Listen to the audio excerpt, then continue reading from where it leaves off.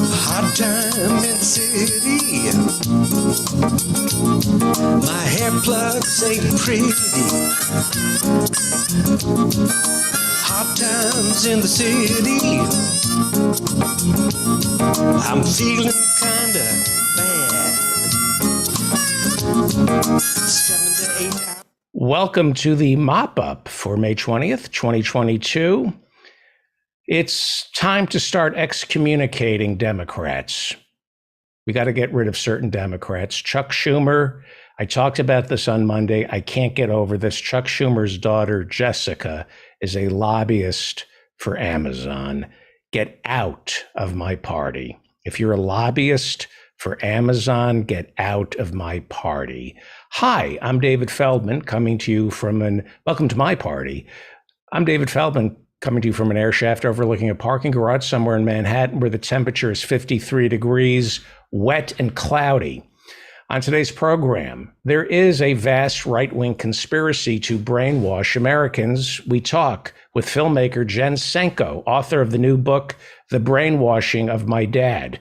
We had Jen Senko on our show a few years back when she made a documentary with the same name. Now it's a book. It will be great to welcome her back. Meghan McCain has a new book. It's called Bad Republican, and Professor Ben Burgess read it, so you don't have to. We'll also be talking about replacement theory and Tuesday's primaries. Quick correction. On Monday's show, I identified Congresswoman Liz Cheney as a representative from Idaho. Liz Cheney represents Wyoming.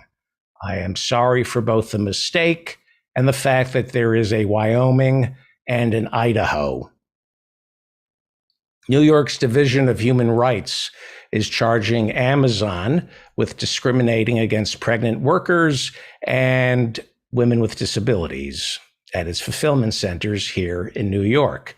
Amazon is accused of injuring pregnant women by forcing them to lift boxes weighing more than 25 pounds.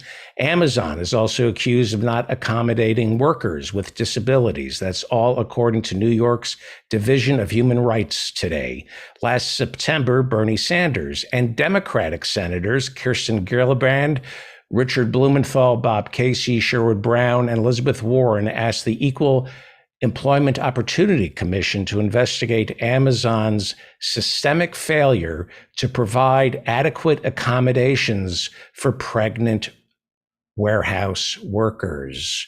I wonder if Jessica Schumer, Chuck Schumer's daughter, Senate Majority Leader Chuck Schumer's daughter, Harvard Law graduate Jessica Schumer, is going to lobby all these Democrats on behalf of Amazon. Harvard Law, Jessica Schumer.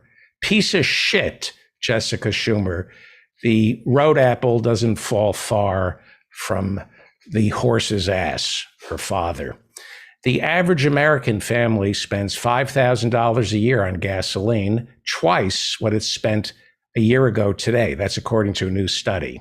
Now, look, the price of gasoline is going up. That's not a supply chain issue. America is energy independent.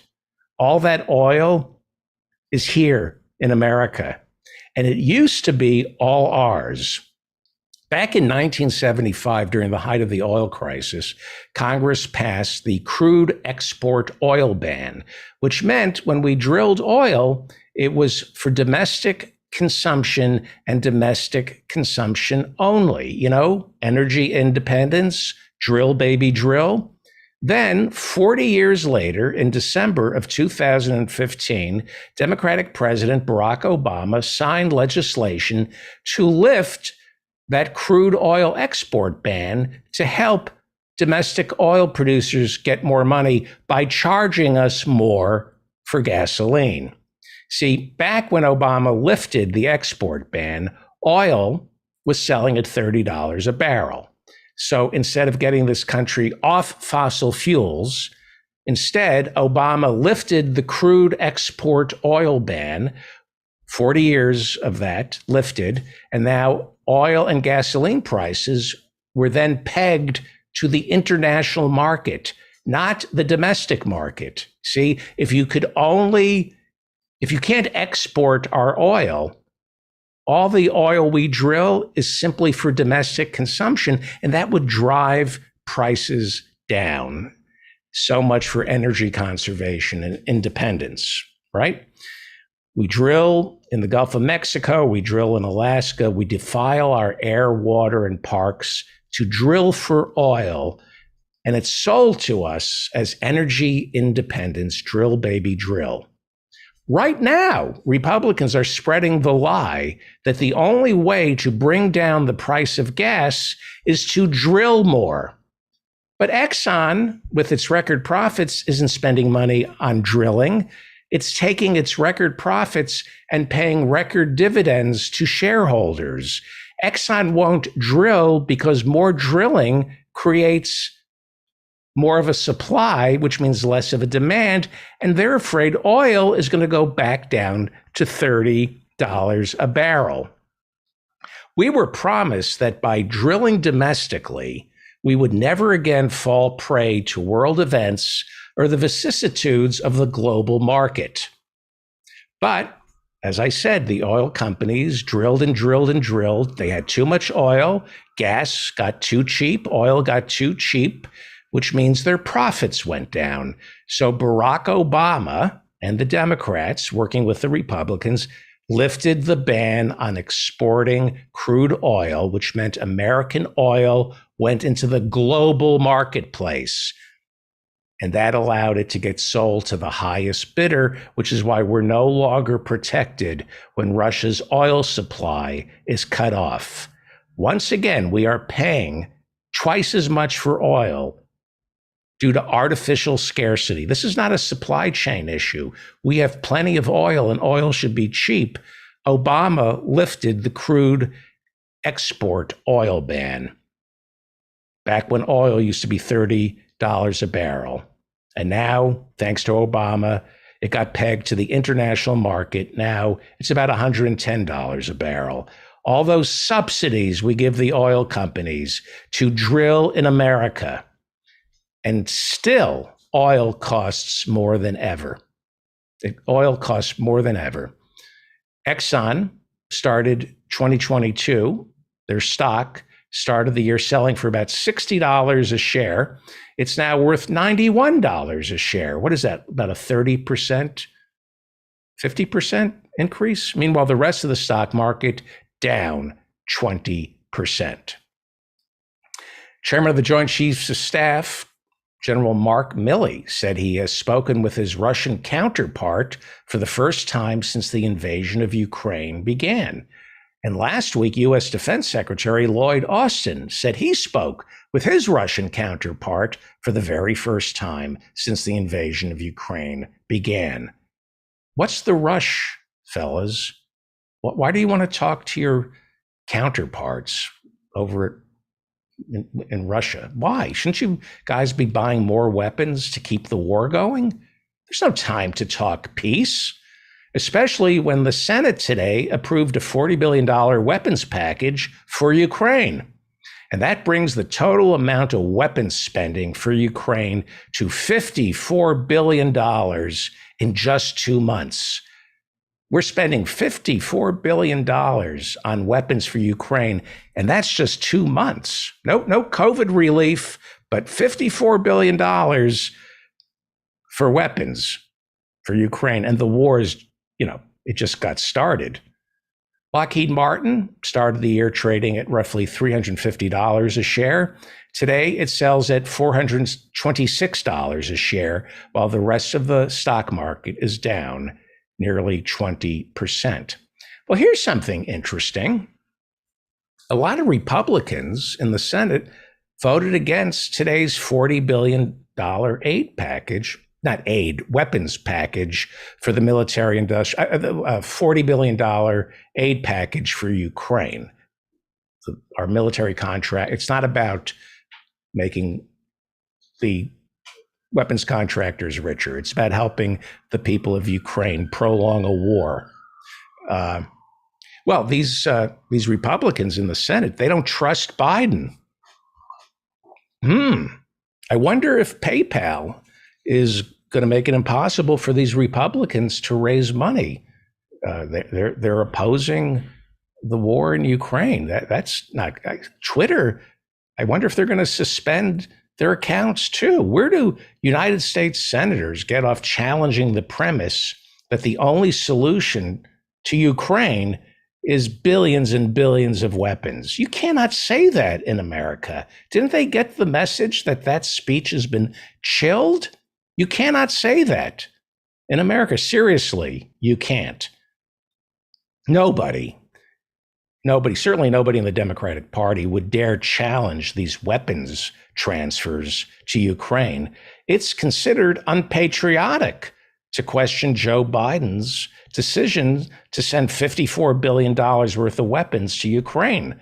You can get shut down by Twitter, YouTube, Facebook by challenging that premise. PayPal will suspend your account for saying this. You're aiding and abetting our enemy. Well, Senators Marsha Blackburn, she's a Republican from Tennessee, John Boozman, Arkansas, Republican, Mike Braun, Indiana, Republican, Mike Crapo, representative from Idaho, Bill Haggerty, Republican from Tennessee, Josh Hawley, Missouri, Republican, Mike Lee, Utah, Republican, Cynthia Loomis from Wyoming, Republican, Roger Marshall, Republican from Kansas, Tommy Tuberville, Republican from Alabama. They all voted against the arms package for Ukraine. So they must hate America. Well, actually, they do. In all fairness, that is kind of the problem. Those people do hate America. And some of them are getting paid by Putin. So they're bad people. I hate it when bad people do something that I may or may not agree with. They're bad people. Rand Paul, bad guy, voted against the arms package.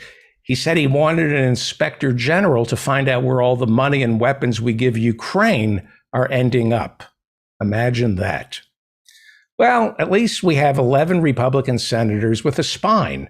I'd give anything if the Democrats had one senator, one with a spine, one.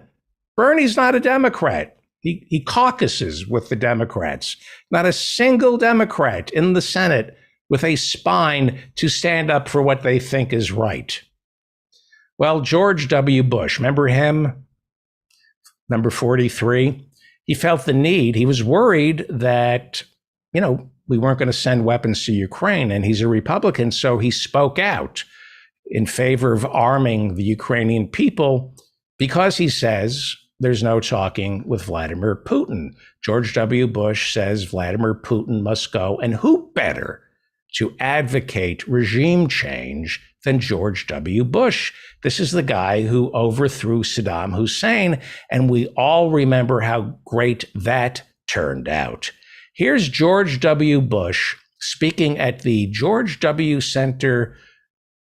Bush Center for Inquiring Minds that are the size of a gerbils. I don't know. He's got some tax dodge going in Texas with his name on it, and he speaks up. Here he is telling his fellow Republicans to support the $54 billion or the whatever we're sending this time. We got to send weapons to Ukraine. We have to overthrow Putin. We have to overthrow Putin, so says former President George W. Bush. The result is an absence of checks and balances in Russia and the decision of one man to launch a wholly unjustified and brutal invasion of of Ukraine. Iraq, anyway. 75.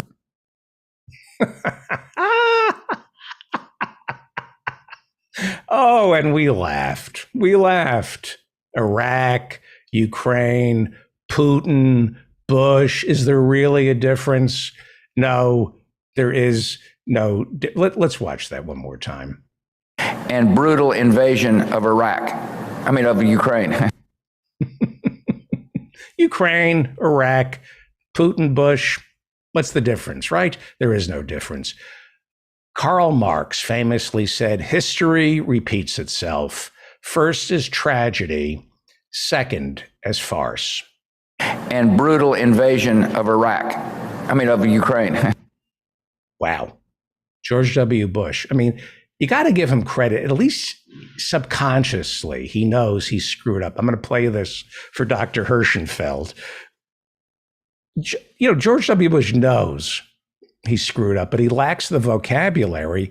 He lacks the patriotism. He lacks the love of country to apologize to America and throw himself on the mercy of this country by commissioning a study to show for future generations how presidents can lead us into wrong wars. No, for George W. Bush, it's just the long goodbye. He's just drifting away the way Ronald Reagan did. And brutal invasion of of Ukraine. Wow, he knows he did something bad. He knows he did something really wrong. Wow. Well, next Tuesday, we have midterm primaries in Georgia, Alabama, Arkansas, and there's a big runoff in Texas between Congressman and Democratic conservative Henry Cuellar and Jennifer Cisneros, which I'll get to later. We like Jennifer Cisneros, and Henry Cuellar should have been put in jail after the FBI raided his home earlier this year. The election to watch on Tuesday is in Georgia, which turned blue in 2020. It not only went for Joe Biden, but also replaced 2 Republican senators with 2 Democrat senators. And that's how the Democrats gained control of the Senate. And Chuck Schumer became Senate Majority Leader. And his daughter, Harvard Law School graduate Jessica Schumer, this piece of human excrement, she's a lobbyist for Amazon. And once the Democrats took the Senate, piece of human excrement, Harvard Law's very own Jessica Schumer probably got a raise from Amazon because she's a lobbyist for Amazon. That's Charles Schumer's daughter, who can get a job anywhere by pulling her father's strings, the same way he pulled strings to get her into Harvard Law. The head of the Senate, the Democrat, his daughter, all the jobs that this piece of shit can get. And she dedicates her life to lobbying for Jeff Bezos because just like her father, she's a piece of shit. Only a piece of shit would lobby for Amazon and call themselves a Democrat. And they wonder why we're going to lose in November. Get out of my party, Jessica Schumer, and take your father with you. Okay? Well, anyway, Georgia. One of the Democrats running on Tuesday is Senator Raphael Warnock. He's running for re-election since he was elected to finish off the term of Republican Johnny Isakson, who resigned for health reasons. Isakson was replaced temporarily by Kelly Loeffler, who should have resigned for mental health reasons. And she was defeated in that special election won by Raphael Warnock on January 5th, 2021. The Democrats got control of the Senate on January 5th, 2021. And on January 6th, 2021, the Republicans stormed the Capitol.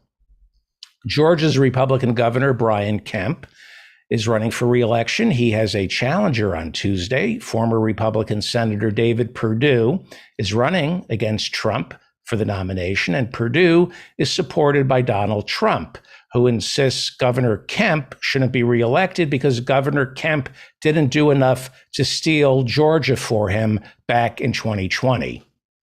Kemp, however, did steal his own election 4 years ago from Democrat Stacey Abrams. Kemp, at the time, was Georgia's Secretary of State, and he used that power to deny about 50,000, 60,000 African Americans their voter registration rights. He just stripped about 60,000 African Americans of their voter registration applications. And it was considered by many to be the most flagrant act of American voter suppression in years. He also closed 8% of Georgia's polling stations where a disproportionate number of African Americans live. That's why he defeated Stacey Abrams, the African American Democratic candidate, by about 50,000 votes. That's a stolen election. But unlike Al Gore, who also had his election stolen, Stacey Abrams refused to concede. Stacey Abrams waited 10 days, then held a press conference to say, quote, "I acknowledge that former Secretary of State Brian Kemp will be certified as the victor in the 2018 gubernatorial election. However, this is not a speech of concession." Can you imagine if Al Gore did that? Stacey Abrams went on to say, "You see, I'm supposed to say nice things and accept my fate. They will complain that I should not use this moment to recap what was done wrong or to demand a remedy. And I will not concede because the erosion of our democracy is not right." That's Stacey Abrams, who is running on Tuesday for the Democratic nomination once again, unopposed, because nobody in their right mind, no Democrat in their right mind would challenge Stacey Abrams. She's not bad for a Yale Law School graduate. I hope she wins, but she's still not on our side. If you graduate from Yale Law School, you're still the enemy. I'm sorry. You're not on my side. She's running unopposed Tuesday for the Democratic nomination. I hope she wins. She does have a spine, but she's not on our side. She's a graduate of Yale Law School. Kemp's communication director, Ryan Mahoney, was infuriated when Stacey Abrams in 2018 refused to concede. He called her speech a disgrace to democracy. The spokesman for the guy who stole the election, her failure to concede is a disgrace to democracy. And when Trump refuses to concede Georgia, then it's voter fraud. Stacey Abrams, I hope she wins, but she can be bought because she's a Yale Law School graduate. I would vote for a Yale Law School graduate over a Southern Republican, but not by much. She's kind of wishy-washy on Medicare for all, for example. We'll ask Professor Harvey J. Kaye his problems with Stacey Abrams. Well, this past Tuesday was a pretty good night for progressives. Pennsylvania has a lieutenant governor. His name is John Fetterman, and he won the Democratic nomination for senator. He beat out the conservative Democratic Congressman Conor Lamb, who was endorsed by Joe Manchin. Conor Lamb doesn't return to Congress, and he's not going to the Senate. In Oregon, Congressman Kurt Schrader, the Democratic incumbent, went down in a resounding landslide, defeated by the progressive Jamie McLeod Skinner. Congressman Kurt Schrader of Oregon and Conor Lamb in Pennsylvania, two of the most conservative Democrats in Washington. It's great to see them go and go join the Republican Party. Please get out of my party. Go. Scoot. On Tuesday, also, Pennsylvania State Representative Summer Lee, and this is where I'm going to not get angry. Hang on. I will control myself. On Tuesday, Pennsylvania State Representative Summer Lee, a 34-year-old Black woman who once worked as a union organizer, Summer Lee seems to have won the Democratic nomination for Pennsylvania's 12th congressional district, which covers most of Pittsburgh, and I'm going to be talking about this. She won despite an avalanche of attack ads paid for by AIPAC, the very same super PAC that tanked the progressive campaign of Nina Turner in Ohio. In their attempt to defeat Summer Lee, AIPAC secretly set up the United Democracy Project.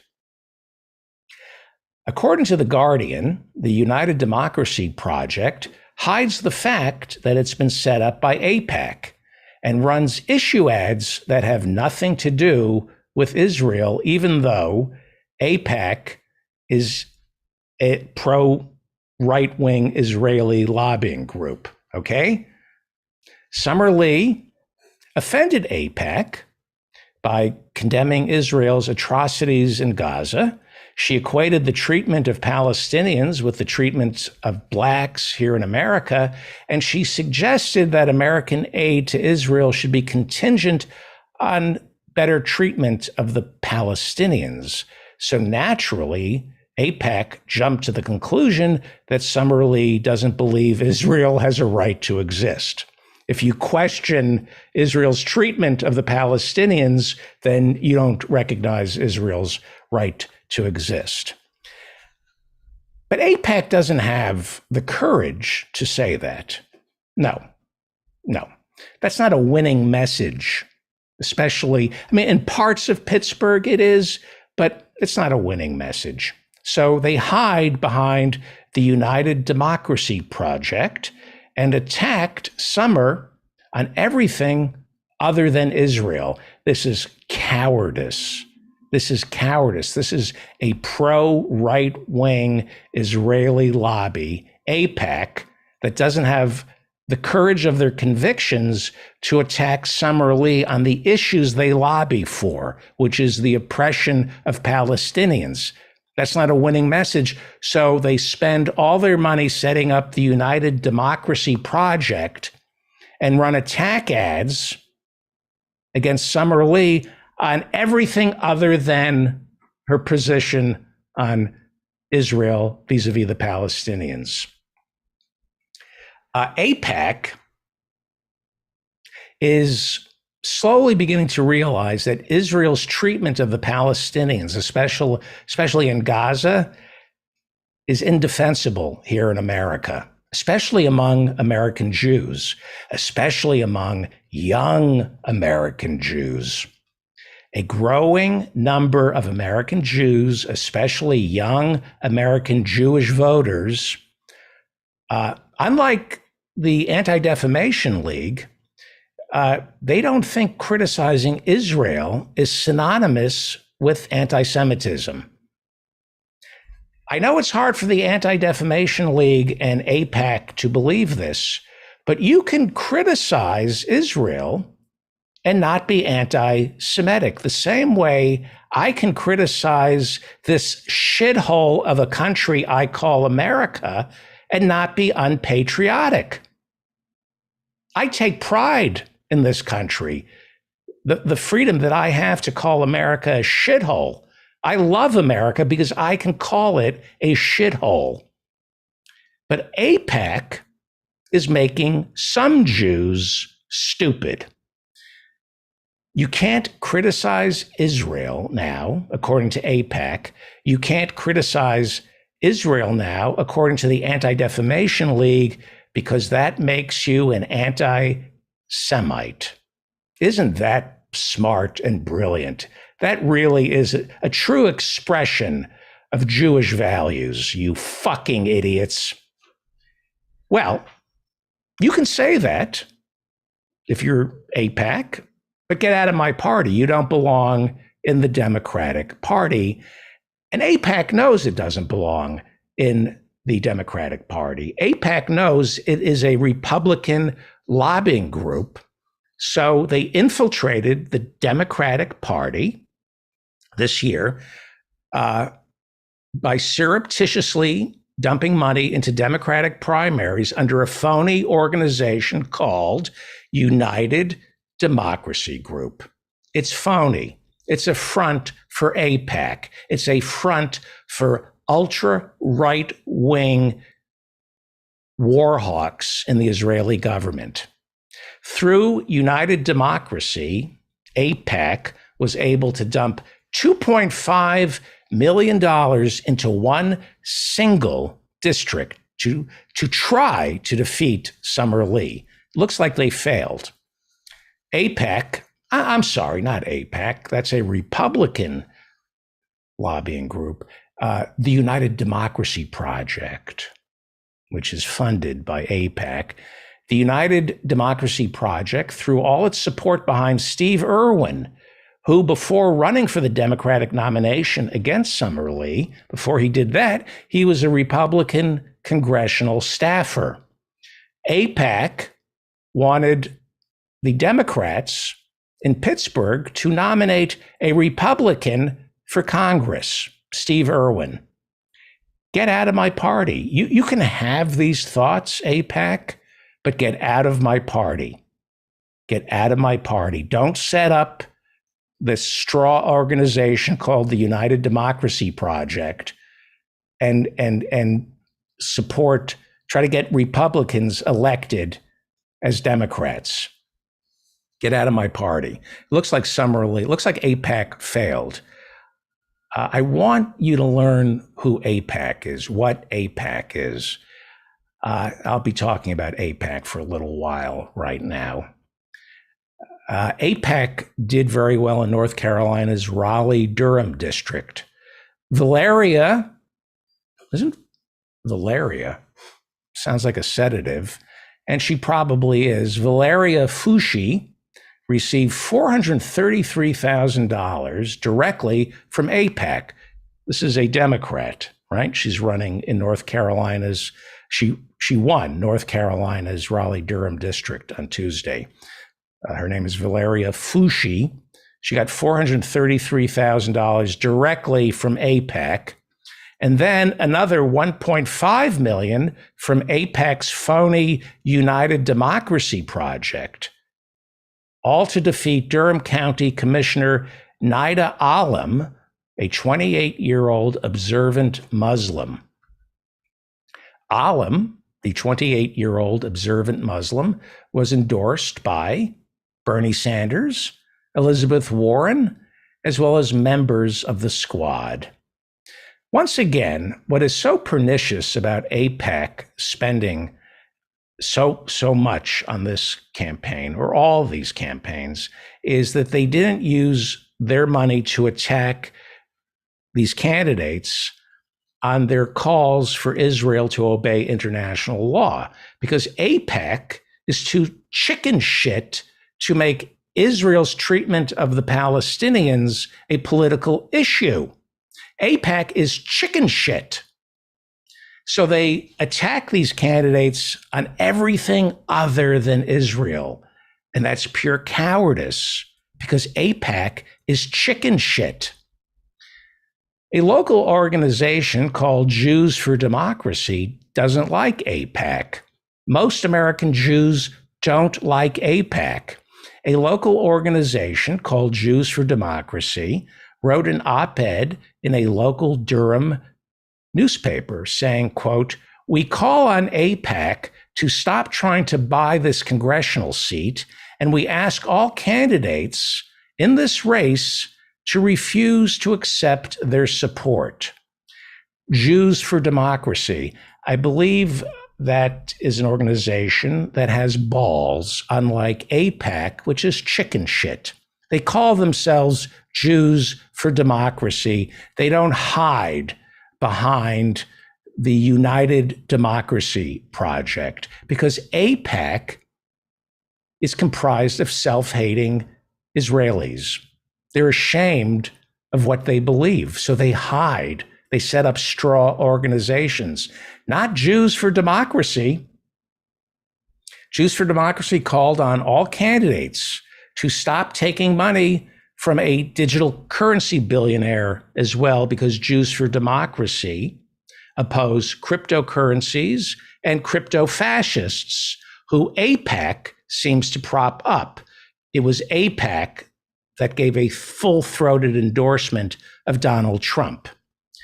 AIPAC's United Democracy Project, this is AIPAC. They're so proud of being Jewish.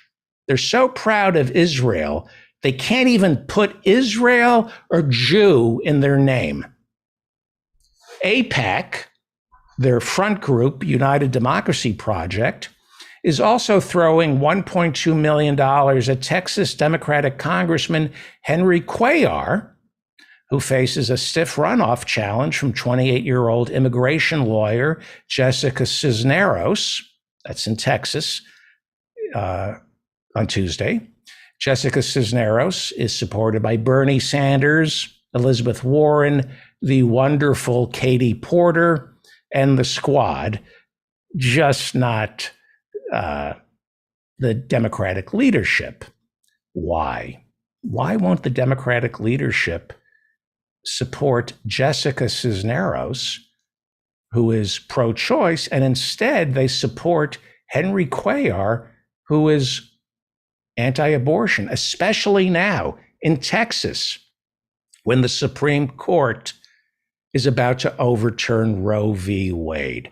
Why is Nancy Pelosi, why is the Congressional Progressive Caucus supporting Henry Cuellar and not Jessica Cisneros? It's all about the Benjamins, baby. It's all about the Benjamins, baby. They want the Benjamins from AIPAC.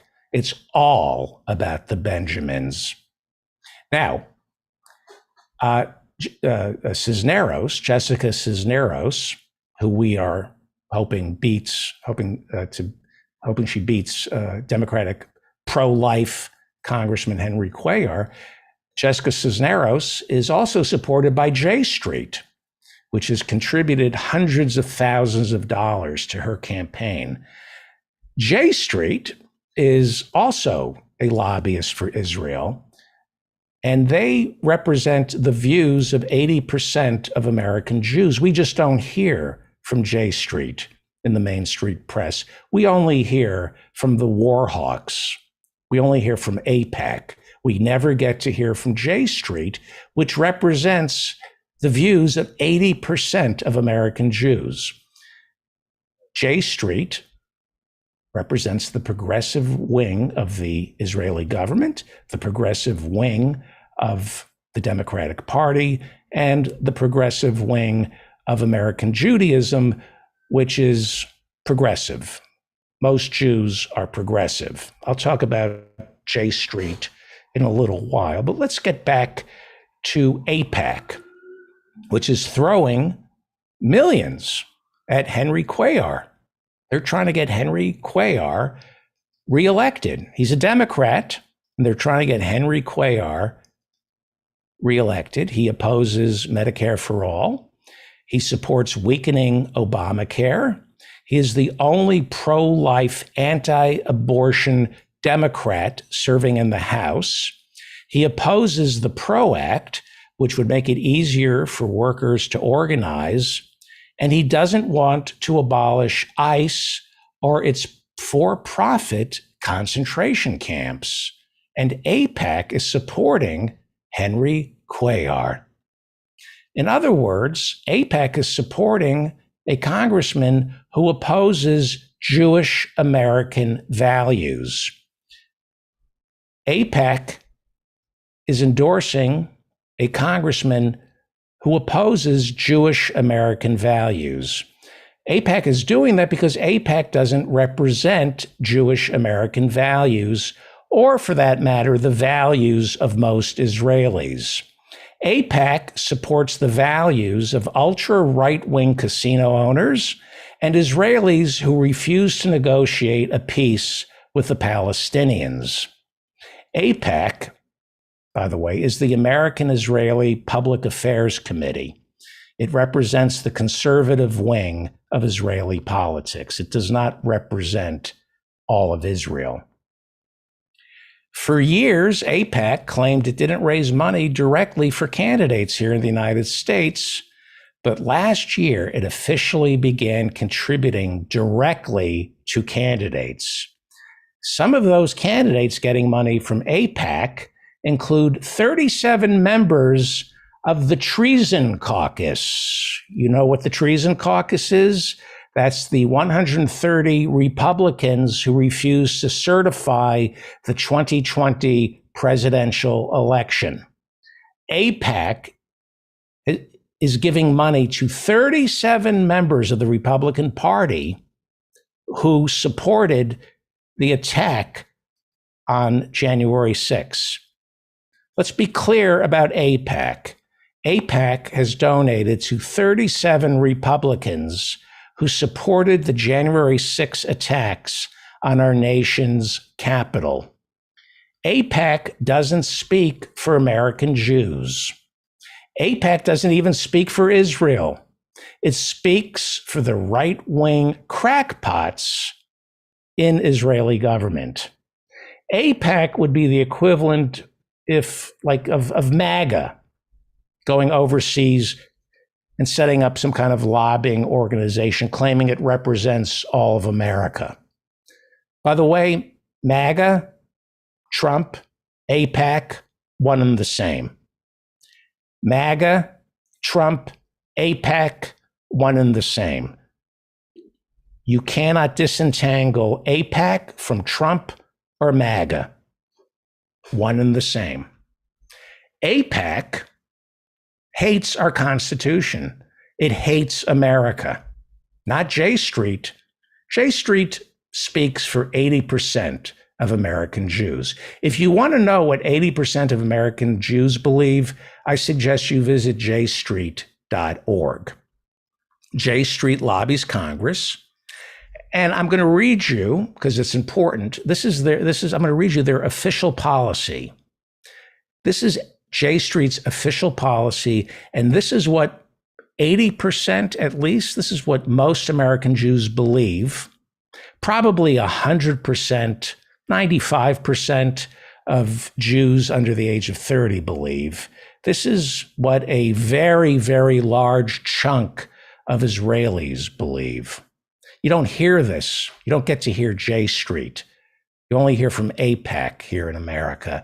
Because why? Because they're war profiteers.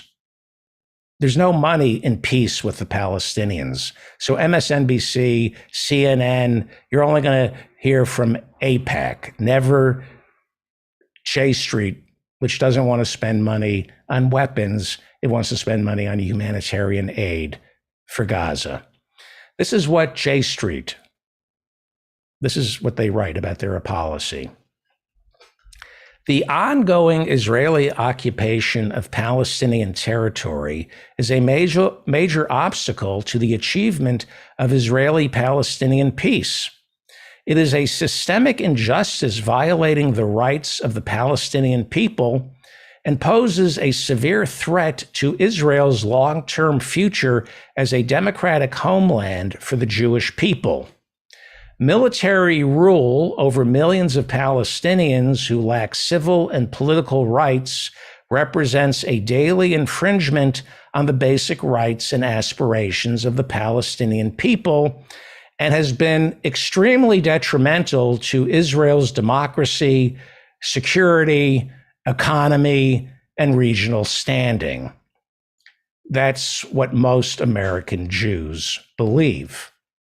But AIPAC speaks for us because AIPAC is the warmongering lobbying arm for the military-industrial complex. You cannot lobby for peace. There's no money in peace with the Palestinians or with anybody. So you will only hear from the people who want Americans to buy bombs. You don't hear about J Street on CNN or MSNBC or in any of the mainstream media. The same way most Americans want Medicare for all, and we never hear the argument for it. Even though Americans want Medicare for all, you can't hear anybody outlining why we should be negotiating drug prices with Big Pharma. The same way you can't hear from J Street. You only hear from the right-wing hawks from AIPAC, and it creates the unfortunate misconception that AIPAC speaks for American Jews and Israelis. It doesn't. AIPAC has been called the second most powerful lobby in Washington. But it doesn't lobby for peace with the Palestinians. It lobbies for military equipment. It lobbies for countering Iran's nuclear ambitions. And it lobbies for a weakened Palestinian people. AIPAC, bad. J Street, good. AIPAC, evil. J Street, beautiful. The Guardian recently interviewed J Street's spokesperson, Logan Bayroff, who charged AIPAC of serving as a front for the Republican Party. I think that would be worthy of an article here in the United States. Little infighting between 80% of the American Jews who support J Street and the 20% of stupid American Jews who support AIPAC. You would think that would be a story. The spokesperson for J Street accused AIPAC of strongly supporting Donald Trump. The spokesman for J Street said AIPAC intimidates candidates from criticizing Israel's treatment of the Palestinians by threatening to fund campaigns against them. The spokesman for J Street said, quote, AIPAC is taking all this money from Republican donors, and they're obfuscating the fact that they're a very Republican-aligned organization while trying to persuade Democratic voters who they should support. See, AIPAC has a problem with American Jews because 80% of American Jews vote for Democrats. So AIPAC has to find a sneaky way into the Democratic Party. So what you have is you have AIPAC, a front for the Republican Party, and this front for the Republican Party, AIPAC, set up a front for AIPAC, and they called it the United Democracy Project. That's what I'm telling you, and that's what the spokesman for J Street told The Guardian. Speaking of this front group, this dark money front group called the United Democracy Project, the spokesman for J Street, who represents 80% of American Jews, told The Guardian, quote, the United Democracy Project, that's the front group set up by AIPAC, the United Democracy Project sounds innocuous. And the advertising that they're running in these districts is about health care and reproductive rights and things that have nothing to do with Israel, which makes sense because those are the things that decide elections, not Israel.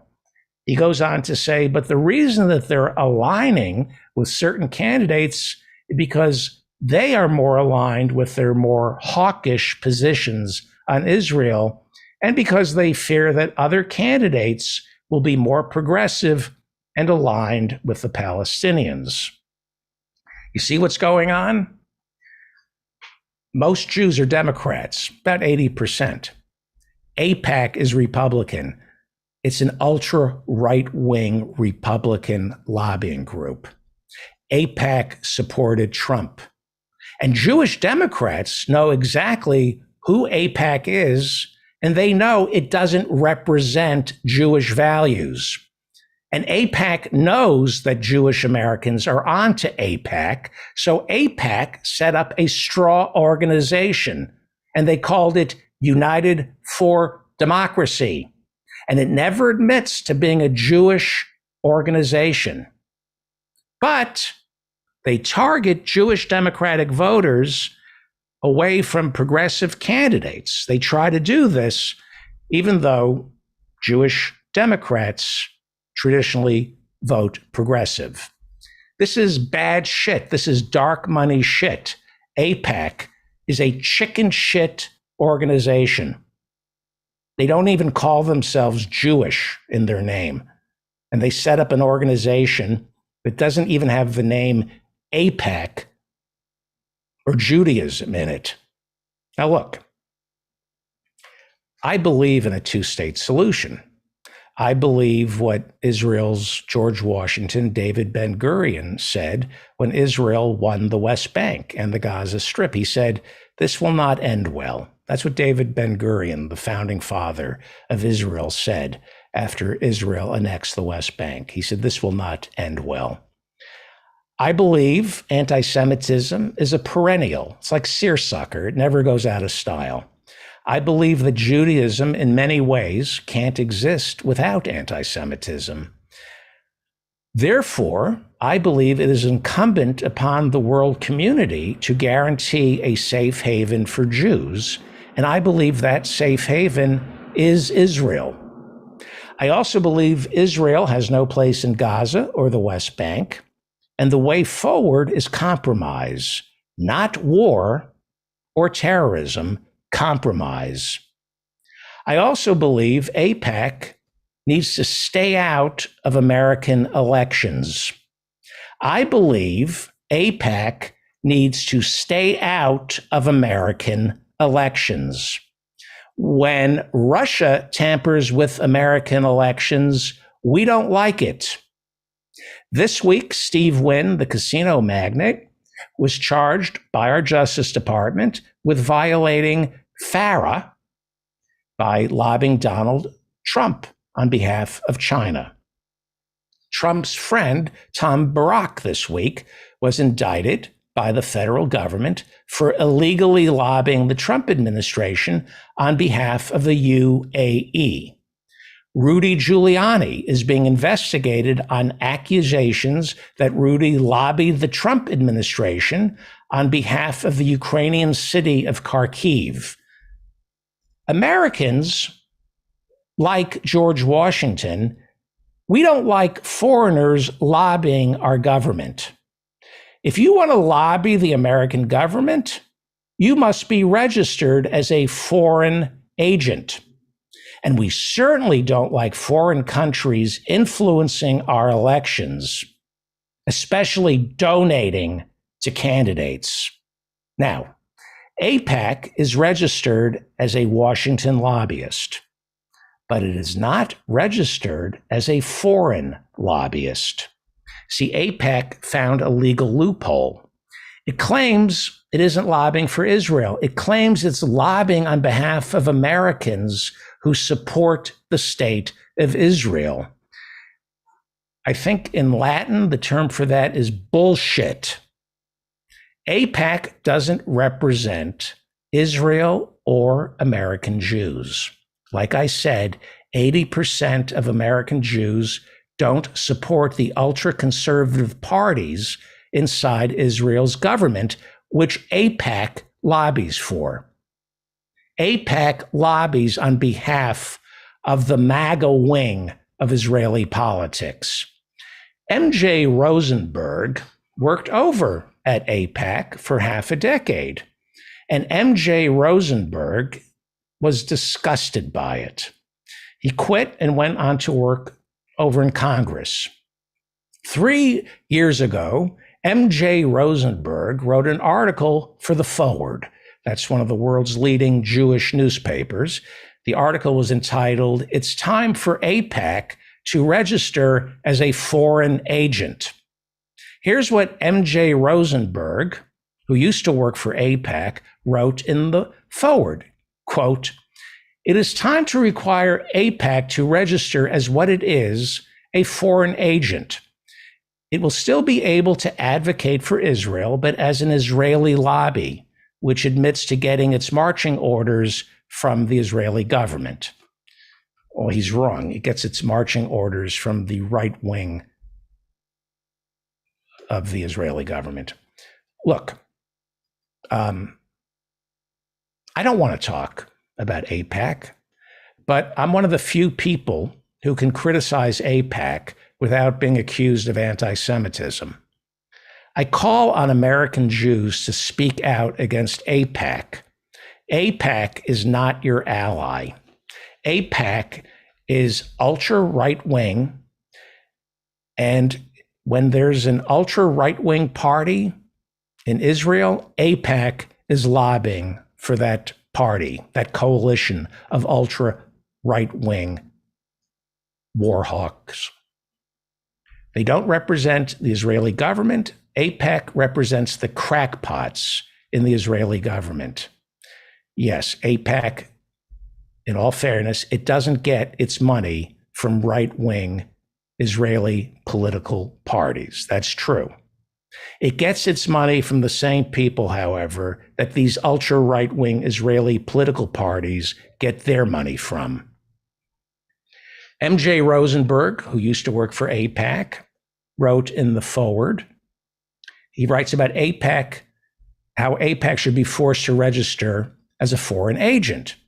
He says if it had to register as a foreign agent, then, quote, it would not be able to directly campaign to politicians. It could not give money to politicians. AIPAC should not be giving money to politicians. No foreign lobbyist should be giving money to politicians. AIPAC is a super PAC, which means it can donate indirectly to candidates, right? But as of 2021, AIPAC is now donating directly to candidates. MJ Rosenberg goes on to write, let's see how many vice presidents, senators, and representatives show up at its conferences, AIPAC's conferences, when they're no longer getting money from AIPAC. Let's see how many of its Israeli right or wrong resolutions pass the House 435 to 0. Let's see if presidents are still afraid to say what they think about the occupation and the denial of democratic rights to Palestinians without that money from AIPAC. That's MJ Rosenberg writing in the foreword. He is saying that the reason so many Democratic and Republican lawmakers don't criticize Israel's treatment of the Palestinians is because it's all about the Benjamins, specifically the Benjamin Netanyahus. It's all about the Benjamins. It's all about the Benjamins. It's all about the money. Now, am I anti-Semitic for saying AIPAC is silencing Congress the very same way the NRA silences Congress, through the Benjamins, through money? Because it is all about the Benjamins, baby. We all know it's all about the Benjamins, baby. That's not anti-Semitic. That's the truth. Am I anti-Semitic for saying that? Ilhan Omar apparently is.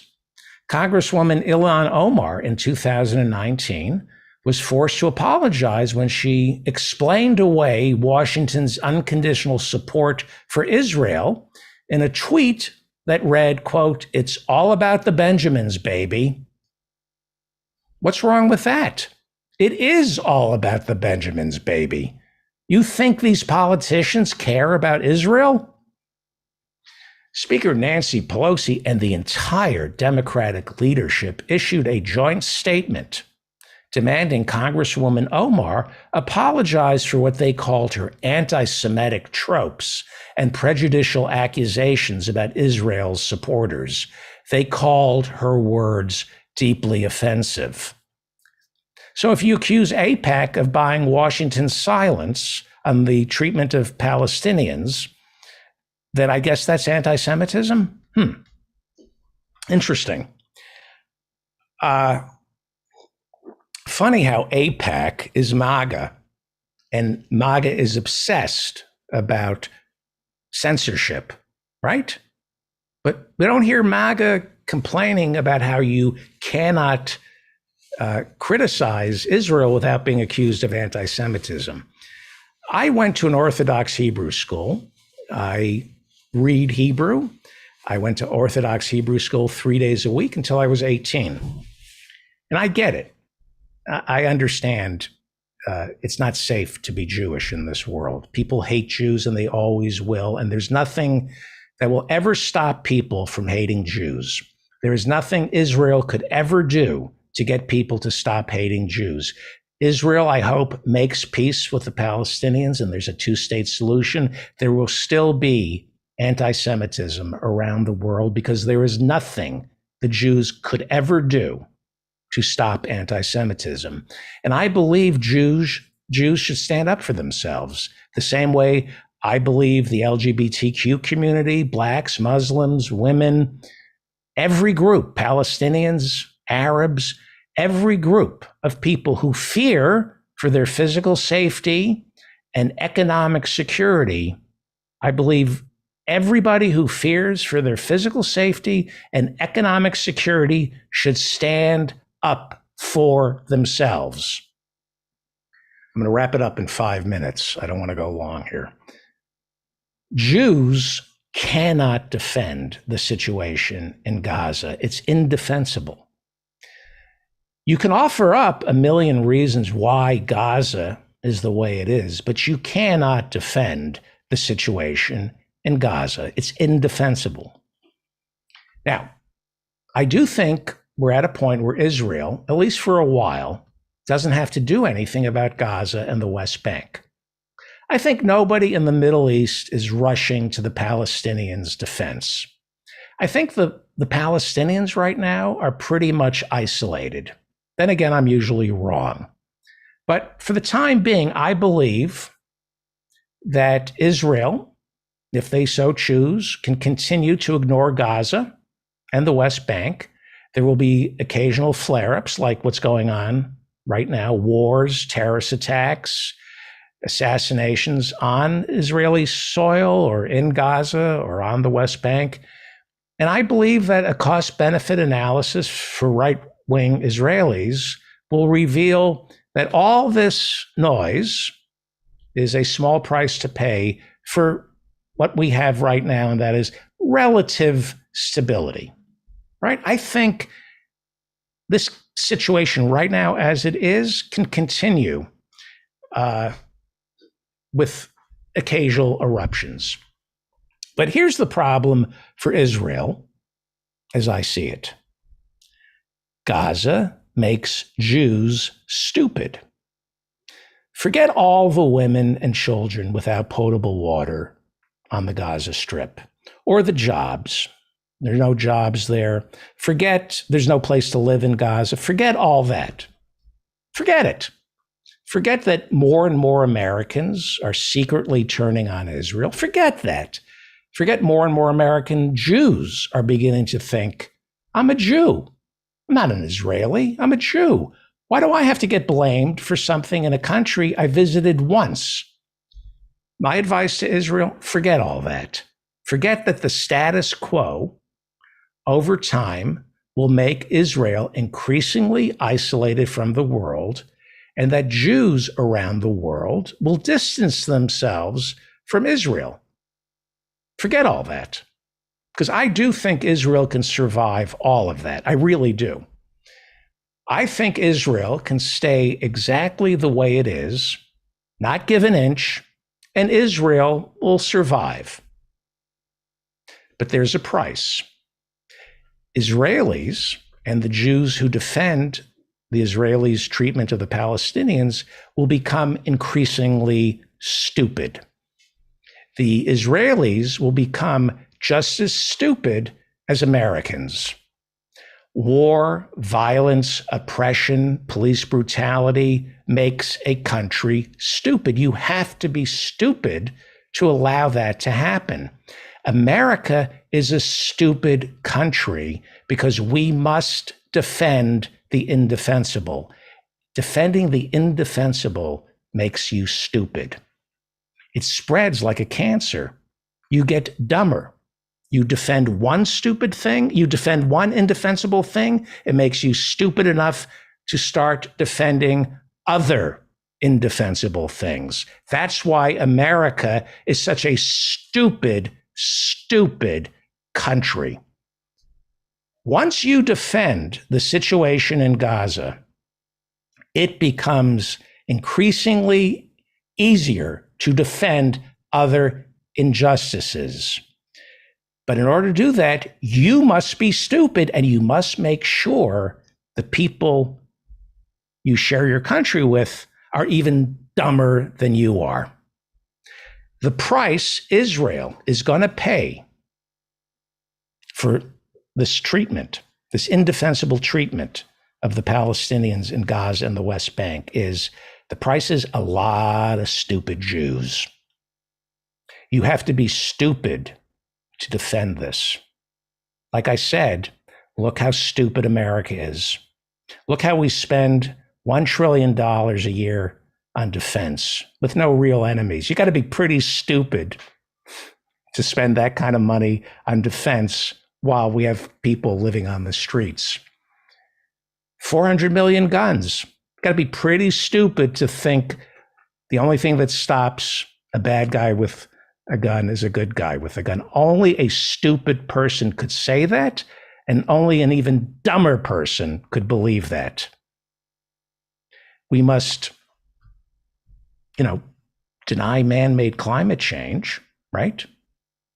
That's what we do here in America. We convince ourselves it's not happening as quickly as the weather reports indicate. When you look outside, it looks like the planet has like 3 months left. But, if everybody is dumber than you are, you can convince them that divesting this country of fossil fuels doesn't make sense. Got to be a stupid country to pay oil companies subsidies to drill more. For-profit healthcare. Only a stupid country could believe that our government transferring trillions of dollars to health insurance companies to pay for our medical procedures is the free market. You can only be stupid to say that, and you have to be dumber to believe that our healthcare system right now is the free market. We have the most expensive and the worst healthcare in the industrialized world because we're stupid. Only a nation of idiots would put up with it. And we are stupid. We don't know any better. To spend another $40 billion on weapons for Ukraine instead of insisting on a ceasefire, this is a nation of stupid people. We are the stupidest country on the planet because we spend more on weapons than everybody else combined. And that's what's making us stupid, because it's indefensible. I would hate Israel to become as stupid as America.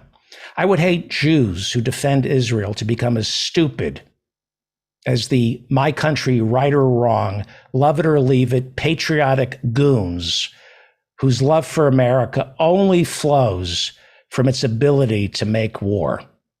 Like I said, Israel can continue to treat the Palestinians like human sewage.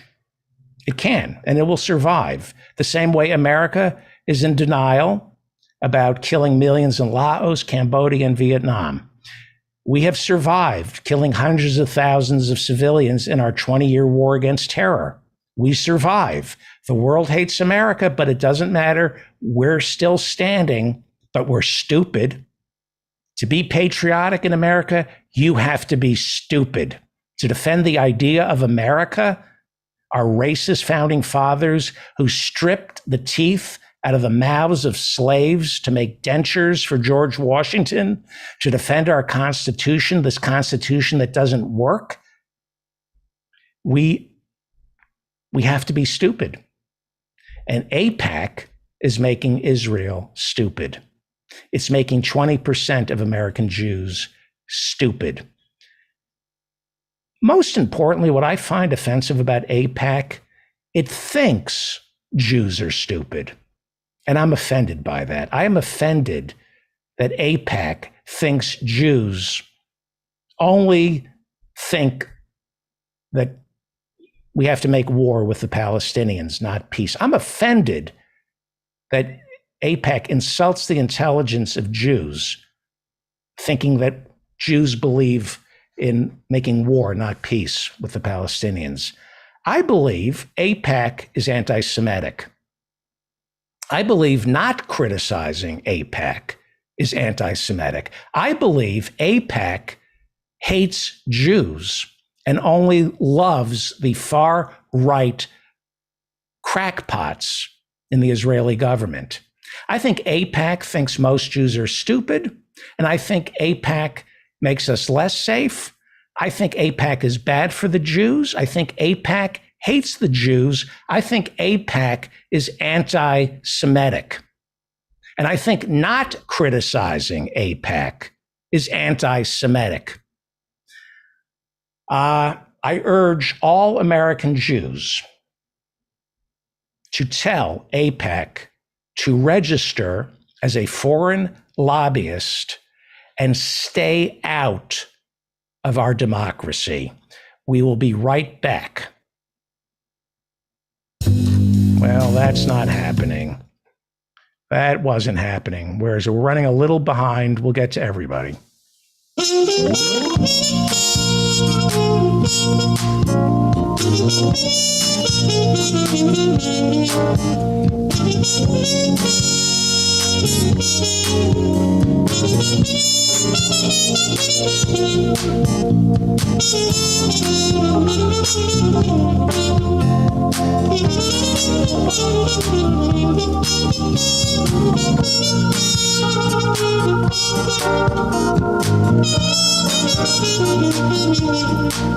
We're living every day, we're living every night in the USA of distraction.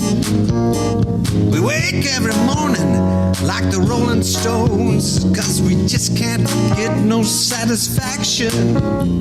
Democracy's in change, we could bury its remains, but infotainment culture has infected our brains. We're living every day, we're living every night in the USA of distraction.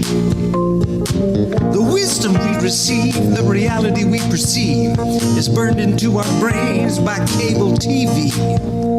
Scandal, crime, and disaster lead the news. Fear and white anxiety shape our views. The fourth estate has crumbled into an irrelevant heap. Critical thinking is all but asleep, 'cause we're living every day, we're living every night in the USA of distraction. The pathological pursuit of power and profit drives everything in sight, not sure we can stop it. Corporate plutocracy has risen to the top. We've lost the power to think, so we shop until we drop. We're surveilled and monitored while they keep us all distracted, so we never notice that our data has been extracted. We're living every day, we're living every night in the USA of distraction. All right.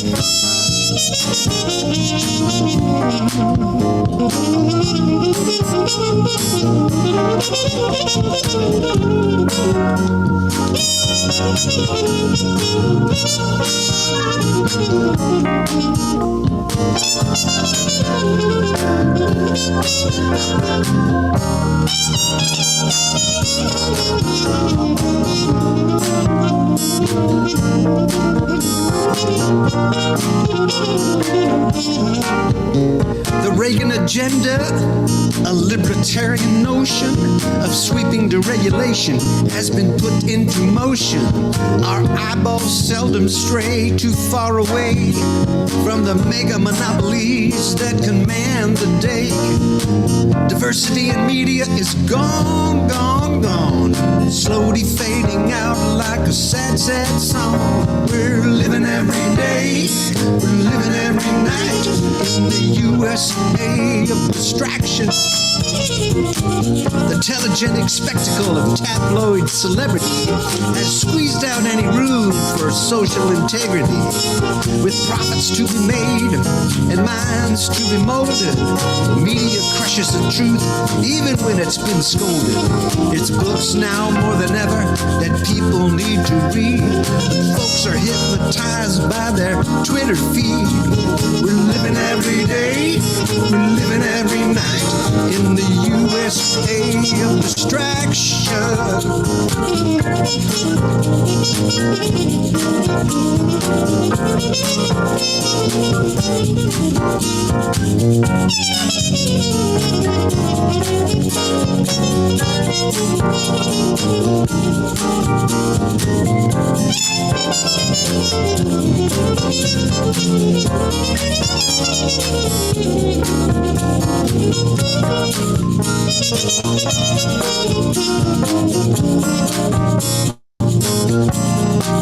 Now we can't seem to get out of this neoliberal nightmare that cares more for Wall Street than anybody's health care. We've been bruised, battered, defunded, and dismantled. We We've been diminished, infiltrated, manipulated, and manhandled. The sovereignty of citizenship, the bulwark of democracy, is under full attack by the cult of meritocracy. We're living every day, yeah. Well, we're living every night in the USA. A distraction. Well, we're living every day. We're living every night in the USA. A distraction. Well, we're living every day. Well, we're living every night in the USA. A distraction. That's right.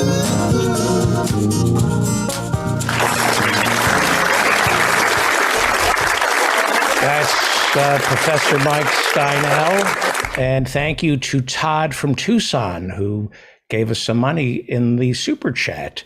So thank you. I'm paying attention to the super chat. This is exciting. Last week, well, this is exciting. The show, and Grace Jackson is about to join us. Last weekend, 2 mass shootings made the news in America, first in New York, also in California. The shooting in California happened on May 15th in Orange County, leaving 1 man dead and 5 injured. At a press conference the day after the shooting, the Orange County police identified the shooter as an immigrant from China and say that the killing was possibly motivated by hatred of Taiwan, which, as we know, is a self-ruled island claimed by China. However, in subsequent days, more details emerged about the shooter's identity and beliefs, which paint a much more complicated picture. Here to talk us through some of the nuances of this case and what it tells us about the complex history and complex history of Chinese and Taiwanese identities and what's going on between them right now is Grace Jackson, co-host of the Literary Hangover podcast. She is an expert on history and fiction and China, at least on this show. I know she doesn't like to be called an expert, but you are an expert. You're the closest thing we have to an expert on this show. Thank you, Grace, for joining us. Thanks, David. How are you? Good. Good. How's Astrid? She's fine. She's actually downstairs. I had her behind me, but I thought she was going to act out, so I've put her away. And yeah, I want to talk about this this horrible thing that happened. Yeah. I'm sorry that I don't have light relief for listeners after your monologue. Maybe we should get Jackie the Joke Man in on an emergency basis. He wrote that, by the way, that entire thing. It's one. Well, yeah, I think once I take a week off, I'll be a little less on edge. But it's the midterms, and so let's talk about this the shooting and the tension between Chinese Americans, I guess, and Taiwanese Americans. And actually, it's not really about that tension, although that tension does exist. The reason I want to talk about this is that it really kind of gets to the heart of the complex and kind of interconnected history of China and Taiwan, or the histories, I should say, and what's at stake in how we interpret those histories today. And it's actually, this goes way beyond the quite simple geopolitical debate about whether Taiwan is a part of China.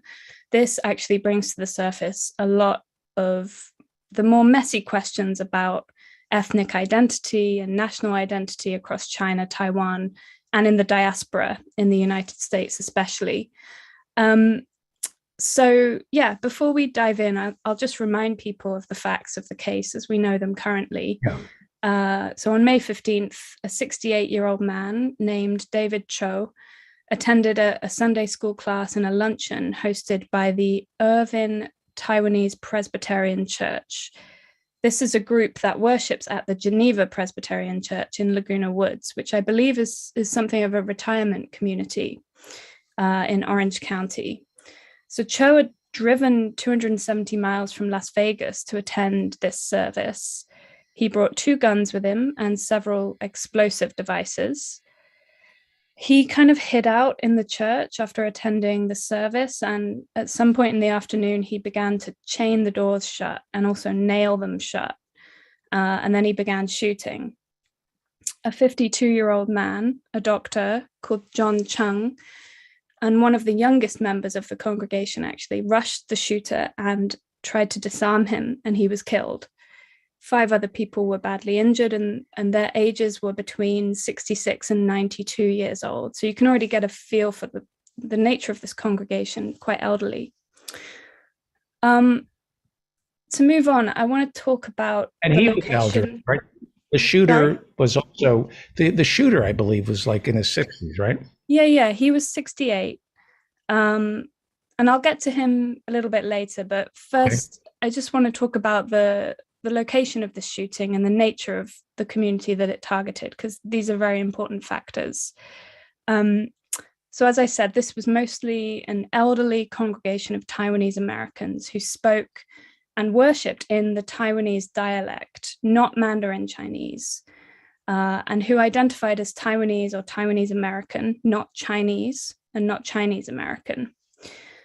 Now, based on what we know about migratory trends and the history of the past 50 or so years, most of these congregants, I would say, will have left Taiwan in the 1980s with young families.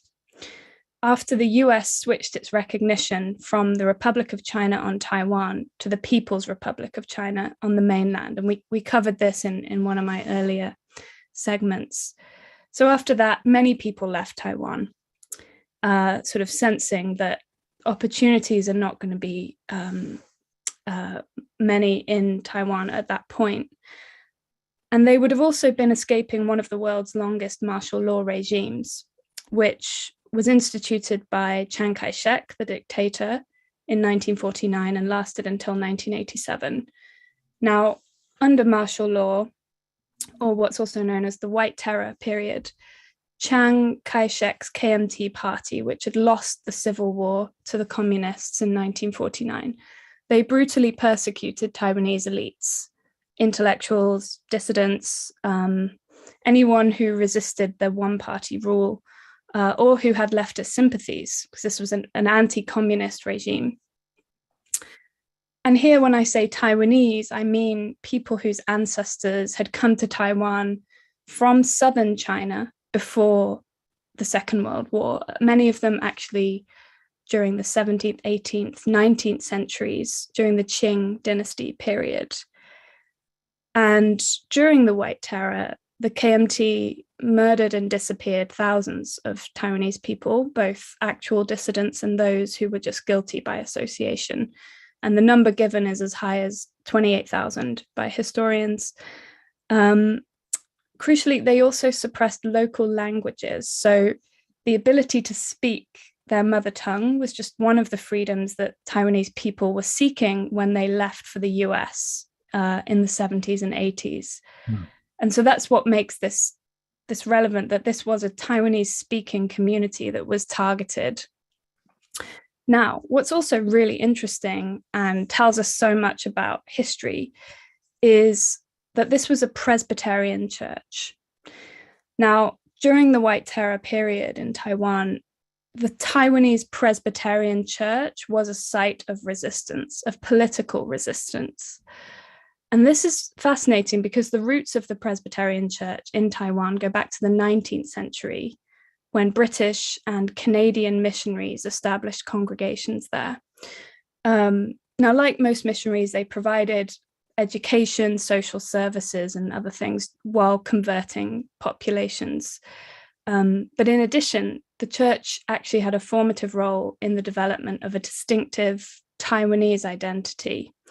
It was actually Presbyterian missionaries who helped Taiwanese people Romanize their language, which is to say, Taiwanese was a spoken language without a script. And these Presbyterian missionaries, they basically helped people to develop a way of writing Taiwanese using the Roman alphabet, a kind of transliteration. So today, if you actually sign up to take a Taiwanese language class, which you can do in the US, you'll most likely be taught to write Taiwanese using the Roman alphabet as opposed to the Chinese characters. Wow. So that's a really interesting piece of that history. Yeah. Now, in addition to this cultural kind of promotion of Taiwanese identity, the Presbyterian Church is also in Taiwan. It's a deeply political institution. It had pretty close ties to the democracy movement that helped end martial law in the 1980s. And this, this kind of makes sense. I mean, I've been to Presbyterian services in Taiwan before, and it does make sense when you think about the congruence of the teachings around struggle, justice, liberation. So you can think of this as a kind of liberation theology for Taiwan during the Japanese colonial period and also under KMT one-party rule. So to that extent, the Presbyterian Church has very close ties to the Democratic Progressive Party, which is currently in power in Taiwan. And when migrants arrived in the US from Taiwan, they would have gravitated to these institutions, to these churches. And in the US, they functioned as kind of social havens for the Taiwanese American community, especially the elderly who maybe didn't learn English fluently or didn't kind of assimilate in the same way that, say, their children or grandchildren have. So it was really a place where elderly Taiwanese came to support each other, and probably a bit less political than it would be in Taiwan. So that's kind of a profile of the church. Thank you. Incredible. David, I want to move on to the guy who did this. Yes. This man, David Cho, the shooter, he was, well, details are still emerging about him, but there's a few things we know about him that are relevant, I think. First of all, contrary to assumptions and the initial statement by the sheriff of Orange County, David Cho did not come from mainland China as such. He was born in Taiwan in 1953. So his parents likely came to Taiwan just a few years earlier with Chiang Kai-shek's retreat to Taiwan in the late 1940s. When Chiang Kai-shek arrived in Taiwan, he actually brought around 1 million migrants with him from the mainland. This was the nationalist army and people who had fought with them, collaborated with them, who were fleeing the communists in defeat. These people were known in Taiwan as mainlanders. There was quite a distinction between them and those who had been in Taiwan for centuries before that. Now, this distinction was very salient during the martial law period, and it still retains some significance among older generations in Taiwan. But in the decades since the end of martial law, its salience has faded, partly with the passing of that older generation, partly as a result of intermarriage between the two groups, and partly, I would argue, as a result of the development of a much more inclusive democratic definition of Taiwanese identity. Yeah, exactly. The democratic kind of melting pot idea, right, which is not based on ethnicity or race, but rather on democratic principles, civic values, basically the ability to vote. It's right. Supposedly a great leveler. So these days, there's not a huge distinction made between those two groups, but when this man was growing up, there would have been, and it may have even been along class lines, like those who were persecuted the most by Chiang Kai-shek on Taiwan were the elites. They were the intellectuals, the doctors, the lawyers, the people who were involved in politics. Were they part of the 1 million who came from the mainland, or were they the ones who were already there? Those who were already there, who had maybe benefited from some of the Japanese education policies under the colonial administration. I see. So they would have been, while they were persecuted by the KMT brutally, they would have also retained some of their kind of elite cultural status. And someone like David Cho, whose family came with the nationalists, were compelled to come to Taiwan in defeat. His family would have benefited from some of the policies of the KMT, but culturally speaking, they probably would have been considered inferior to the Taiwanese. Do you see what I mean? It's a funny mix. Do you mind if I don't want to interrupt you. I'm just curious. No. So Chiang Kai-shek brings with him 1 million mainland Chinese to Taiwan. They dominate, their ethnicity dominates. Not their ethnicity as such, but their political identity. So the fact that they are associated with the ruling party meant that they were sort of safe from the kind of persecution that was, being directed towards the Taiwanese elites who were resisting one-party rule. So the people who'd been there before, not happy about the situation. And the people, is it fair to say that the people who had been in Taiwan before Chiang Kai-shek and his 1 million are like Boston Brahmins? They viewed themselves as landed aristocracy. They were smart, like better educated. Yeah, in many cases that's right. I'm not sure about the landed aristocracy notion, but certainly culturally and in terms of education level, there was a pretty well-established elite who had done quite well under the Japanese, who had educated themselves. Did Chiang Kai-shek need the original, the people who were there before him to, you need well, it was more of a might makes right kind of a situation for him. So instead of co-opting those groups, that was why he needed to institute martial law, because he wasn't willing to compromise. And there was also this idea that it was only temporary for Chiang Kai-shek, that he was using Taiwan as a perch for him to retake the mainland eventually, which he never fully renounced, even though it was pretty obvious it wasn't going to happen. So it was never, it was a kind of half measure in a way, because he always had his eyes on the mainland. And that actually brings us back to this guy, David Cho, who did not buy the inclusive definition of Taiwanese identity that has grown up in the past few decades. In fact, he seems to have despised it. He identified not as a Taiwanese person, but as a Chinese person. Now, this is kind of confusing and annoying if you're not a real nerd about this stuff, but there's a lot of confusion about this. This man was not necessarily identifying with the People's Republic of China when he identified with being Chinese.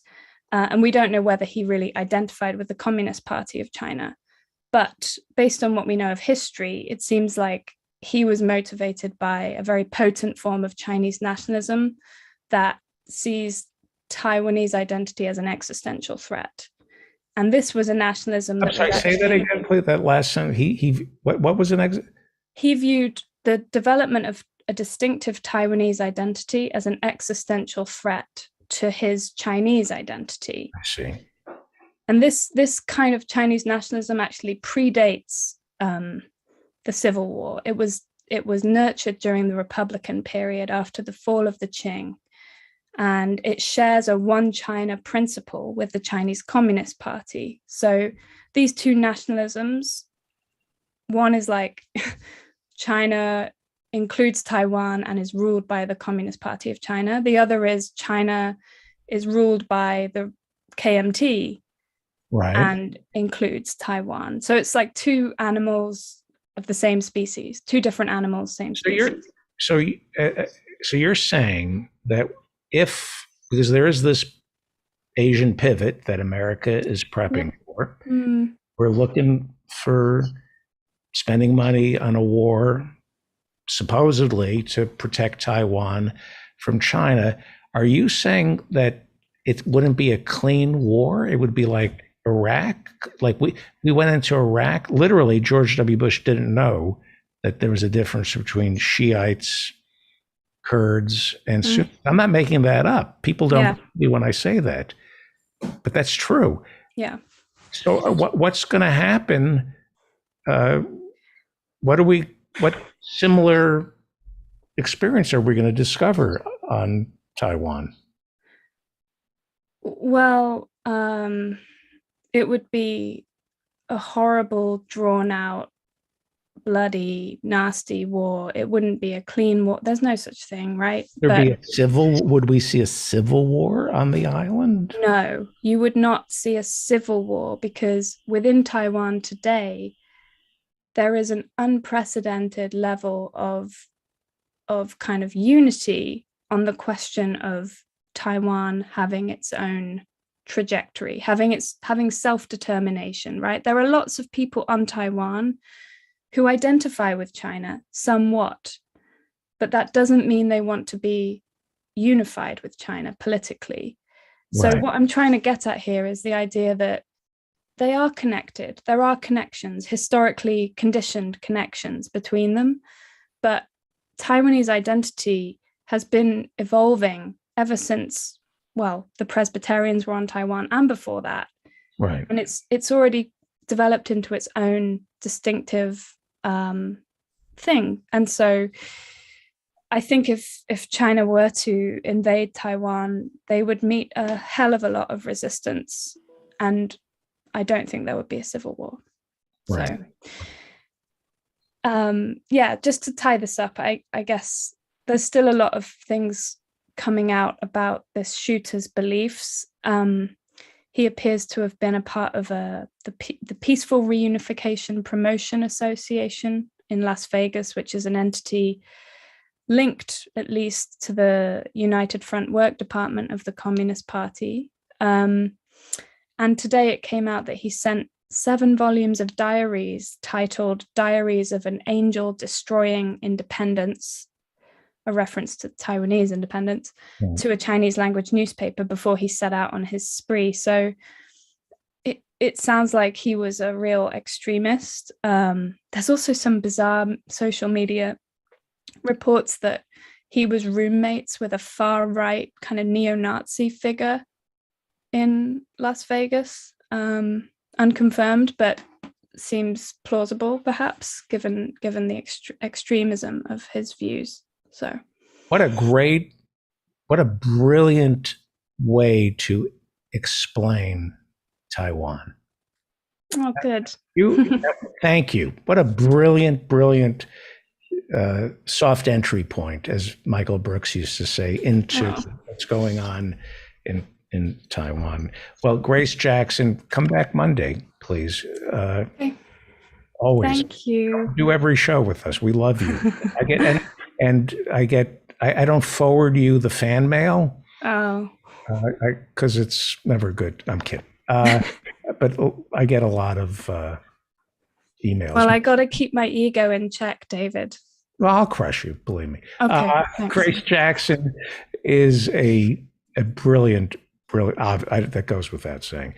Her podcast is Literary Hangover, and follow her on Twitter at Grace Jackson.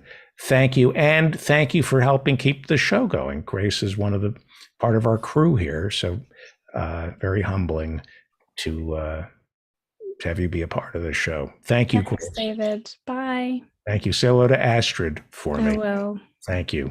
And thank you to Todd from Tucson for the super chat. Now joining us, and feel free to, if you want to stick around, Grace, because we're going to talk about your favorite subject, The View, ABC's The View. I know you watch it in Great Britain. Meghan McCain recently left The View. She wrote a book, and Ben Burgess, Professor Ben Burgess, columnist for Jacobin, did the dirty work and read it. You do this a lot. You read Glenn Beck. You are willing to read this garbage, aren't you? Yeah, no, I should. I don't know how many medals I deserve for reading it. It's a pretty short book, but I did read it. So it's called Bad Republican, and it's basically her memoir of the last the last few years and how she feels like she's been horribly mistreated by everyone. Right. So tell us what's in the book. Is there anything in the book that is remotely sympathetic? Yeah. So, one thing I say in the review is I think that the writing style here is, and I actually think she probably did write it herself, or at least there's a good chance, because like there's nothing in it that makes me think otherwise. Let me put it that way. So, her husband is Ben Dominic, who's the founder of the Federalist. Right. So yeah, the book covers her relationship with Ben Dominic and marrying him and having their child Liberty, and it covers the Trump presidency and COVID and her years on The View and all of that. And I think that because her writing style seems to have been gotten frozen in 2008, where real heads may remember that she was in 2008. She was cool. Yeah, she was great. She had a blog. It was called McCain Bloggette. It was supposed to humanize her dad while he's running for president. And her writing style really does seem to have gotten frozen in like the sort of 2008 blogging era. And it's very unfiltered, right? No detail is too embarrassing to include. And I think that the best thing you can say about it is that it's very raw and vulnerable, which means that when she's describing her dad, John McCain, getting cancer and dying, that like even somebody like me who sees John McCain as a war criminal and strongly suspects that the most important difference between the Trump administration and the hypothetical McCain administration is that John McCain would have been more likely to invade Iran. But even I found that part kind of moving, right? I mean, like that made me feel some sympathy for her, because as much as I think that he was an objectively awful human being, right? Like, look, he's her dad, she loved him, he got brain cancer, it's a horrible thing. Now, that said, the problem is she's every bit as raw and vulnerable when she's describing her nonsensical sense of aggrievement at the New York media world and her ex-colleagues and the nurses in the maternity ward who made her feel judged and the students at Reed College who were mean to her in the Q&A and all of this stuff, right? Like no matter like she's the sort of level of like, oh poor me, is like constant throughout the entire thing. So she has, for example, like I'll just give you really briefly, well, there's so much to choose from, but one of my favorite examples, which is in the summer of 2020, Megan and her husband, Ben Dominic, were riding out the pandemic in Virginia, but she still maintained the apartment in New York. And as the riots were going on, she tweets the following: "My neighborhood in Manhattan is eviscerated and looks like a war zone. De Blasio and Cuomo are an utter disgrace. This is not America. Our leaders have abandoned us and continue to let great American cities burn to the ground and be destroyed. I never could have fathomed this." And then there's this writer there's like a Samantha Bee writer, Kristen Bartlett, who quote tweets her with a single sentence, which is, "Megan, we live in the same building and I just walked outside. It's fine." Right. I remember that. And Meghan McCain writes about this thing as if it were a traumatic experience, that she says she had to like break, they were still maintaining that apartment, but she had to like break her lease and move all her stuff out and never return to New York again because it was so terrible that this TV writer quote tweeted her and said something snarky and like, however many thousands of people liked or retweeted it. Because the way she describes it is as if she were being doxxed by the act of this person saying she lived in the same building, which is confusing because that assumes that we all know where Kristen Bartlett lives. Right. But it's, but like she has to find some way to cast it as a traumatic event. And similarly, right, like earlier in the book, she's describing this ordeal that she had the Seth Meyers show, where Meyers was grilling her about comments she made about Congresswoman Ilhan Omar, spearing Omar as an anti-Semite. And even though Megyn is the one in this equation who's like throwing around accusations of bigotry in much the same way that she would complain about that she was on the other foot, her description of this is like, this is such a horrible, traumatic thing that Seth Meyers was so mean to her that she vowed to like never go on late night TV again. And I watched the clip because I was thinking, okay, how bad? Like, man, what did Seth Meyers do to her? And I guess what he did is he brought it up more times than she was comfortable with, or like he didn't let go of the question. But his word choices are extremely polite. Tone of his voice is very mild. About the worst thing he says about her is that she was being a little unfair. That was the phrase, a little unfair to Ilhan Omar. But like, it's hard to overstate how traumatic she represents this as being. She actually says in the book that her initial impulse was to blame her miscarriage shortly afterward on how mean Seth Meyers was to her in that interview. Hey, maybe Seth Meyers could get hired to visit women in Texas. Sure. So I would do that to make a little money. I would travel through Texas and just give them traumatic interviews as a legal workaround to anti-abortion laws. Yeah.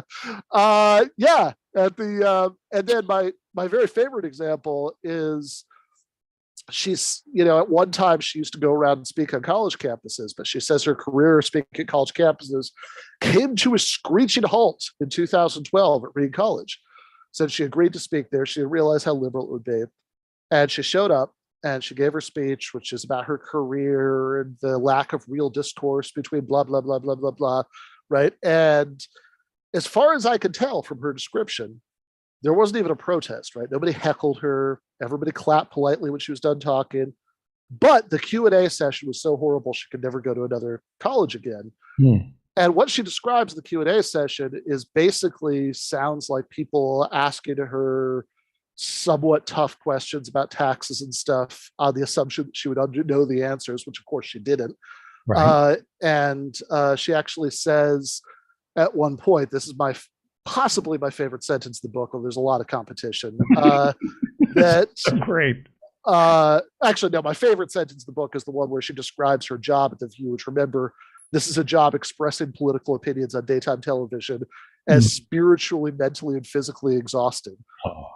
But one of my favorites is when she says that, so she advocated flat taxes and a balanced budget in her, answer to the question, Reed College. And then she said she was asked a complicated question about this. She doesn't say what the question is. I suspect, she doesn't strike me as a reliable narrator. So, right. But she was asked supposedly a very complicated question about this. And, possibly it was something like how many people would die if we had to slash the social safety net to the point where we could have both of those things. But in any case, she was asked a complicated question and she said she didn't understand. And then another student got up and said, well, how could you come and opine about these things if you don't actually know about them?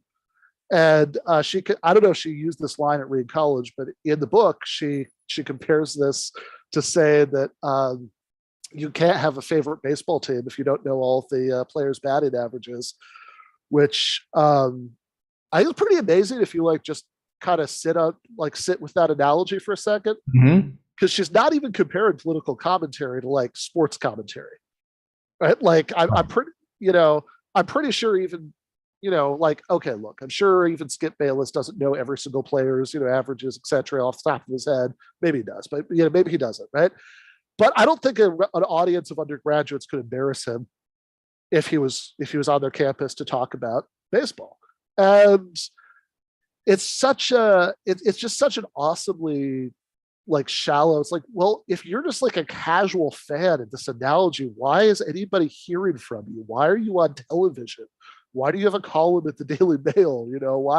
Why were you in this co-host this prominent show for 4 years? And but it really is telling, because like elsewhere in the book, she makes a big deal about how much she doesn't like Trump, right? She goes on and on about how she doesn't like Trump. And, she says when people are mean to her, she says, well, they're taking out their frustrations with Trump on me, even though I'm anti-Trump. She says she voted against Trump. And, whatever. I live in a swing state, I voted for Biden too. I guess Meghan McCain and I voted the same way. But like, I have to say, if I were a Republican, I'd be reading this and think, oh my God, why are you voted for Democrats? Why exactly? Because she doesn't actually seem to have any policy criticisms of Trump. She, the only policy thing she mentions, I mean, she praises the Supreme Court appointments. She praises him for moving the embassy in Israel to Jerusalem. Like, I don't know what the policy complaints are about Trump. It seems like the reason she doesn't like Trump is that he's crude and crass and embarrassing to, civilized Republicans like her. And her, and he was mean to her dad. I don't know about you, but I don't like my heroes getting captured or something like that. Trump said that. Yeah. I prefer, I don't think that makes you a hero. I think he said, I prefer people who don't get captured. Yeah. Can I ask you a question? Well, I was just going to say though, yeah, go ahead. Just running with the casual baseball fan analogy. If you're just a casual baseball fan and you don't like the new coach, then reasons about this superficial are kind of fine, right? Why not, right? But like, this is somebody who's hired to talk about politics for a living, and like, her political allegiances are based on the fact that like this dude and her dad didn't get along, and like he says a bunch of crass things on Twitter, and I don't know, it's kind of revealing. Like, I don't think she actually knows anything about almost any of this stuff. I mean, I think that she actually quotes in that Reed College, just to wrap that up. I mean, in that Reed College thing, she quotes this girl in the audience who got up and had this line, which was so good, I just had to use this as the final sentence of the review, which is just, this is a comment, not a question. You're only here because of your dad. And all I could think is like, yeah, that is the ultimate summary of not only this book, but the entire career, the entire life trajectory of Meghan McCain. You're only here because of your dad. Right. When Trump was running for before, I think, but even before he actually declared officially, he did an interview in Iowa with, who's the guy with the toupee? Joseph Goebbels. No, Frank Luntz. There we go. And he said, I don't know about, but how can you make fun of John McCain? He's a war hero. I don't know about you, but my war heroes don't get captured. So that was considered offensive. Sure. The media never, it's like you can't question John McCain's war record in America. Earlier, you called John McCain a war hero. Was he committing a war crime when he got?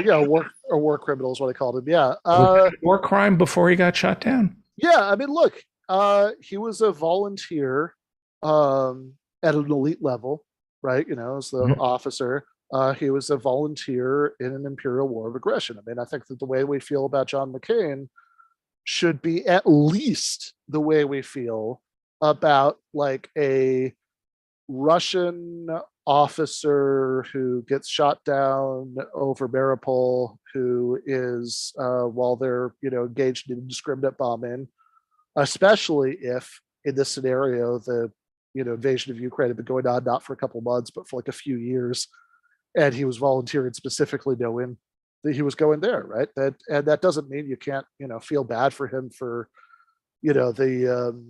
just on a human level. But he was attacking civilians. Yeah, no, I mean, he was, I mean, look, the bombs don't magically distinguish, right? Who's who, right? I mean, they just kill everybody in the vicinity. And this is definitely like the American strategy in Vietnam, was definitely to just like pulverize the shit out of the country with like this just amazing amount of explosive material. I mean, there are famously more bombs dropped in Vietnam than like all of Europe or World War II, et cetera, et cetera. I mean, so it's like, given that, there's just no way to be discriminate. Right. Hey, I think George W. Bush has something to say about that. And brutal invasion of of Ukraine. Did you see that? Yeah, I saw that. that is some Yeah, yeah. yeah. Vicky Eisman. So I want to ask you about Yeah.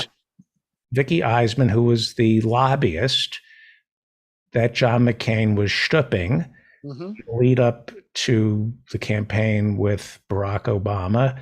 And and he denied it, Hmm. right? He denied that he had an affair with Vicky Eisman, but Steve Schmidt says that's a lie. Wasn't Steve Schmidt working for John McCain, right? Yeah. He's like most of the rats. He's abandoned the GOP since then. But And he's one of the Lincoln. yeah, he's one of those guys. Yeah. Yeah. And by the way, Steve Schmidt has some funny stuff to say about Meghan McCain. Right. That he was that like he said that she had to be kicked off of the campaign bus basically for bratty behavior, and he was breaking the news to her mom, Cindy McCain, who started crying and said, I've raised two wonderful sons," meaning like, it's okay if one of the kids isn't done, Right. at least I raised two wonderful sons. Right. Which is on Mother's Day, actually, Steve Schmidt related that story in a tweet to Meghan McCain. So Bad Republican. by the way, your mom did love you, is just as Right. anyway. This review of Bad Republican appears in Jacobin, where you're a columnist. Yeah, the review is called Meghan McCain Fail Daughter, and it came out today. Right. AIPAC. Earlier, I was talking about AIPAC. Yeah. It's a third rail in politics, not because people love AIPAC. Mm-hmm. They're afraid of criticizing AIPAC. You cannot criticize AIPAC, otherwise you're accused of anti-Semitism. To which I invite people to accuse me of anti-Semitism. Knock yourself out.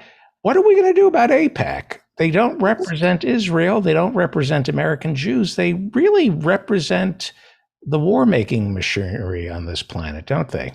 Yeah, I mean, it's a funny thing, right? Because this is a lot of what, like one of the things that Gadi Ilhan Omar accused me of an anti-Semite was saying it's all about the Benjamins, meaning like this money that AIPAC and other pro-Israel lobbying groups spend has an effect. And it just seems like a very weird thing because, like, there are lots of lobbies that have an effect on American foreign policy, and in none of the others is this taboo against sort of admitting that all this money and time and effort that's put into lobbying efforts actually pays off, that it actually has some influence. Because it'd be weird if it didn't. I mean, if it didn't, I don't understand why they would bother.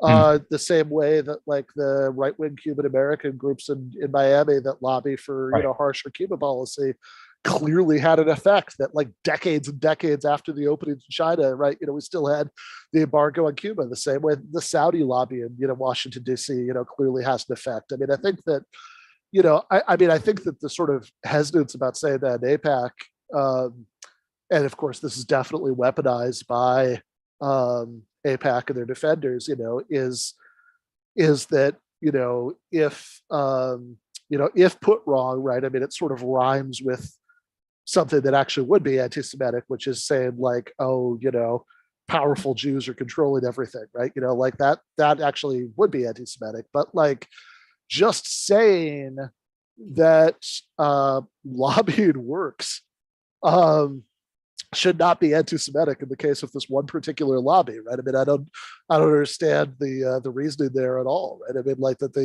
this is something nobody denies in any other context, right? It's kind of silly to treat it as being out of bounds in in this context, right? I mean,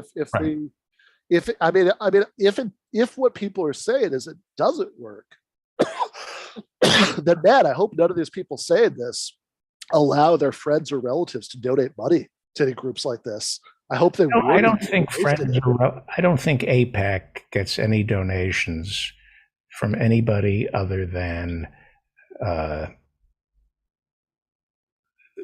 like Sheldon, the casino man. I don't think mom and Okay. So why aren't Sheldon Adelstein must have friends, right? He must have a family.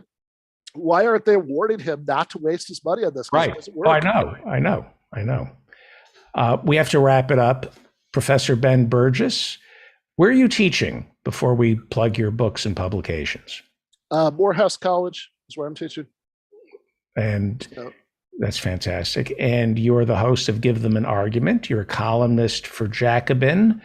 And you are also, you write for the Daily Beast. Who else are you writing for these days? Those are the two main ones, Jacobin and the Daily Beast. And there's an article every once in a while in the Nation and every once in a while in Current Affairs, but the main ones are Jacobin and the Daily Beast. I should say, by the way, that there is also another Jacobin article that just came out, which is which is about the baby formula crisis and arguing that the that the federal government should nationalize production of that. Since Biden must have read that. Yeah, there you go.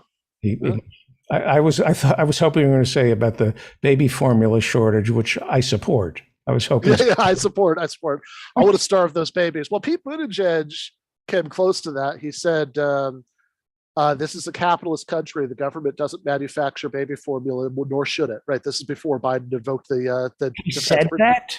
Yeah, this is before Biden invoked the Defense Protection Act, Defense Production Act. But Pete Buttigieg did say that, which is like the sacred principles of the free market are such that, look, what's a few babies starving here and there, as compared to to protecting the wall of separation between government and the economy. I wonder if McKinsey had a contract with Nestle. Remember Nestle was starving? It's entirely possible, yeah.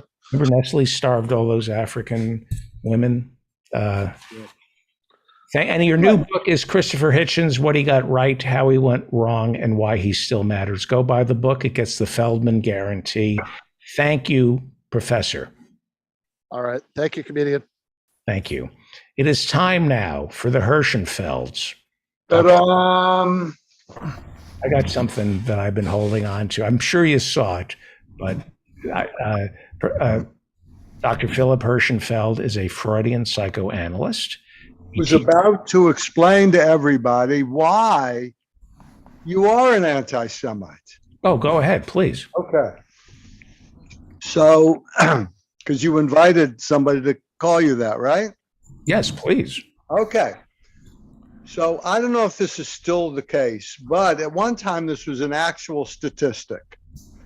There were more UN resolutions, over 50% of UN resolutions in the whole world were about Israel and the Palestinians. I have a lot of problems with Israel and the Palestinians, but I also had problems with the Hutus and the Tutsis and Serbia and on and on and on. And yet the UN spent half of its energy condemning Israel for its treatment of the Palestinians, which was bad, but it was nothing like the Serbs and the Croats. It was nothing like the Hutus and the Tutsis, not even close. Right. And so you can't say that that's just objectively because the Israelis are worse than all of those other people. Right. And I used to say that for decades, exactly what you said, until somebody on this show, and I don't remember who said it. I think it was me. I think somebody said the difference between Rwanda and the former Yugoslavia is Israel is perceived as, some would perceive it as America's 51st state. That it is, you cannot disentangle Israel from America. It gets a lot, little aid, not a lot, but some aid. And that because it's the 51st state, if this were going on in Rhode Island, or if we hold Israel to a higher standard than we would the Rwandan government. So, and I buy into that. I think that there are a lot of Israelis coming back and forth between the United States and America, and it is in many ways a part of America, and we have to treat it the same, at least hold it to the same standards we would hold Texas. That's a pretty low bar.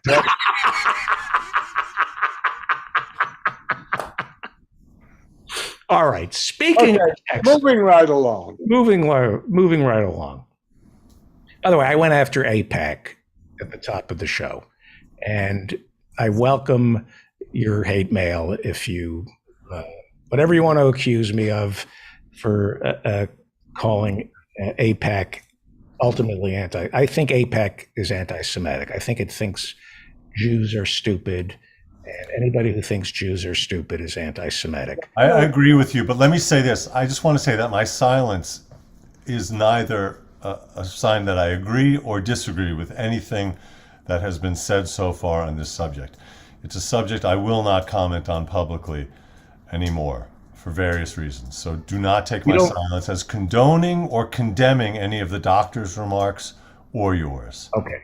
But I'm going to be getting emails, and I see, and I'm just going to state up front that AIPAC is anti-Semitic.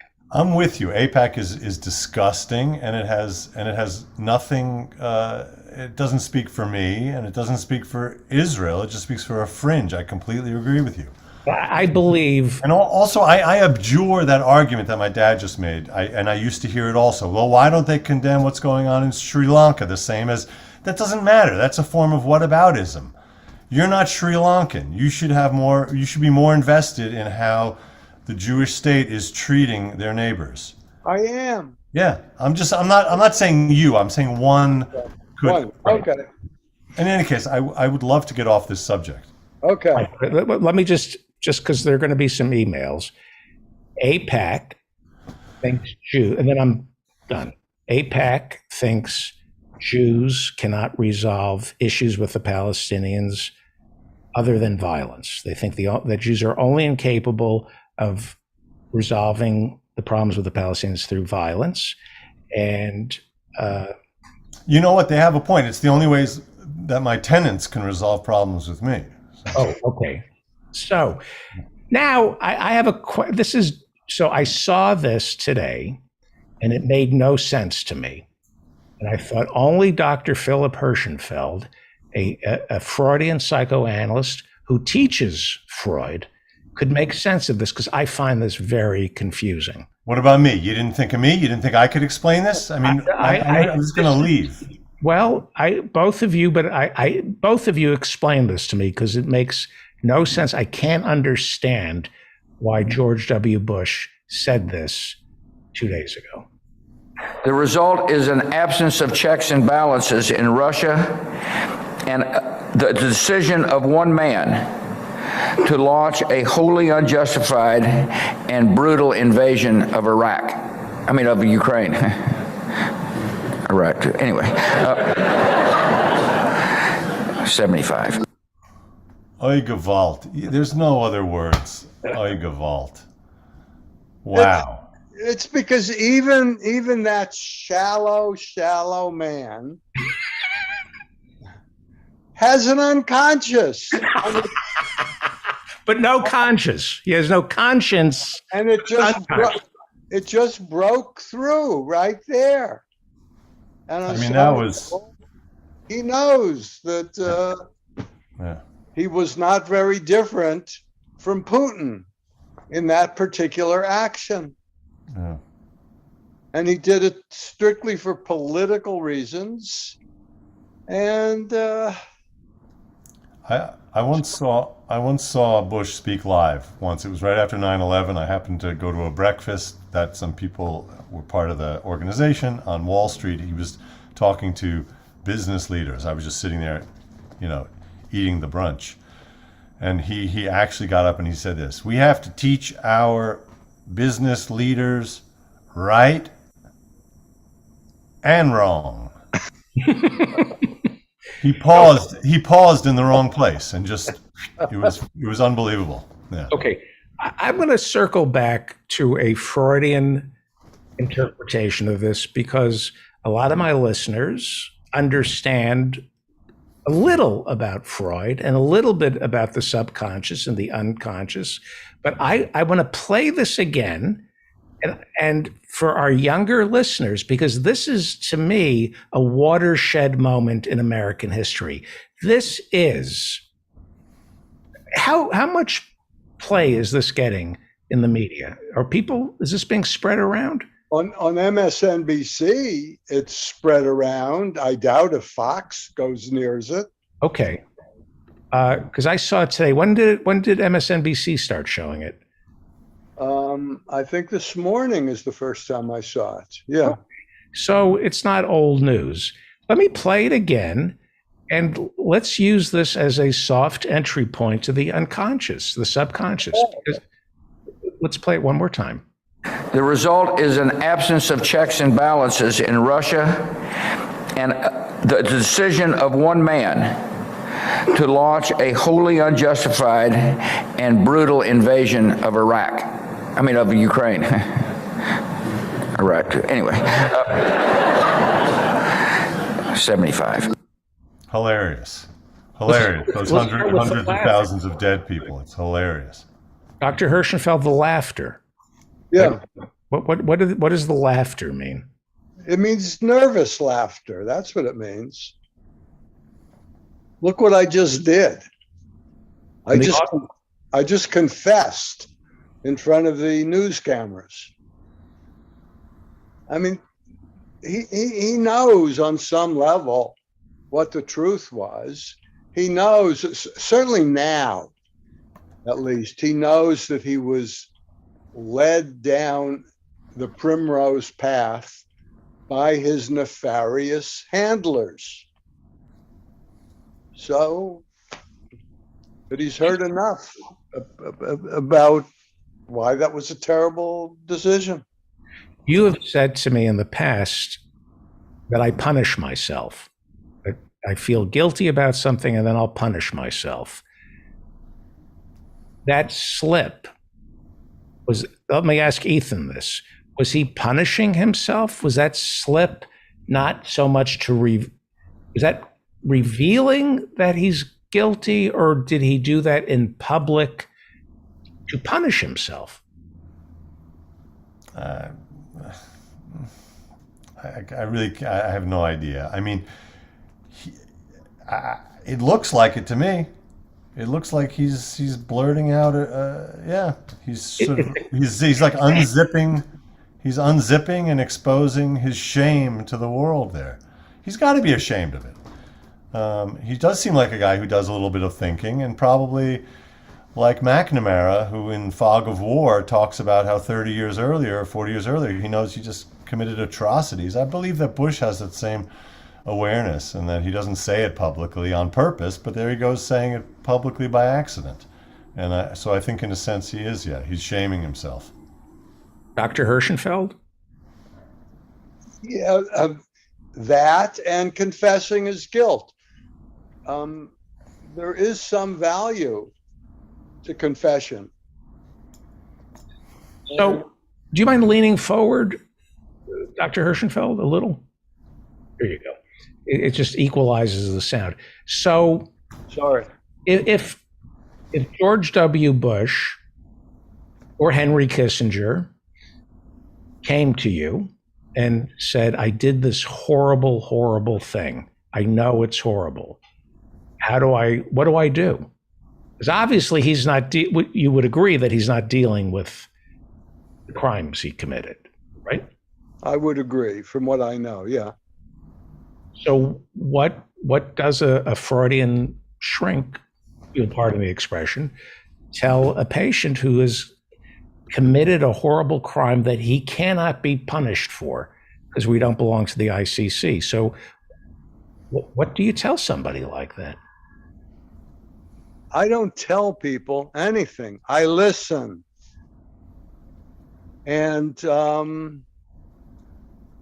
I would encourage him to talk and to explore what he did, why he did it, to try to be honest with himself until he can come to some understanding of how this all happened without letting himself off the hook. But at the same time, I'm sure, I don't want to psychoanalyze him long distance, but he's a guy with problems. That's why he was such a drinker and whatever else he imbibed until he finally got on the wagon. So that's what I would do. It would be it's not my place to say, and you are forgiven. Right. I don't have the power. Whereas in my work, I do have the power to forgive him, but it would only be after he had done penance in the form of enormous donations to organizations helping refugees. And he should be donating tens of millions of dollars to the United Nations Refugee Fund and to Doctors Without Borders and to, And doing a documentary with Errol Morris explaining how these things happen. Coming clean about his relationship with Cheney and all the rest. Yeah. So we had David de Jong on. He wrote a book called Nazi Billionaires. These are people, not quite, I'm being serious, as bad as George W. Bush. I didn't know that was a book because I loved the game show. Who wants to be a Nazi billionaire? Yes. It was great. So there were a lot of industrialists who did business with Hitler, and their fortunes were built after the war. I mean, they had the undergirding of a very successful business that has flourished. There are about 5 families. They go on and live happy, productive lives of denial. Is it possible people like Dick Cheney, McNamara, people who Henry Kissinger has to live, Cambodia alone, hundreds of thousands of dead Cambodians because I don't have the feeling that he's troubled. He doesn't strike me as self-reflective. I saw him once at a Shiva call, and he seemed to be having a great time. I don't think there are any come to Jesus moments in his future or documentaries where he confesses his mistakes. He seems cocksure, and that level of self assuredness is the danger in the first place. And what is that? Is that a cultural thing? There's a system, as Hannah Arendt wrote about, where the system controls his decisions, and he made the right decisions because the system was instructing him. So he's not the bad guy. Is that how he lets himself off the hook? I don't think so. Does the system support some of his stuff? Yeah, probably. But I also think there's a narcissism and an arrogance. Yeah. He's a brilliant guy. You cannot take that away from him. But that doesn't prevent him, or it even helps him actually, to become very sure of himself, very arrogant, and to totally believe the idea, if I thought this, it's right. Right. You get a sense from George W. Bush. It's the same sense you got from LBJ. They went back to their ranches in Texas and suffered for their decisions. That you get a sense that George W. Bush and Lyndon Baines Johnson both felt that they were hornswoggled, as they say, into a war that resulted in a lot of blood on their hands. But neither one of them had the temerity to say mea culpa. And that's what makes them evil. I don't see them as equivalent. I see them as very different. I think Johnson knew what he was doing. He wanted his great society, and therefore he was going to make a bargain with the people who wanted to go to war. And he may have felt at the end that that was a huge mistake, and maybe he died because of that. I think he was a deep guy. I don't think Bush is a deep guy. And I think he's sort of like a child who was led astray. Right. That's how I see him. And I don't see him suffering. I think that slip was a sign that there's something going on in his head, but he's painting pretty pictures. Right. I want to change the subject, but first, as far as I can remember, Jimmy Carter is the first honored American president who left office without too much blood on his hands. There was a little blood, but not as much as Nixon, Johnson, Clinton, Reagan. Yeah. If you become president, you have to kill people. That's part of the job, is not pardoning people on death row, ordering airstrikes. You have to live the rest of your life with blood on your hands. Obama, his favorite day was, Terrorist Monday, where he'd go through the kill list. Get this guy, that guy. What kind of person says, okay, that's part of the job description, I'm up for that? Well, it's the kind of person who has a great desire to be president, for one thing, who wants to do a good job. Part of that job is protecting the country.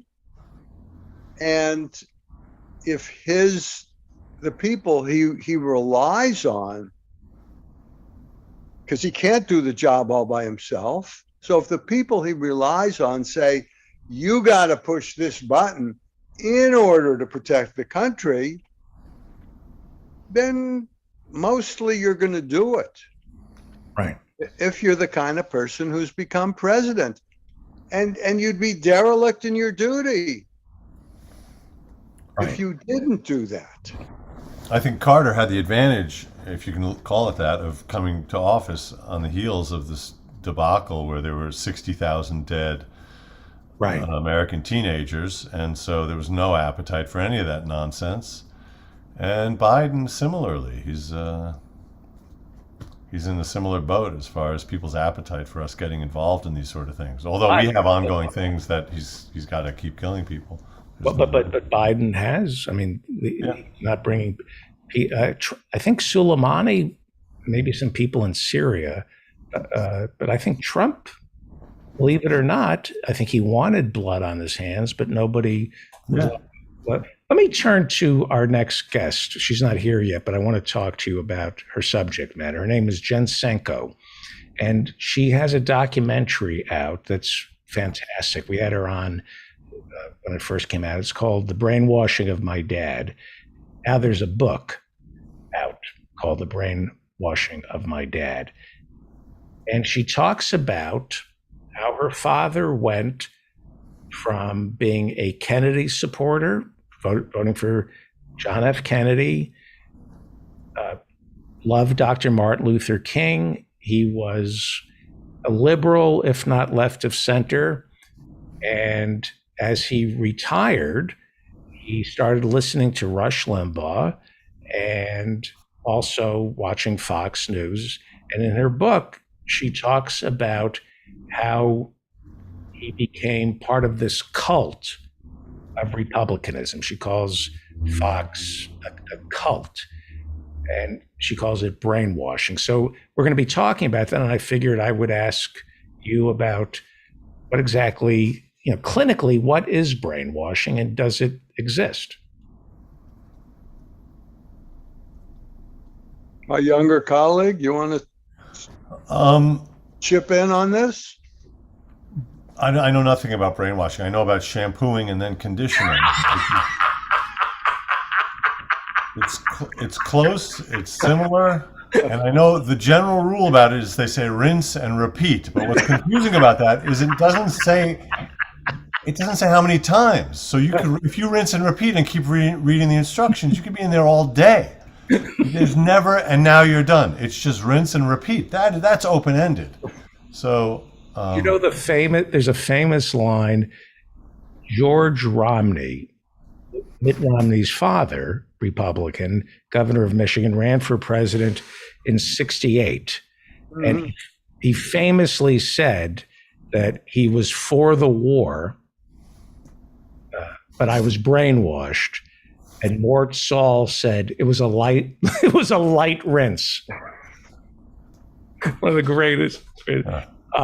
Listen, I would say we are all vulnerable to this kind of thing. Don't look down your nose at it. And in the right kinds of circumstances and in the search for a community, I know that when I watch MSNBC, like I watch Morning Joe when I'm doing my exercise bike every morning, and I like it, but I also know that it's sort of entertainment for me. He is saying things that I want to hear, that I enjoy hearing. They're comforting. He says things that are comforting. But is he convincing you of things that you didn't already believe? Because that would be where it becomes brainwashing. It sounds like it's more preaching to the choir. Yeah, I don't know if he's doing that, but I know some people much more intellectually honest than I am, who make it their business to listen to all the different sides because they want to hear the various arguments. Right. So I don't have time or interest to do that. So I listen to the thing that I enjoy hearing. Right. I found that I was being sent to a parochial Jewish school as a kid. I was immune to brainwashing because that place was devoted to religion and God and all that, and it was something I didn't have and then was not susceptible to. But I learned later in life that I'm not susceptible to all kinds of things that a lot of people are, like hypnosis and dentistry. I just I have to just do it all at home. Right. Yeah. But that's a very admirable thing in you, by the way. Well, but it also has the flip side, which is not good, which is I'm not susceptible to other things that I wish I was. Yeah. Like flamenco dancing. I wish that was something that would. Flambe. You are. I look at you and I see Buddy Greco. That's who I see. Before you go, you're kicking us out. Well, it's almost time. The hour is nigh. Okay. But actually, half. Stick around and talk to Jen. I would love it if you stuck around. Yeah. I want to first talk about this prop from a movie from a TV show that I did, if I may. It's a little plug. It's a plug in the form of a prop, if I could do this. Yes. So, 26 months ago, the week before everything shut down, I shot an episode of this show called Angeline, which is out today on Peacock. If you get Peacock, it's only $4 a month, and then you can turn it off after you watch the episode. But the show is called Angeline. It's about this Billboard star in the 80s in LA. But in a flashback scene to 1959, you meet her parents who are on a boat from Haifa to America. And it's a boat that's been paid for with reparations from the Germans. And my scene. And by the way, it's called the SS Israel. So the Germans still kept part of it. I noticed that when I filched these from the set. So everything's a negotiation. Yeah. So anyway, I saved these, and now I can finally talk about it. So you can watch I'm in episode 5 at the beginning, and it's an interesting show. And my scene is all in Yiddish with subtitles. And we had a wonderful Yiddish coach named Herschel Hartman, who's still going strong in his 90s in LA. And so please watch it. Angeline on Peacock. I can't wait. I want to look. I didn't know anything about. For 25 years, I lived in LA. All I saw was Angeline. Yeah. So they made an origin story kind of 5-episode miniseries starring Emmy Rossum, that actress. And well, let's do this. Dr. Hirschenfeld and Ethan, can you stick around for at least part of this? Okay. I can stick around for a little. Yeah, sure. Do I get paid a little more? Of You course. get paid twice as much. Twice as- Okay. Well, it's good to see Jen Senko. It's been about 5 years since you were last on the show. I think we did it in person, if memory serves. But you put out a book.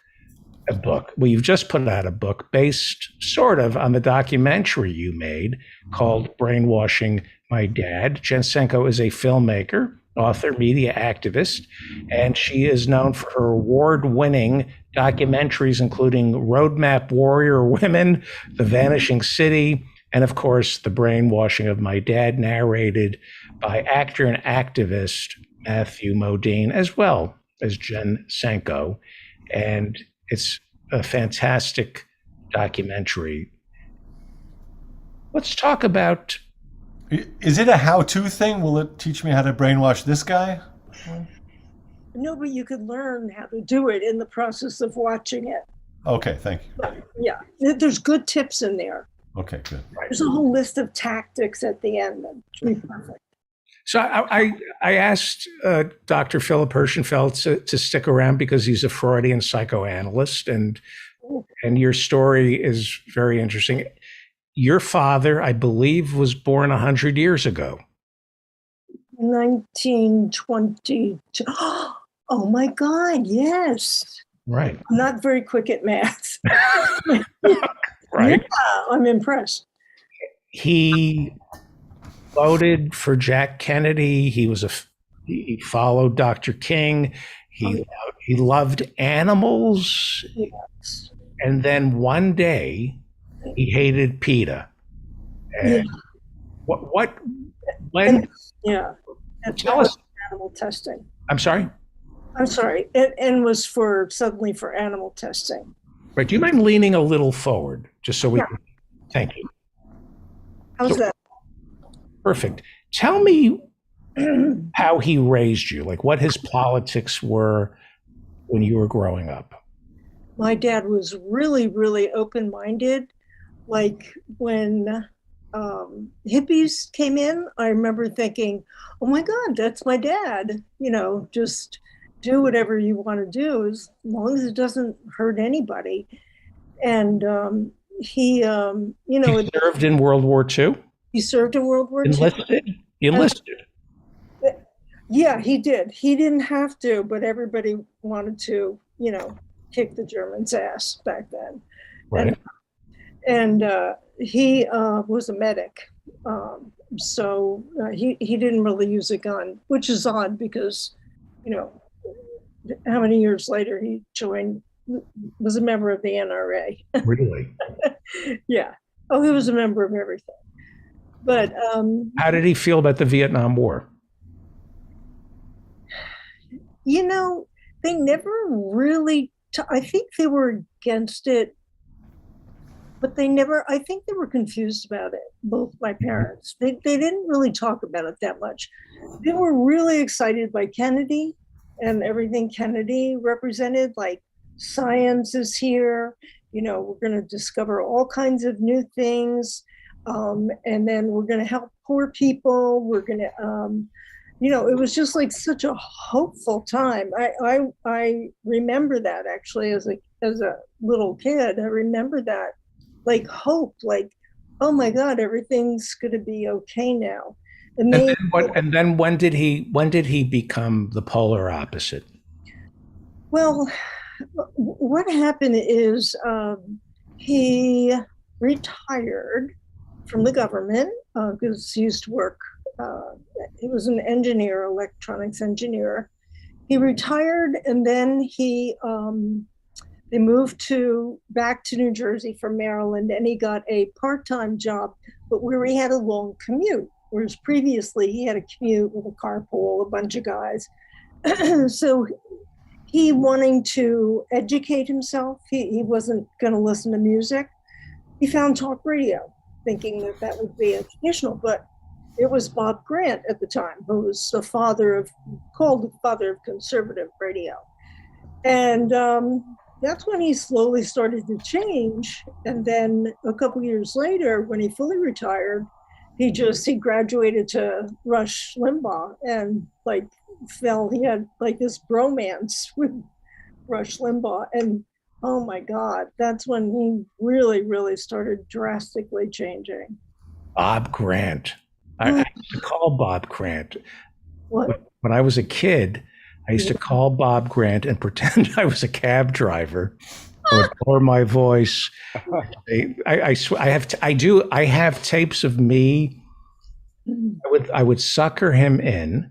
I'd say, my son came home, they're reading Plato's Symposium. Do you know what they're teaching in Plato? That the highest form of love is between two men. We got to get this. And you go, I know. And he'd go off about the homosexuals. And then I'd say, hey, Bob, there's a picture of Moshe Dayan here in the New York Post, and the eye patch is covering his right eye. But in the New York Times, it's covering his left eye. Can you explain this to me? And he goes, what? I have the clip. I'm going to play it on the show. I would set him up, and then I would just go. I did it like 3 or 4 times. My mother loved it. She was in a bad mood. She could call Bob Grant. My mother would have loved that too. Call Bob. So then Bob Grant spawned Rush Limbaugh. Yeah. So this is like 88, 90, right?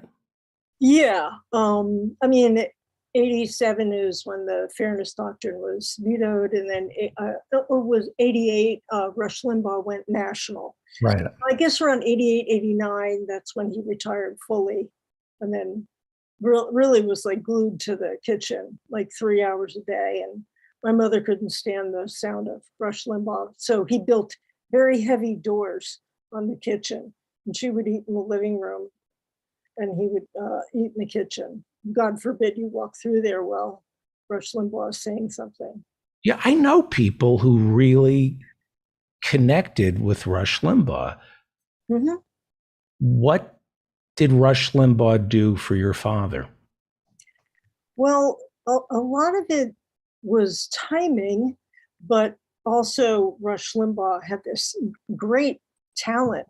I mean, he was perfect for the aging white guy at that time because, as we know, there was all of this, so all these social movements going on, women's liberation, civil rights, anti-war, all of the mores were being overturned. And I think a lot of older white men were like, they had this like injured pride, and also just think like, well, then they'd have to reinvent themselves. That's really uncomfortable. And some of the things that they just assumed about life, now they're being told, was wrong. So here comes Rush Limbaugh and Bob Grant saying, oh, the heck with those people telling you that they're wrong. You're not wrong. Right. So Rush Limbaugh married 3 times, opiate addiction, and speaks of family values, but never had any children. He is a misogynist. Yes. Who didn't understand, hated women. Did your father, if you don't mind my asking, his daughter, how did it affect how did his listening to Rush Limbaugh affect your relationship? It's really a very interesting question. My dad, I was the first one to go to college. My dad was really proud of me. And I was doing these paintings and selling them, and he was really proud of me. And then after after Rush Limbaugh, his attitude towards women in general started changing. Like, he would make sure that when company came over, he would call, well, let the girls go sit in the kitchen. I'd say, Dad, they're women in their 50s and stuff. And his attitude towards me changed, but I wasn't sure if it was because I didn't like what I was learning about Republicans at that time, or because I was a woman. But one thing I did notice, even as time went on, he started expecting my mother to wait on him. And he never had done that before. Really? Yes. There's a picture in the movie of him sitting there with a knife and fork. I did not pose him that way. And he'd go, babe, get me a beer. He never used to do that before. We're talking with Jen Senko, filmmaker, author of Brainwashing My Dad. The Brainwashing My Dad. And you can buy the book through Source Books. It came out a couple months ago, and I'm reading it, and it's an amazing read. I want to ask Dr. Philip Hirschenfeld or Ethan if they have any questions. Feel free to jump in here. I have a basic one, which is where were you? Because I spent the summer of 2000 in Charlottesville, Virginia, at a theater, and I couldn't get anything on the radio except for Rush Limbaugh. It was so disturbing. There was this saturation. So I'm wondering, did you live in a place where anything else was available? No. And it's funny you should ask that, because I just had a conversation with somebody who was saying, because I'm stuck in New Jersey right now because I'm taking care of my mother who's 102, and I can't get NPR. And what you can get, though, you can get right wing up the wazoo. Yeah. And then, I mean, for one thing, AM radio has a bigger reach. But he was in New Jersey at the time. Yeah, because there it was either explicitly evangelical Bible-related radio or Rush Limbaugh. That was it. It was pretty amazing. Yeah. Let me ask Jen a question about the economics of right-wing talk radio. Bruce Mom is in our chat room here in our virtual studio audience, and he just wrote something that he says the genius of Rush is that he gave his show for free to small market stations all over the country in exchange for a percentage of the ad revenue that gave these rural stations content they didn't have to produce. In other words, it wasn't necessarily profitable. Rush Limbaugh. He was popular, but by the time he died, he wasn't really as big as he wanted us to believe.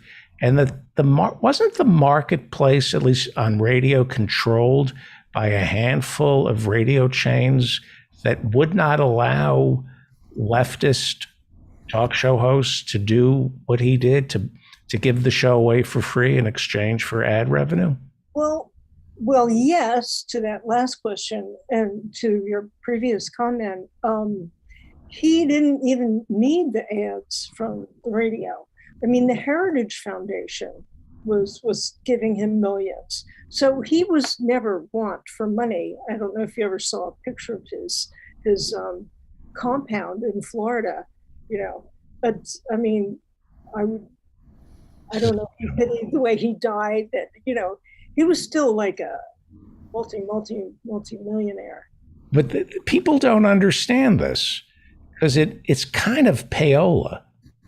The Heritage Foundation gave him money to spew their talking points without the audience knowing that he was getting money from the Heritage Foundation. This is against the law, isn't it? You can't take money to say something, to endorse an idea or a product without telling your audience that you're getting money to say these things. I don't think it is against the law, because he would say he was entertainment. And then he would say, he talked about his formula, getting people angry. And people always ask me, do you believe what you say? Well, that's, for me to know and you to find out.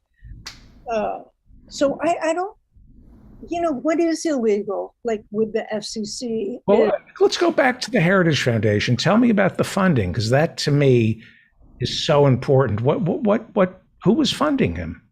Well, you have to go back to, well, you could go as far back as the Lewis Powell memo when that came out. And, all these, the Heritage Foundation was the first think tank to come out of the Lewis Powell memo. And it sat by the right hand of Reagan, when Reagan was in office, whispering in his ear, water down the FCC, make Rupert Murdoch, a citizen, all of this stuff.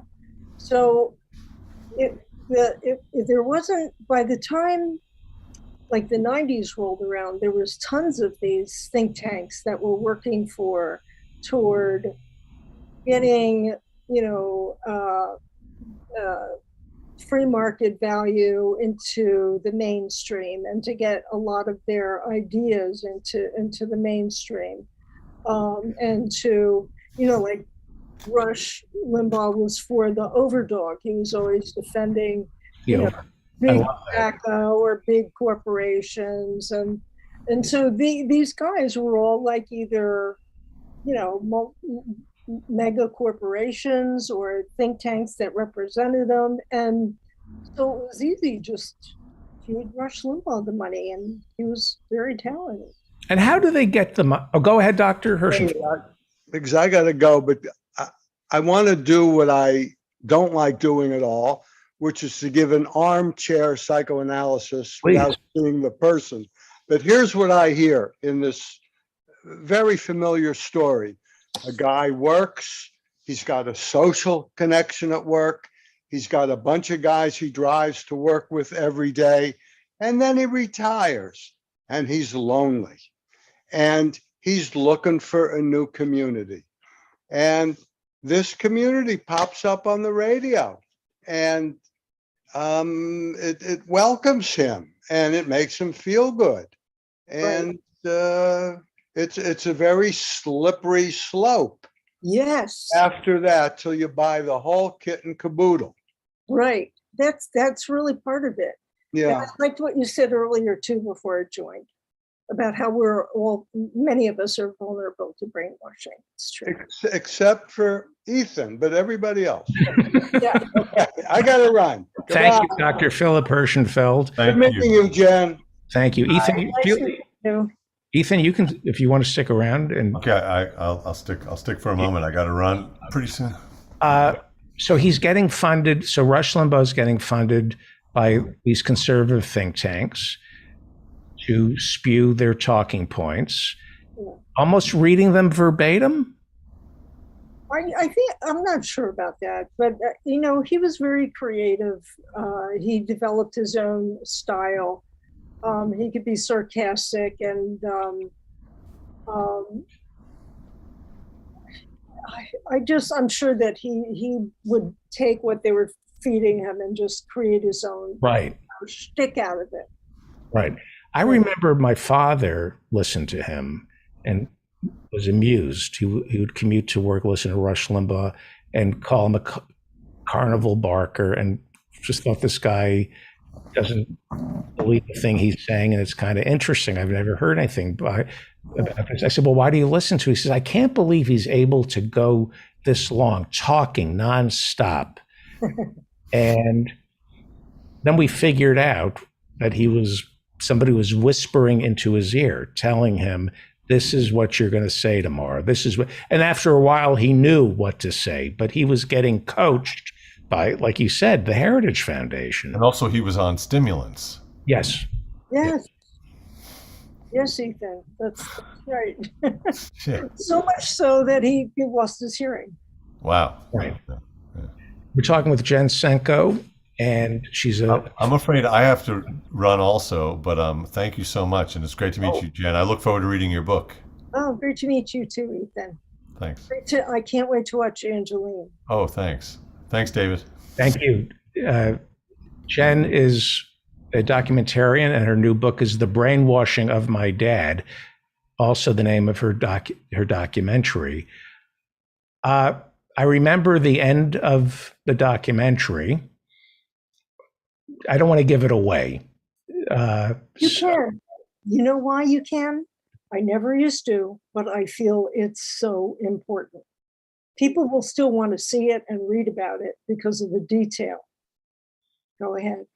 You tell us how things were resolved with your dad. Okay, well, I'll give the brief version.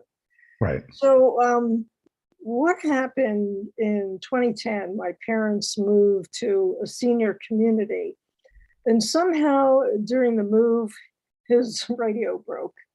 But by this time, he wasn't fixing things so much anymore. So he put it in the garage, and it stayed there, and it broke that habit of listening to Rush Limbaugh. And my mother started eating lunch with him again.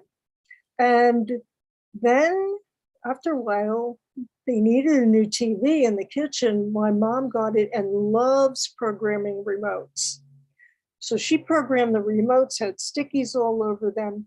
He couldn't figure out. Like me. Right. So she had her own method. So he stopped watching Fox. And so, he started mellowing out right away. He became like a sweeter, he was funny, always had been funny. He was beginning to be funny again. And then the most amazing thing happened when he had to go in the hospital for a kidney stone. My mother said, Jennifer, can you kill some of Daddy's emails? Because they had these old computers then. They're going to clog up his computer and take up space. And I told her, Mom, they just keep coming. There were all these right-wing, Issue Watch, the NRA, anti-illegal, all of them. You'd get tons of them, and he forwarded them to us all the time. So I said, Mom, I can't just delete them. They keep coming. So she got the idea of unsubscribing him from many of them and subscribing him to some of what she read, which was like Truth Out, Alternate, Reader-Supported News. So he had more of a mix. And I'd bet that most of the right-wing subscriptions were gone. So he started to change back. And one day he said to her, I like that guy Obama. I like him. Just got the chills. I knew it just, I just got the chills. Can you imagine me when my mom called me and said that? I nearly dropped to the floor. Right. So the reason why I don't mind blowing the lid off the end, you can still read it and get the juicy details. Right. Is because it's such an important message.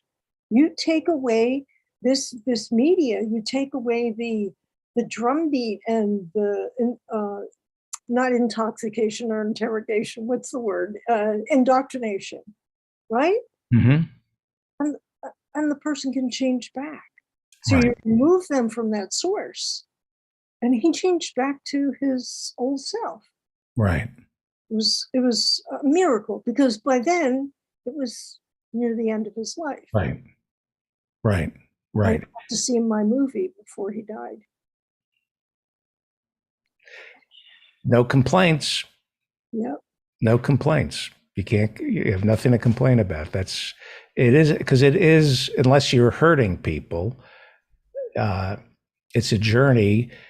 The Reverend Barry W. Lynn, maybe I'll bring him in because he has an interesting story with his guest from last week, Reverend Schenck, who told a similar story.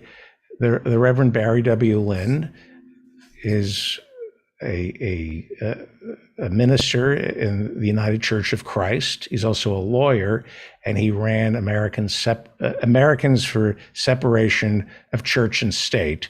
Mm-hmm. There was a time in his life when he was going on Fox and Crossfire and arguing the social issues of the day, Mm-hmm. gay marriage and abortion, and his nemesis was Reverend Schenck. And Reverend Barry W. Lynn joins us a little earlier. Do you mind telling Jen Senko what happened, especially and on our show last week? It was really a beautiful thing to see. Absolutely. Is my microphone working? Because I've got some signal here that suggests it's not. Can you hear me? You're coming in loud and clear. Maybe Okay, the microphone. terrific. Yeah, go. Yeah, Rob Schenck used to be a tremendously skilled advocate at getting time on the news. So if I was at the Supreme Court to do something about gay marriage or reproductive justice, he'd be there too. And he would always he'd be wearing a collar. He represented a group called the National Clergy Council. I never knew exactly who they were. But he would have props. He and his brother once brought what was alleged to be a fetus in a jar of formaldehyde. And then at the Supreme Court, he would put up what looked like a pulpit. He might bring a cross, and he is all visual. And so the local news loved that. They didn't care who he represented. They said, here's a minister who's anti-gay marriage, who's anti-choice, who's anti-separation of church and state. He's wearing a collar. Let's film him. Let's get a couple of words from him too. And he was a very articulate and remains a very articulate person. Some years ago, I started to hear that he was changing his mind on some issues like guns. And there was a documentary made about his change of heart over guns. And at that time, his argument was, I'm supposed to be pro-life, but guns just kill people. That's not consistent. So the director of this film is also a philanthropist, I believe in the Disney family, actually. And she made this film. Abigail Disney. Abigail Disney. I saw the film. Yeah, and he's in it a lot. He clearly had a change of heart. But then I started to hear that he was changing his views on other matters. And what he did last week, he explained exactly why he had changed his mind on abortion, that he said he was living in a fantasy world where people around him made him believe things that he couldn't possibly, that weren't real in the real world. And then toward the end of the show, this actually surprised me. He said, I need to apologize to you. I should have listened to you 30 years ago, and I didn't. But when you would speak, he'd say, I just had this sense that maybe Barry's right after all. And now he said, but you were right. And he sent me a note afterwards, and he said, I just should have listened to you 30 years ago. So it's one of the most beautiful moments we've had on this show. I sat back and watched it. I couldn't take my eyes off it. It was, I think people cause a lot of damage with their words. I think Rush Limbaugh has blood on his hands. Transgender people who get beaten up, it's because of Rush Limbaugh. Gay people who can't find housing, the dead in Iraq, it's all on Rush Limbaugh's hands. But I do believe in redemption. I want to play this clip to get this new hour going. This is George W. Bush speaking at his library, trying to push the war in Ukraine. Jen, I know you've seen this, but I'll watch it. Yeah, this is a watershed moment, I believe, for historians. The result is an absence of checks and balances in Russia and the decision of one man to launch a wholly unjustified and brutal invasion of of Ukraine. Iraq, anyway. 75. When I watch that, he's a war criminal. We know that goes without saying. We talked to to Dr. Philip Hirschenfeld about this clip, he's a Freudian psychoanalyst, and we talked about how he obviously the subconscious is working, but there's also the subconscious punishing him and asking for forgiveness. That is the best George W. Bush can do, to ask for forgiveness. And the more I look at that, and I want to get both of your reaction to this. Here's a serial killer, a mass murderer. Watching that, let me ask Jen Sanko, do you have a little more sympathy for George W. Bush?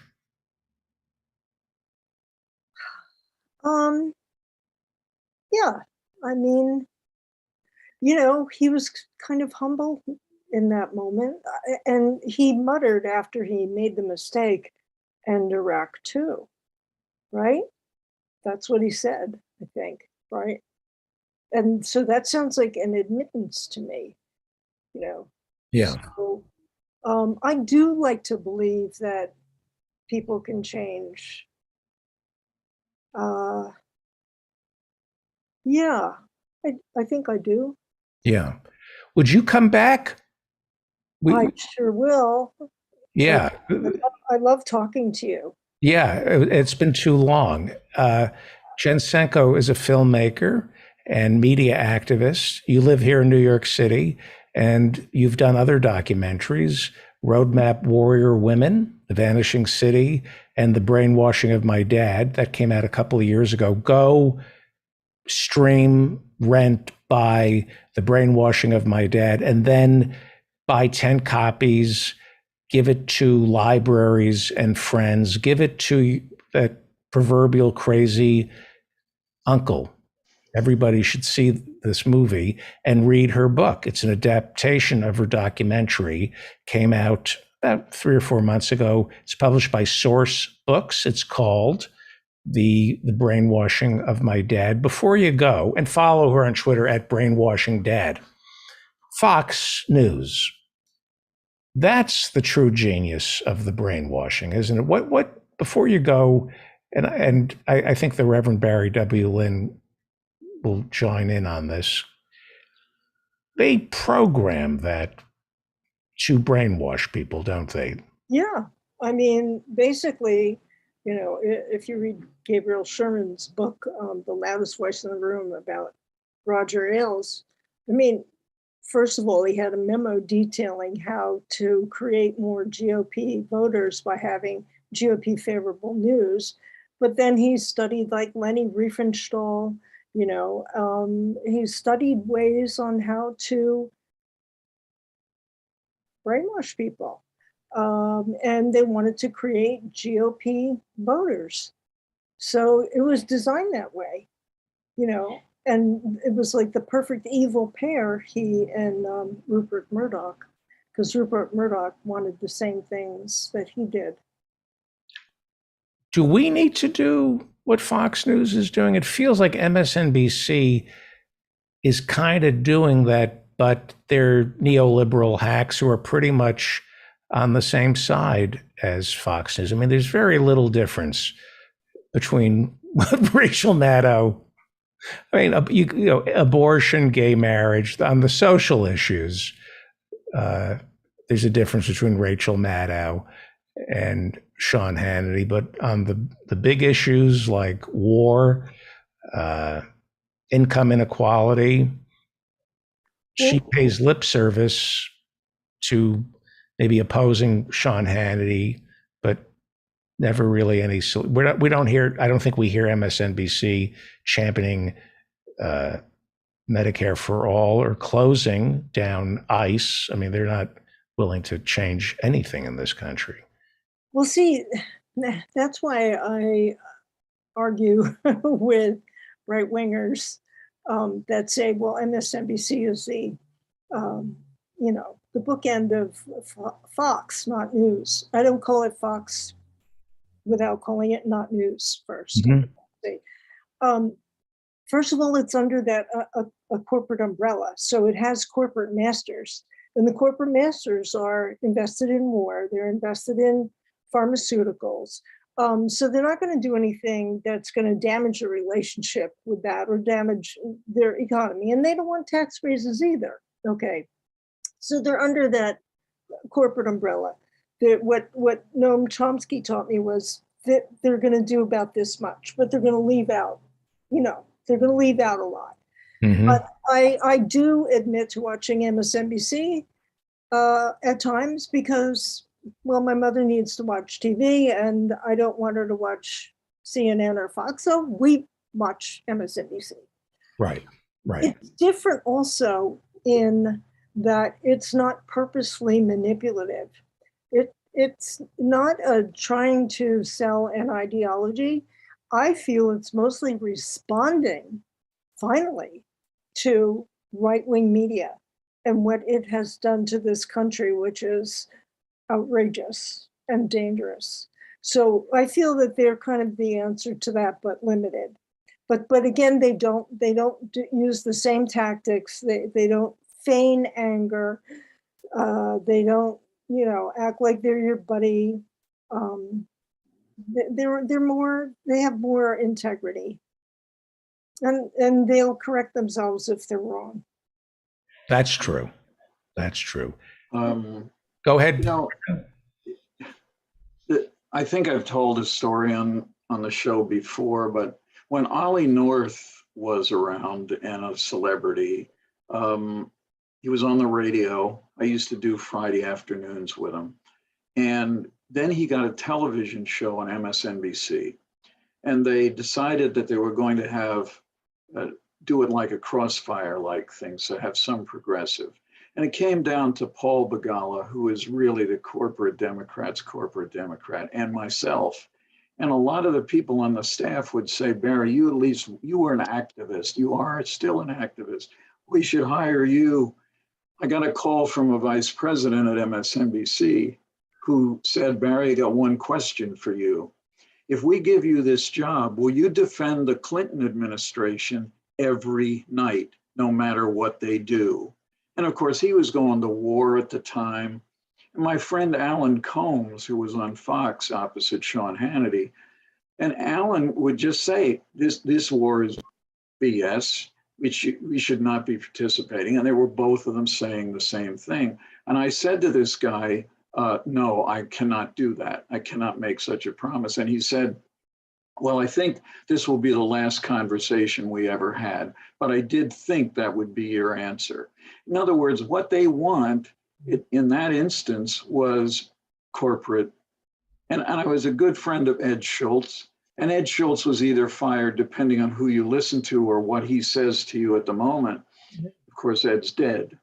But it was either over the pipeline issue or because he wanted to cover Bernie Sanders.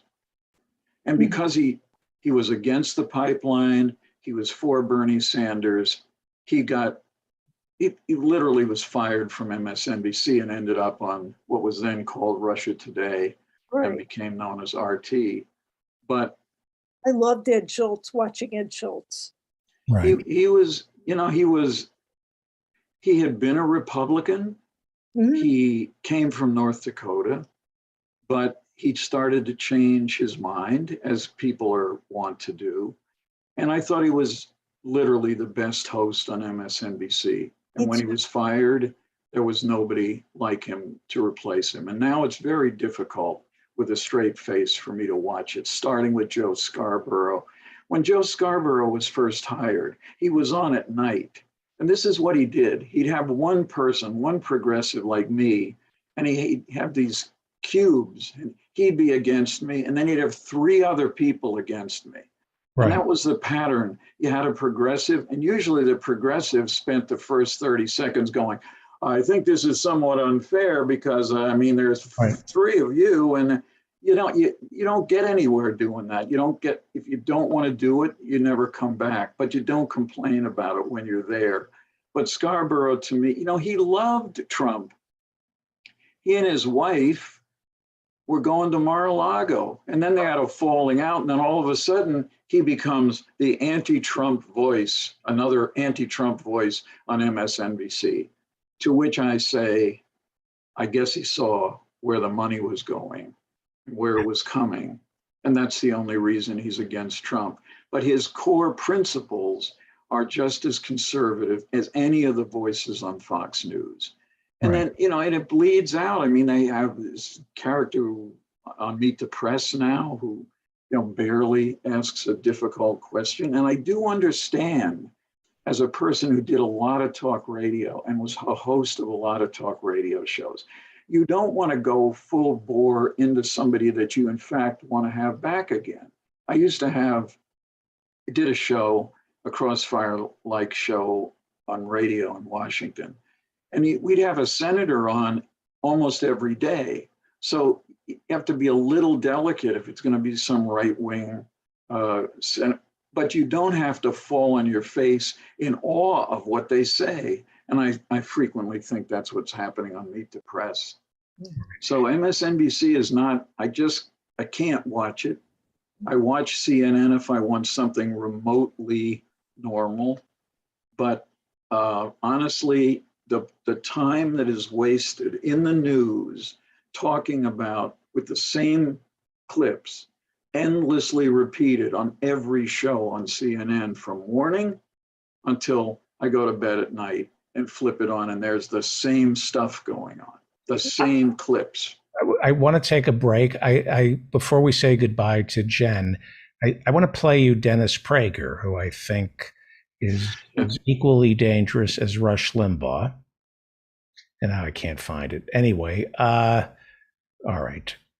Not going to happen. Hang on. All right, didn't happen. My rule of thumb is if it's not written down, it's not information. Now, I know we have a lot of listeners who are blind. Can you hear me? Yeah. Yep. You can't hear me. Yeah. I know we have a lot of listeners. I'm having problems here. Hang on. Can you hear me now? Yeah, Yeah, we could hear you before. hear you. I know we have blind listeners. I know we have dyslexic listeners. And I know there are people who adults who haven't learned how to read yet. And they listen to books on tape and they watch documentaries like The Brainwashing of My Dad. And I don't mean to offend them. I don't mean to offend the people who have trouble reading. My rule of thumb is I want to see it in writing. It's not a fact until I can hold it in my hand and read it. That's why Twitter's so dangerous. Twitter destroys careers because you put it in writing, you tweet it, you can't edit it, and unless you take it down immediately, it's there for everybody to do a screen capture and you're exposed. You can say things on radio, you can say things on television and podcasts, and you can play the same thing over and over again. And it doesn't carry the weight as something that's been written down. I don't watch TV news because it's not written down. Mhm.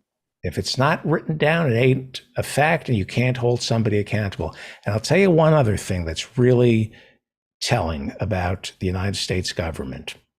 When there's a hearing on Capitol Hill, you cannot get a transcript of it.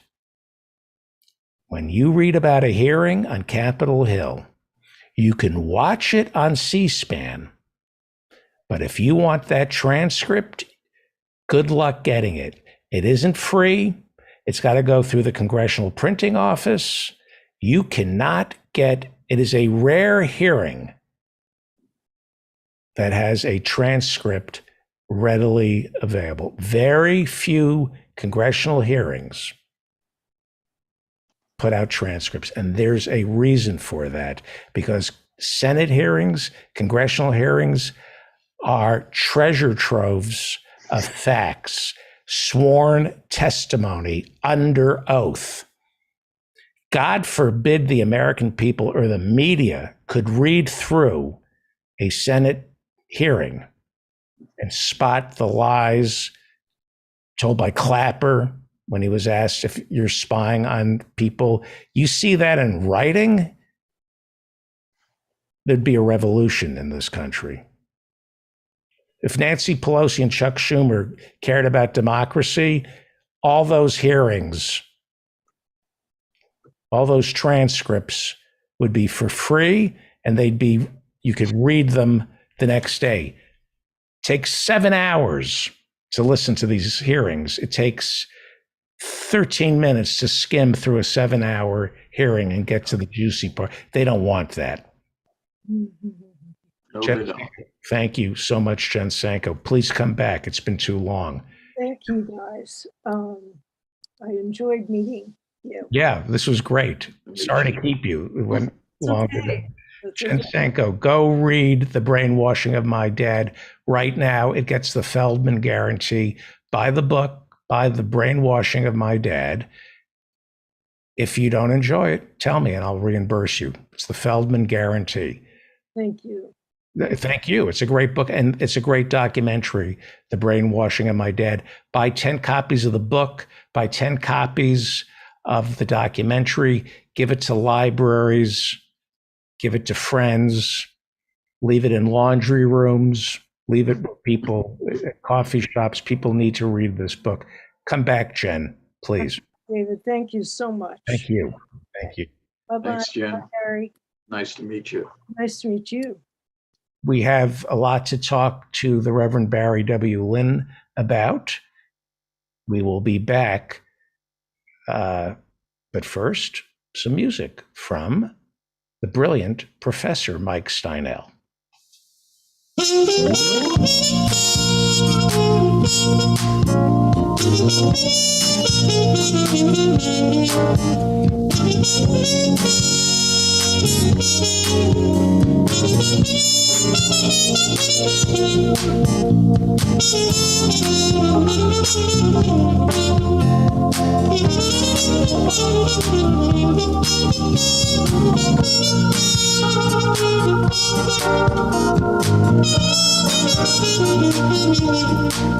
We're living every day, we're living every night in the USA of distraction.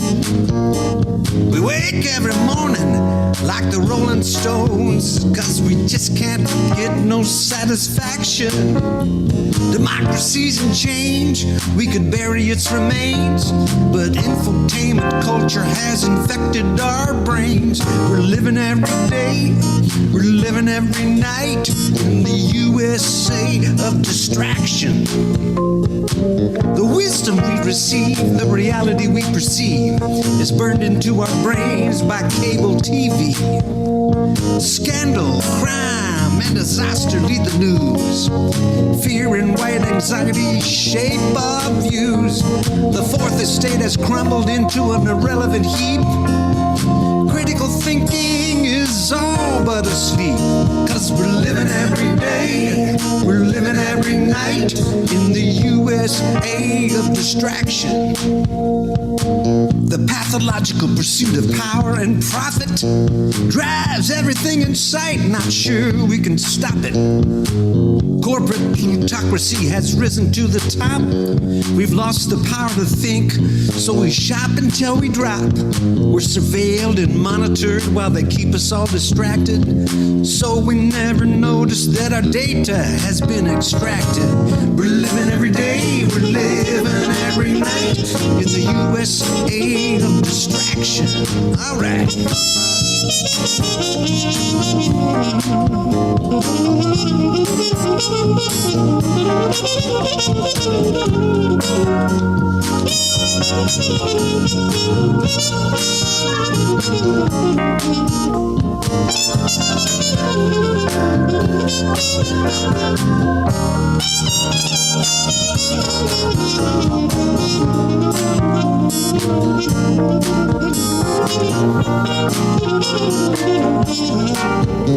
The Reagan agenda A libertarian notion of sweeping deregulation has been put into motion. Our eyeballs seldom stray too far away from the mega monopolies that command the day. Diversity in media is gone, gone, gone, slowly fading out like a sad, sad song. We're living every day, we're living every night in the USA of distraction. The telegenic spectacle of tabloid celebrity has squeezed out any room for social integrity. With profits to be made and minds to be molded, media crushes the truth even when it's been scolded. It's books now more than ever that people need to read. Folks are hypnotized by their Twitter feed. We're living every day, we're living every night in the USA of distraction.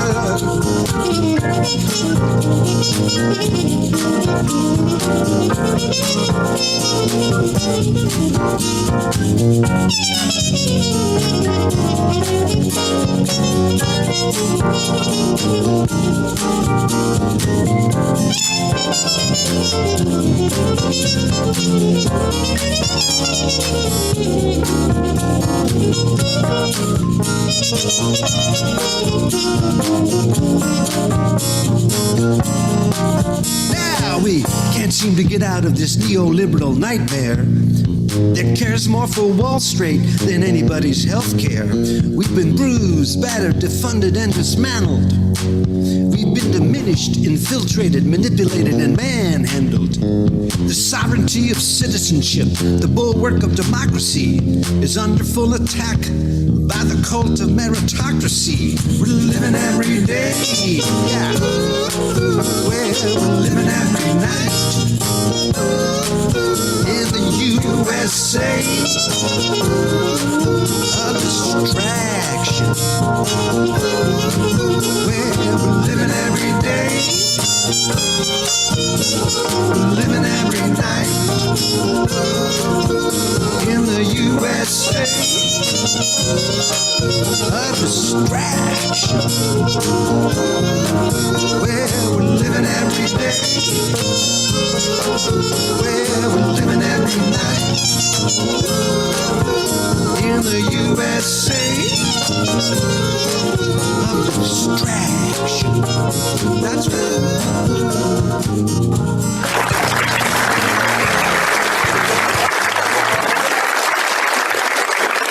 Thank you, Professor Mike Steinel. You're listening to The David Feldman Show, davidfeldmanshow.com. Hey, office hours every Friday night starting at 8 p.m. If you would like an invitation, go to my website and hit office hours and you'll get the link. It's not up quite yet, Reverend. We're having some website issues, but it will be, the invitation will be up shortly. You'll also, if you subscribe to my newsletter, you will get the invitation. We're sending the newsletter out every Friday. It's a recap of the David Feldman Show with every interview, every conversation, every segment with a time code. And all you have to do, Reverend, is just click on the time code and it takes you right to the part of the show that you want to watch. You can program the David Feldman Show your way by subscribing to my newsletter. Go to my website right now and sign up for the newsletter. Reverend, lot to talk about. A great deal. Do you mind leaning forward? Or your microphone is... I'm trying to enforce better audio. So there was a pro-Roe march last weekend. There was. Replacement theory we could talk about. Sure. About why Congress just doesn't go ahead and repeal criminal laws that are no longer being enforced, like obscenity and draft registration. And I don't know if you have a right-wing religious nut of the week or not. I do indeed. And this is a doozy. But do I have the clip? I don't think I had a clip when I reported that I was going to do this. Is there a clip? Well, there should be a clip, but you don't have it. why don't we start with the march? The Roe March. Yeah, why not? Okay, it was very powerful, and they did some things that were very good, like having labor leaders, not just one after another, but two of them together talking. They had three women These are within the anti-labor. faith community. These would be anti-labor. Yeah, they were labor organizers who were. Oh, I thought you Yeah. meant. Oh, okay. I thought, Sorry. no, you didn't think that. But, and three people of faith. The newest president of the National Council for Jewish Women gave a terrific, absolutely terrific speech. But what bothers me about going to these marches, if I'm generous, I would say 1 out of 10 people at the march was a man. 1 out of 10. But as I saw on one guy's T-shirt, he said 100% of unwanted pregnancies are caused by us men. Wow. There were also no men speakers, which I do understand, but I kept thinking as I was listening to people, talking about all the women speakers, what would the reaction have been if either of the people I had on the show with me the last 2 weeks? What if Bill Baird told the story about the Harlem hospital and literally seeing a woman bleeding with a coat hanger hanging out of her uterus? What would that, you don't have to speculate. You just have to hear it. And I heard him recently on another program where he told another story.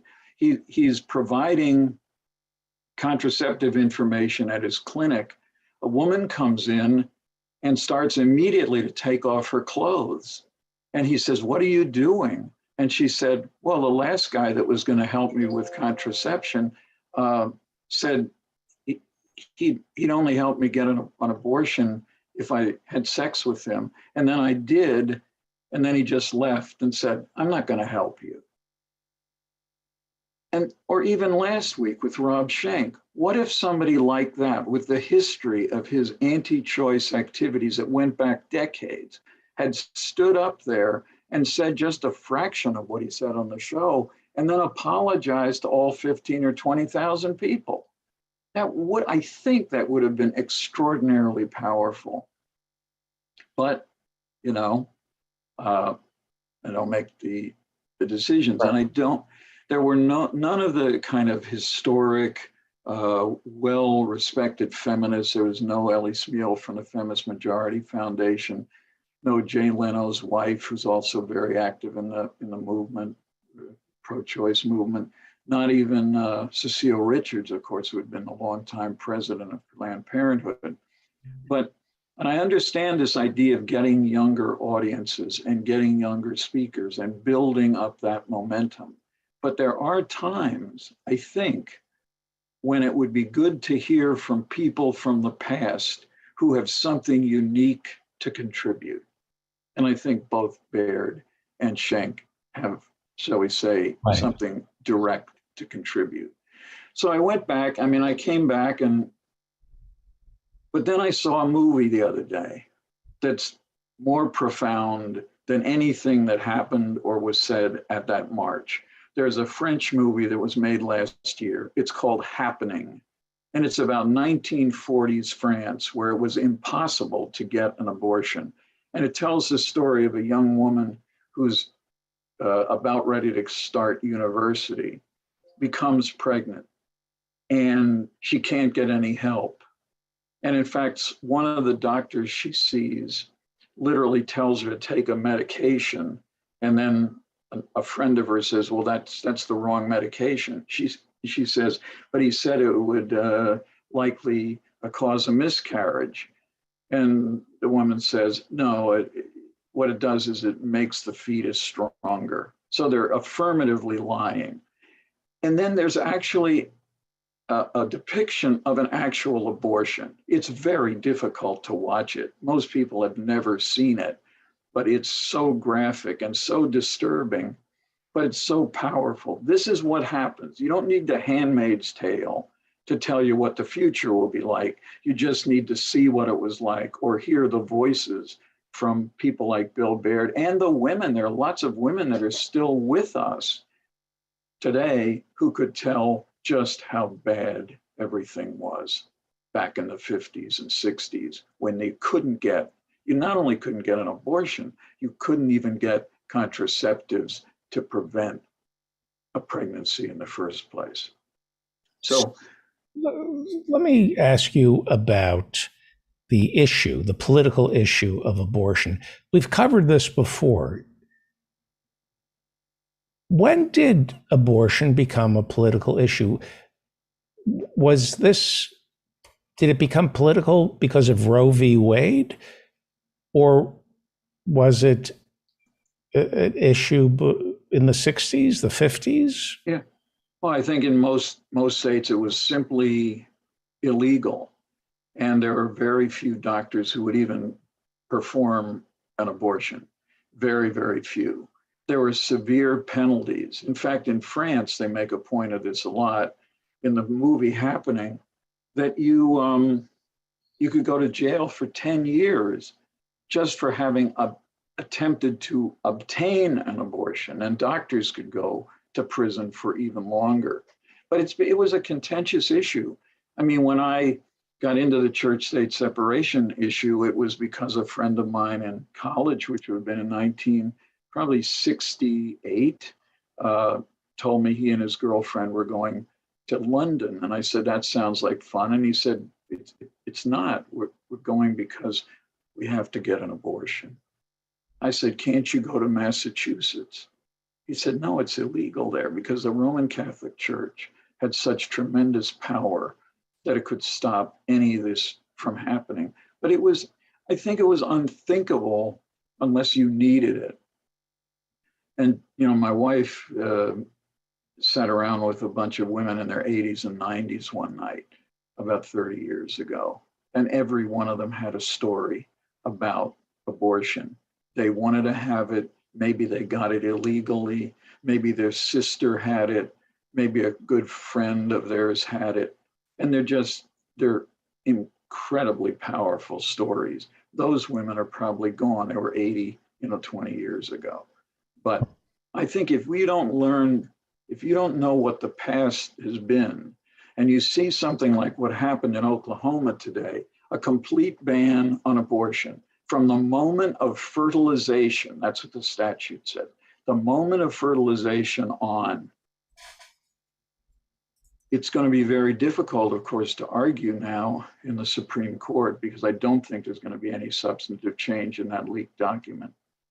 You can't say, well, wait a minute, Oklahoma can't do that after all. I mean, this is the first trimester. It's a woman's choice. It's all about privacy because that constitutional underpinning will be gone if this 5-4 decision comes to pass, as I'm afraid it will.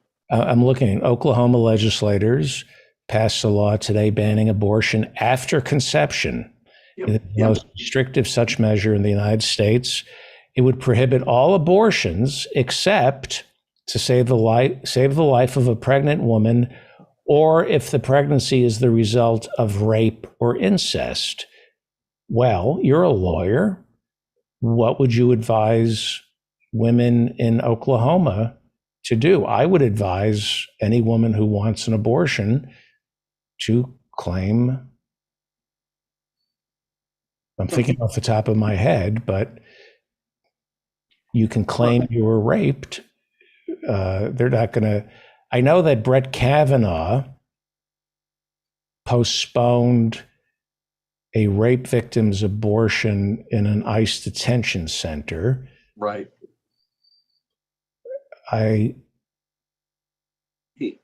Claiming you've been raped, you got to. I would assume Oklahoma would then torture the woman into proving she was raped, and absolutely right. I mean, it's like the same day I had a conversation about this person who was going to London to get an abortion with his then girlfriend. I had another conversation with somebody who didn't want to be drafted in the Vietnam War, and one of the ways you could avoid being drafted is if you said you were gay. And I said, are you going to do that? And he said, no, it would ruin my life, because the stigma against gay people in the late 60s was enormous, absolutely enormous.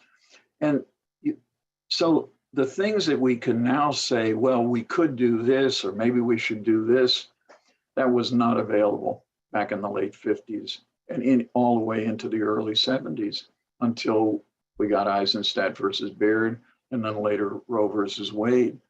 But the other thing I want to mention, and it comes up with the conversation we were having with Jen, not a single person at this rally on Saturday here in Washington ever told the story of a very important congressional race that's going on in Texas. Henry Cuellar is the only anti-choice Democrat.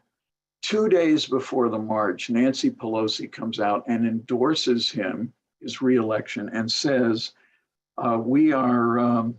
he's a valued member of the Democratic caucus. He is running against a woman named Jessica Cisneros, who is an Hispanic lawyer and who is a total progressive. I mean, she's just what Nancy Pelosi fears. And why does Nancy Pelosi care? Nancy Pelosi thinks, possibly in her dreams, that the House will remain in Democratic hands in November. But she's going to have to get elected to be Speaker of the House. And as you recall, there was some discussion about members of the Squad and other people in the Progressive Caucus not voting for her the last time she was running for Speaker. She can't afford to lose votes. And I think she looks at Jessica Cisneros and says, she wouldn't be on my team. And that's why but nobody spoke and said, I think it's a disgrace that the leader of the House of Representatives, who says she is pro-choice, can actually sit there and just days ago endorse Henry Cuellar, to retain his seat in the House. There's another person, we've had her on the show, Angelica Duenas. Remember her? Mm-hmm. She's running in California. She's running against a corporate Democrat of the worst kind, who, according to an article that just was published a few days ago, he has been giving out of his campaign funds about $4,500 a month to his wife, who runs a consulting firm. And if you go and look at what she says she's good at doing, she's a hypnotist. And how about this? A visual, an emotional wellness facilitator and life coach. She's made a few ads for him. It is not always illegal to employ, as someone who's doing your publicity, a member of your family, but it certainly is distasteful. And in his case, it's magnified by the fact that he also has a legal defense fund, which he maintains and is still raising money for an effort about a decade ago when he was accused of sexual harassment. And he was accused of sexual harassment. The case kind of, what's his name? Weird reasons, washed out. What's his name?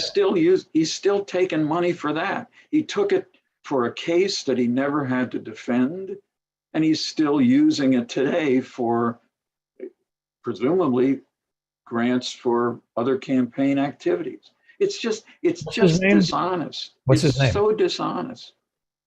Who? What's his name? Tony Cardenas. Oh, right. Tony Cardenas. Right. Yes. Howie Klein has talked about him. Yeah. Well, I mean, he's a completely useless member, unless, again, you're looking for a vote, as Nancy Pelosi would be in the event that it's a very close election and she somehow might retain control of the House. So the absence of comments about Nancy Pelosi was a huge mistake. By the way, you're being polite. Tony Cardenas is accused of sexually abusing a 16-year-old girl. That's correct. Who apparently worked for someone that he I think he hired the guy as a gardener or something. This was his daughter. But, but you can't, nobody's perfect. Possibly you. I don't know. Thank you. Nobody's I perfect. agree with you. Yeah, I thought you would. Thank you.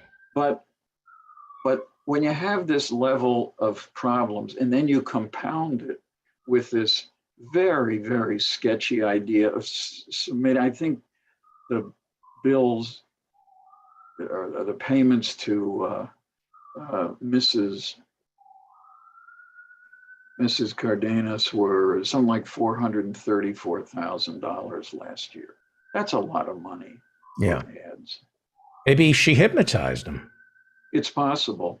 Maybe, when you used to go to the movies and there were these things called subliminal ads that Right. may or may not have been used, but you'd be watching a preview for something and then there'd be a subliminal ad like drink and then they name a soda or buy Twizzlers or something. And then there would, in theory, be a march out to the candies counter to buy before the movie started. That could happen. Right. Could happen. I don't believe in subliminal advertising, but it could be happening. Me neither. I'm against. Yeah, I don't know. I could, but I wouldn't. But there's nothing wrong if you want to do that. If you want to solicit people, Subliminal advertising would be wrong, and it would be completely wrong. What if somebody, for example, put up a subliminal ad suggesting that people who are watching or listening have sex with him? That would be terrible. I would be opposed to that. I think it's actually against the law. Well, it should be. Yeah. Well, so anyway, so with the march and the failure of anybody to criticize Nancy Pelosi and this stunning movie happening, in case I ever had any doubt since I was, 14 or something, about how important an absolute decision making by women about pregnancy is, this week alone would have wiped away any doubts whatsoever. The abortion movement, how much can you blame the Supreme Court for the difficulty for women, the difficulty that women face getting an abortion? Is the Supreme Court all to blame, or is it the fault of its local Republicans on a granular level eroding a woman's right to privacy, state by state, right? No, absolutely. And this idea that Mitch McConnell doesn't want to talk about, except I think he's thinking about it. What about a national anti-abortion law, a federal law that would circumvent any decisions? Again, this is a difficult area of the law, but you could make a case that it would subsume any more positive statutes in the states. It would outlaw abortion forever, and possibly as early as conception, like the Oklahoma bill does. But I think that I would love to think that this is going to create a national backlash, a blue wave of people who say, if it's a Republican, I am not going to vote for that person. I wish that were the case. I wish I believed it. I simply don't think there's any evidence of that. And there's an early poll a few days ago suggesting that this really, for Democrats, just isn't that big a deal. And it should be. It should be the biggest deal. Talked a few weeks ago, he talked about making some one issue the big issue and suggested it would be healthcare. But I think this issue is just plain easier to explain to people. And I think that any Democrat who doesn't make this front and center is going to be in trouble. And that it's a moral imperative to talk about this, to preserve this, or it's all going to disappear for most women in this country in the next election cycle. By the time the Senate flips and the House flips, doesn't matter what Joe Biden does or says, it will be an unstoppable wave to restrict abortion rights. And since, remember, the pro-life, so-called pro-life movement, which of course earlier this week also refused to fund any serious work on baby formula, which is in a short supply in almost every state now. So as if these people are pro-life until birth, and then they basically don't give a crap. Right. Right. But it is unthinkable that candidates would not. We even saw Senator Casey, who's certainly not been a fan of abortion rights until Casey versus now. Planned Parenthood. Was that the father? Yeah, no, this is the son. Yeah. Yeah, but he was always kind of muddle-headed about it. But when he saw the draft bill, he decided to vote for the codification, which of course failed last year, codifying Roe versus Wade. Roe versus Wade, somebody said at the hearings at the march on Saturday, is just, we ought to view it as the floor, not the ceiling. And I do remember saying once at a big march for women's lives back in 2004, that I thought it was essential that women make that choice, no matter when it is, no matter what the basis for the interest in having an abortion, and all the way through pregnancy, because that's really what it's all about. All the way through? All the way through. Even when? Third trimester, it should not be regulatable. Even if it could live in an incubator? It's up to the mother to decide whether she wants the fetus to live in an incubator or she wants to terminate it. And nobody needs to get in the way of making that decision.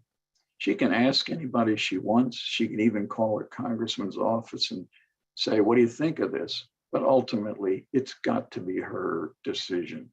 Right.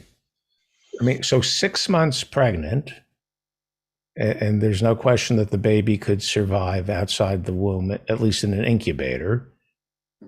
I think a lot of countries in Europe would not allow an abortion, right? They wouldn't. But this whole thing, Roe versus Wade, is built on a couple of fantasies. One is that you can determine viability at a specific moment. And this is why in the Mississippi case, that's the basis for this potential overturning of Roe completely. The issue was, well, he kind of can, the second trimester, 23, 24 months, but now we can do so much more. We can preserve fetal life at 15, so we should move it back to 15. That's not the point. In my view, that's not the moral or legal point that needs to be made, but it's built into the law.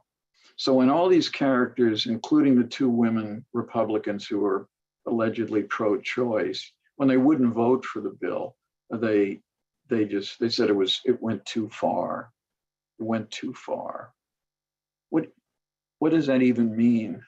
I mean, one of them said, well, the Affordable Care Act has certain exemptions for hospitals, Catholic hospitals. They don't have to perform abortions. That's what the law is. Codify that too if you want. But I think Chuck Schumer was looking for a vote that he could use to say, look at all of every Republican voted against this, and that was more important than passing the bill in the first place. I no longer am interested in what senators say, how pro-choice they are, if what they mean is, I gave a good speech on the Senate floor. I went on MSNBC 3 times and I said, a woman's right to choose must be inviolate. I don't care.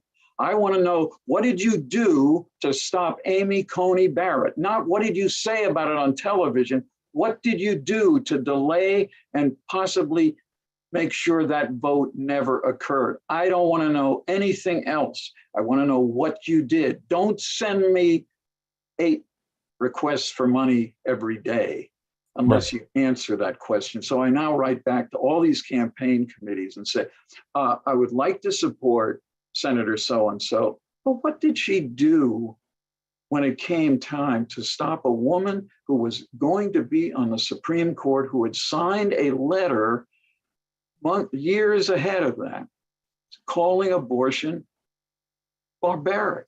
What do you have to know about somebody, about their view of Roe, if they said in an open letter printed in newspapers, it is a barbaric practice? And say, we think it's wrong. It's barbaric. She has no business remaining. She had no business being approved to sit on the United States Supreme Court. And it's getting worse. We're going to run out of time, but let me say one. I want to ask you about the replacement theory, but continue. Yeah, well, I wanted to say, even in the great replacement theory, which of course is a horrible idea, based in the early 20th century when French writers and philosophers were talking about how white Europe was becoming distorted by immigrants from Africa and the Middle East. But then it was used, and it was used by the Killer in Buffalo. Of course, the Killer in Buffalo, I think, has already said, or I'm sure he will, he just learned about this on Fox News by hearing Tucker Carlson talk about it. But just today, it got even worse. Here's something. I used to be on TV occasionally with this guy, Matt Schlapp. Remember him? He's now the head of the Conservative Political Action Committee. Right. And he was giving a speech in Europe, in Hungary, of course, not exactly a role model for great countries. He says yesterday that we could solve the whole great replacement theory problem simply by banning abortions. In other words, if more children are forced to be born in the United States, there'll be too many of them. Can you believe this? This is where it's gone. These people, this is so fringy. It's hard with a straight face for me to even report what he says. But why would you say this unless you are desperately trying to say, oh, wait a minute, it's not racist or anti-Semitic to talk about the great replacement theory. We're just trying to find a way out of it. We're just trying to find a way that we could fix it, like making sure that every woman who is pregnant will have that fetus grown to full-term babyhood. Wow. It destroys the way we think about almost everything. That's how bad this is. I was saying at the top of the show that in order to defend the indefensible, you have to become progressively more twisted and dumber, and you have to make the American people progressively dumber than you are in order for them to buy this. And it feels like the building blocks of discourse in the United States on both sides are built on a false premise that's indefensible, and it just gets dumber and dumber. And when you're defending something that cannot be defended, you're a lawyer. When you have to twist your logic into pretzels and practice verbal gymnastics to prove a point, the whole country becomes, the whole conversation is based on stupidity and a lie. Yeah, I mean, I'm not sure. I don't think progressives lie about things. I mean, I was thinking. I think they don't. I think they're unwilling to speak the absolute platonic truth about what's going on.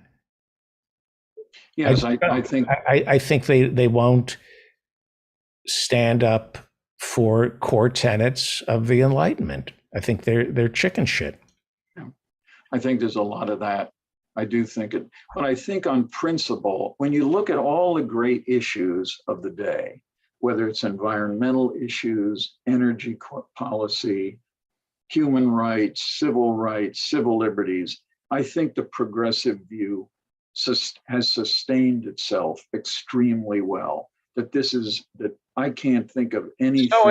So is the teachings of Christ, but the practitioners tend to be, for the most part, on the side of chicken shit.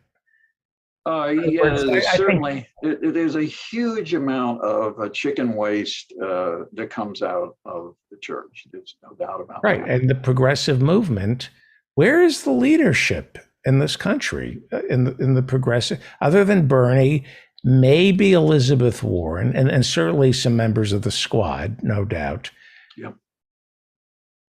But I don't know. Did you see anything at the Roe rally that made you optimistic? Anybody speak who you thought, well, I think one person who spoke from one of the groups that was sponsoring it said that we simply will not go along. We women will not go along with anything politicians say. Don't ask us to do anything.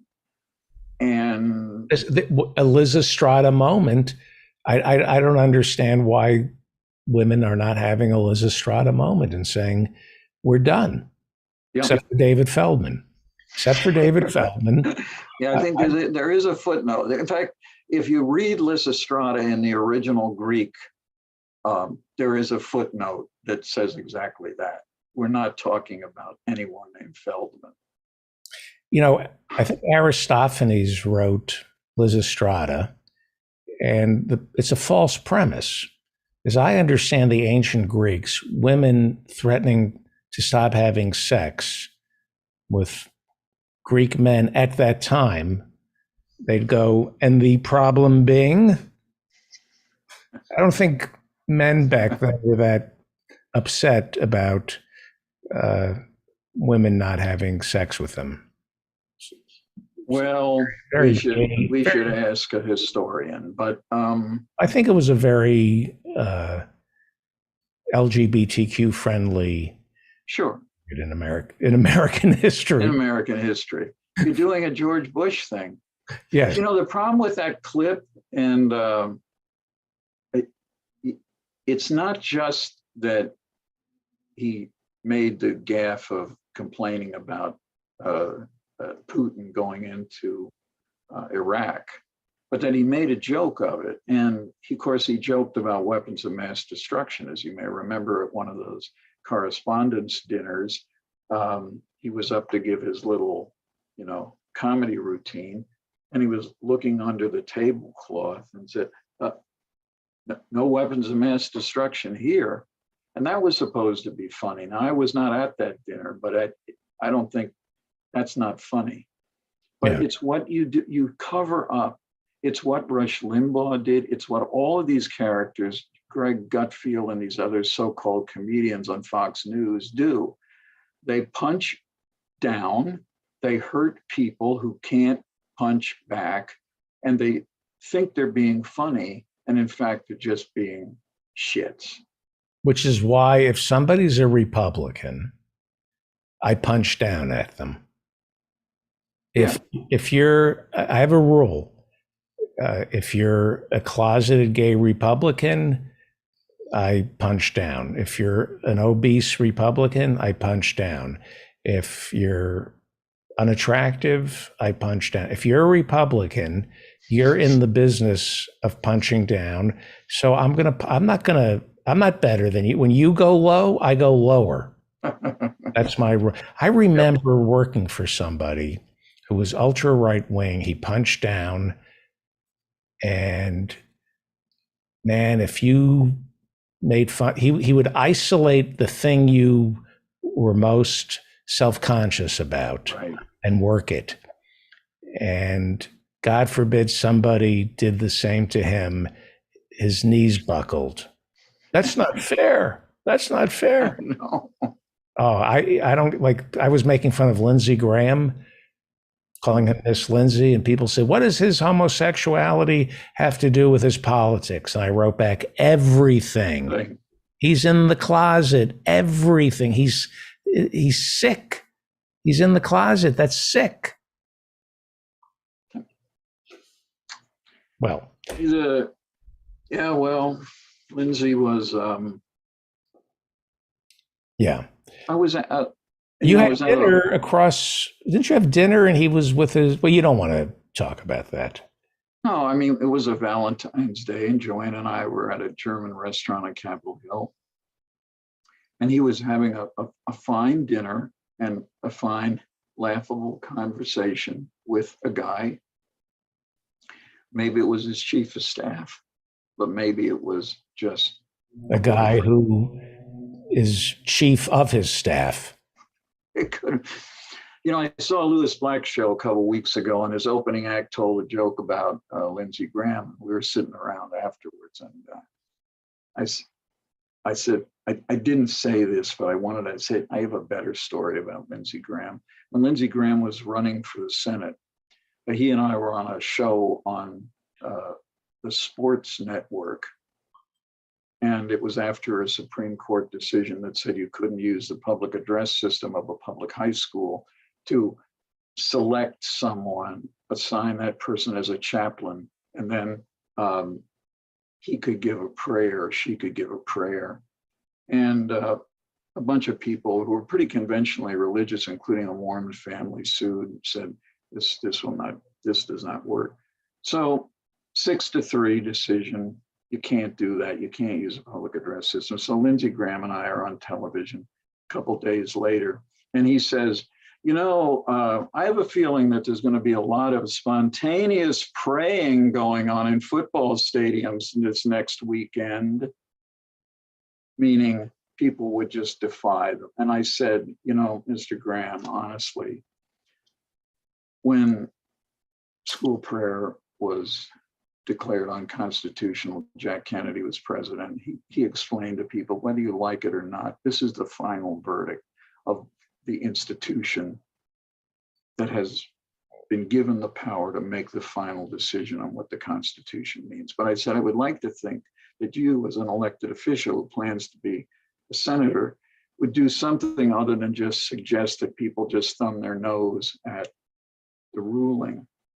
And maybe you could get more creative. For example, I said, why don't you just train a whole flock of parrots to say the Lord's Prayer and then release them at football stadiums throughout the country? Mm-hmm. And he didn't really like that, but he never liked me before either. So I guess that was okay. But yeah, these people, look at Tucker Carlson. Somebody comes to, one or two nights, people were protesting outside of his house. He acted like this was the end of the world. He was being put upon by all these people who didn't like him. It's like the Supreme Court justices. What do you expect if you do something that's going to take away the rights of 51% of the American people, and people come to your house and walk down the street and annoy your name, make your neighbors go, I wish he didn't live here. She didn't live here. Why is that the end of the world for these people? These people, they don't work very hard. Supreme Court justices have staff, have clerks that write almost all of the stuff they do. They take off in June and they don't come back till October, and they don't do anything except get cushy teaching jobs around the world. Supreme Court justices hire comedy writers to write their bit? No, they don't. But they want, well. Did Alito write that, or did? Yeah, I think he wanted to get a comedy writer, but they were all on late night on Fox News, and so they couldn't be bothered. Right. But no, occasionally they come up with actually some clever lines. I wouldn't say they're comic lines, but Scalia was yeah, he could actually come up with fairly clever lines in his writings, and then when he gave speeches, he could, he was funnier than Greg Gutfeld. Let's put it. Very quickly, religious nut of the week. Yeah. Greg Locke of the Tennessee Global Vision Bible Church. So last Sunday, he has a streaming ministry. He usually does it from a big tent outside of a building. Here's what he said. You cannot be a Christian and vote Democrat in this nation. If you vote Democrat, I don't even want you in the church. You can get out. You can get out, you demon. Well, my old employer, Americans United for Separation of Church and State, filed a complaint with the Internal Revenue Service that said that this violated the prohibition, one of those few in tax laws for The Johnson non-profits. Amendment. You just can't endorse what? The Johnson The Amendment. so-called Johnson Amendment. And you can talk about any issues you want, but you can't tell people what party to vote for, what candidates to vote for. And we had high hopes that Barack Obama would actually start enforcing the law, but this was one of the many things that were so disappointing about the Obama presidency and separation of church and state. He just never took it seriously. And as a consequence, Republicans now go to churches on a regular basis. It's not like Democrats have never gone to churches and inappropriately ask people to vote for them. But now the floodgates are just open. I hope that this Biden administration, Internal Revenue Service, takes this seriously, looks at this. This is not, by the way, this is not just some random guy at a Tennessee church. This is a guy who was at January 6th, he actually preached to a crowd of people. He's given blessings to the actions of the Proud Boys, that extremist fascist organization. So this guy is so closely related to the fringes of politics. If he only said, be anti-abortion, be anti-gay rights, but he hadn't also then told them what party to vote for, he might have gotten away with it. But I don't think he should get away with this kind of obvious declaration of who you ought to be voting for, and in this case, who you ought to be voting against. Great. The Reverend Barry W. Lynn, for nearly a quarter of a century, ran Americans United for Separation of Church and State. He's an ordained minister in the United Church of Christ, as well as an attorney, and we always love having you on the show. Thank you. Thank you. Go to barrywlynn.com to see his sermons, his interviews, his conversations, excerpts from your book, perhaps? Not yet, but both of the interviews that I did, both with Bill Baird and with Rob Schenck, are up there when you get, I think it's on the open page. Great. So Thank you. Thank you. Thank you. Thank you. thank you. Well, it's almost time for the professors and Marianne, but I'm looking at Joe in Norway's hummus cam, and I can't tell if that is Rahima.org's website. I'm looking at everything Rahima.org provides for refugees, and everybody should go to Rahima.org to donate. Give $5. I mean, that's how Rahima.org feeds refugees in the United States, in the Bay Area. They give them nutritious food. $5 can buy a pound of beans and enough vegetables to feed a family healthier than any other meal you can give your family. Joe, what are you going to be cooking for us? I'll be making a creamy, smooth hummus tonight. But before I'd be remiss if I didn't mention something about AIPAC that you may have missed. I do have some. Please don't bring it up.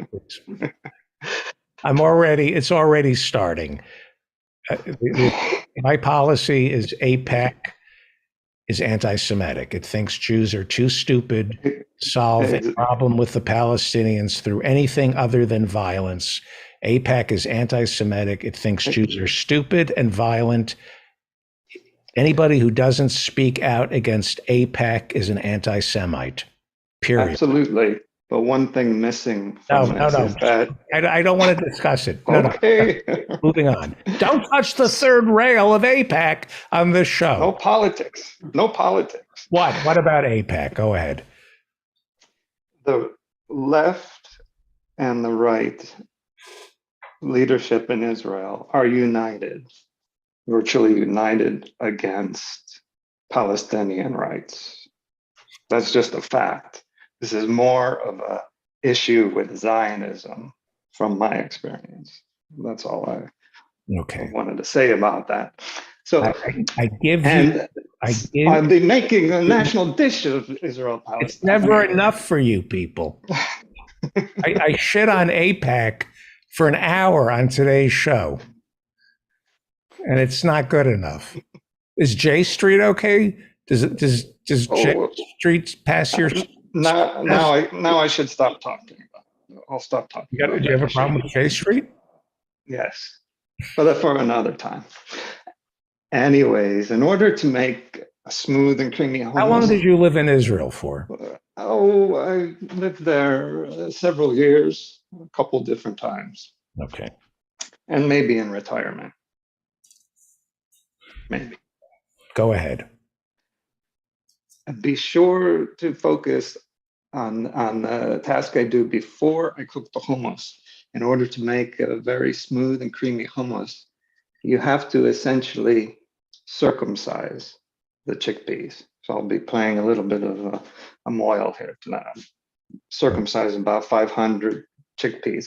And the trick is to use bicarbonate of soda. So just cook it real quick. It basically, the alkaline melts the husk of the bean, and then you can wash that away and then cook your beans, and you have completely smooth as silk hummus. Right. So be sure to wash that. Very important. I want to check in with Dan. Are we going to be doing any quizzing today? I have a 5-question quiz if you want it. Well, why don't we? We can save it till Monday. If you're No. I didn't see it on the calendar. It was at 6:20. That's why. It was on 6:20. Oh, very quickly. What is the? Let's very quickly. I don't want to keep anybody waiting. Let's just plow through it. I apologize. I didn't see it on the calendar. It's okay. I'm sorry. So let's put it in the. I'll get started. Okay, very quickly. You versus me. Here we go. Today's quiz is inspired by a birthday. Whoop, money's still going inside the kitty. Yes. On May 19th, in 1946, in a small town in France, a huge star was born. It was eventually again. What is this? May 19th. 1946, in a small town in France, a huge star was born. He eventually reached 7 feet 4 inches tall. Andre the Giant. Andre the Giant. That's right. Today's quiz is about pro wrestling. I know everything about pro wrestling. Very, very quick. Good. Go ahead. Hulk Hogan's famous suggestion to all his little Hulkamaniacs was to say your prayers and blank. Ask Peter Thiel to finance my lawsuit against Bubba the Love Sponge. To get your exercise, to take your vitamins, to eat your vegetables, or to love your friend's wife. Eat your vegetables. It took me 10 minutes to think of that, you fuck. All right, number 2. What's the correct answer? Take your vitamins. Take your vitamins, not eat your vegetables. Say your prayers and take your vitamins, brother. Okay. Number 2, what is the term used to describe a wrestler who usually cheats and badmouths fans in order to generate a negative response? A heel. Is it a heel, a jerk, a shoe, or a comedian? A heel. The correct answer is a heel. Okay. Number 3, wrestlers Mike Graham and Dusty Rhodes confirmed that he once drank 156 beers and dubbed him the greatest drunk on earth. Was this King Kong Bundy, the Ultimate Warrior, Andre the Giant, or Dan F? I think it's Andre the Giant. It is Andre the Giant. That is correct. Number 4. What did George the Animal Steel used to eat before a big match? Was it fire, the turnbuckle padding, a banana, or a can of beans? Fire. No, he used to eat the turnbuckle. Ah, Do you remember George the Animal Steel? He had a hairy back. He started eating the fucking corner of the ring. Professor Ann Lee, are you a wrestling fan, Professor Ann Lee? No, I stopped after a while. I went over the top of the rope myself. Okay. Dan, I apologize. I didn't see it in the calendar. It's okay. There's one more. Okay. And Professor Ann Lee, that sounded very quiet. I'm not sure if you've got a way to boost that up a little bit. Yeah, But here's number 5. Which of the following wrestling terms means to bleed during a match? Is it shoot, juice, job, or that time of the match? The time of the Anybody? The time of the I'm going to say, what's number 1? We have shoot, juice, job, or that time of the match. Shoot. It is juice. Ah, That okay. is juicing. And there's more questions I was looking at. They actually used to cut themselves with a razor blade and then heal up for a couple weeks. So when they got knocked a little bit, they would bleed. Right. Yeah, when you actually bleed. Scars on their foreheads. Yep. Yeah. If you're thinking of being a cutter, and I don't recommend it, I better be careful here. But if you always cut the forehead because that's where all the blood goes. Unless you're a Republican, then there's no blood flow. Or at this point, a Democrat. Dan, I apologize. Thank you so much. Enjoy the professors. I'll see you at office hours tomorrow night, right? And the links are up on the website now. As soon as you mentioned that, I was like, I forgot to fix it earlier this week. So you access the website? Yeah, I accessed the website and I posted Monday's show and I put in the office hours link for this Friday. Right. And if people wanted to, is there a link to attend a live taping through? No, that's not settled yet, but the office hours is all set. Okay. Thank you, Dan. Time for the professors and Marianne. Joining us is Professor Ann Lee. You read her over at Daily Kos under the name Annie Lee. Professor Jonathan Bick, who will be at office hours tomorrow teaching us about Star Trek and the Twilight Zone. Professor Adnan Hussein, host of Guerrilla History and the Mudgeless podcast, and Professor Mary Ann Cummings, who is Parks Commissioner, Aurora, Illinois, still clinging to Nina Turner. Let's start with Ann Lee and her. Let me address your sound issues. Hello. Is that good? I think so. Testing 1, 2, 3. Peas and carrots. Peas and carrots. Okay, I think that's good. Is that good enough? Yeah. What would you like if you could talk loud, like you're angry? Okay. That's good. What would you like to talk about tonight? Oh, I had a book recommendation. I've been also writing about some of the issues in Ukraine now that we're entering a kind of late phase. And today, another amusing, I don't know if it's really a bombshell as much as it's just interesting that a congressperson, a member of the House of Representatives from Georgia, a fellow by the name of Barry Loudermilk, who's not on everybody's list, just happened to essentially lie to congressional investigators about whether he had given tours, a 19-minute tour of the Capitol on January 5th. And he did sort of the typical GOP thing by attacking Democrats who questioned his credibility on that issue. And unfortunately, the select committee has the video receipts of him leading a bunch of folks around. So it's just pretty bizarre that he would try and do that. And do we see who the people he led? Did they end up? We haven't seen the tape itself, and there's no specific identification. But I figure that the committee is doing that. Probably did it.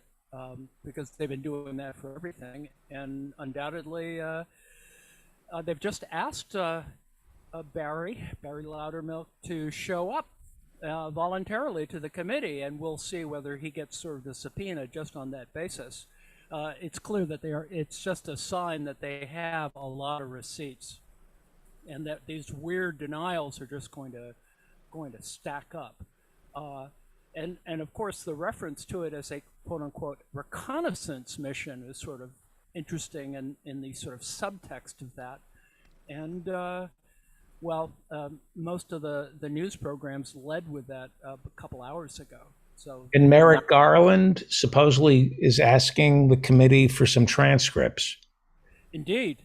And the sign from that particular request that's important is to suggest that it's a wide-ranging investigation, something which has not been totally emphasized before, but I think it's a good sign relative to the month away we are from public hearings. I think we'll have a couple of pretty interesting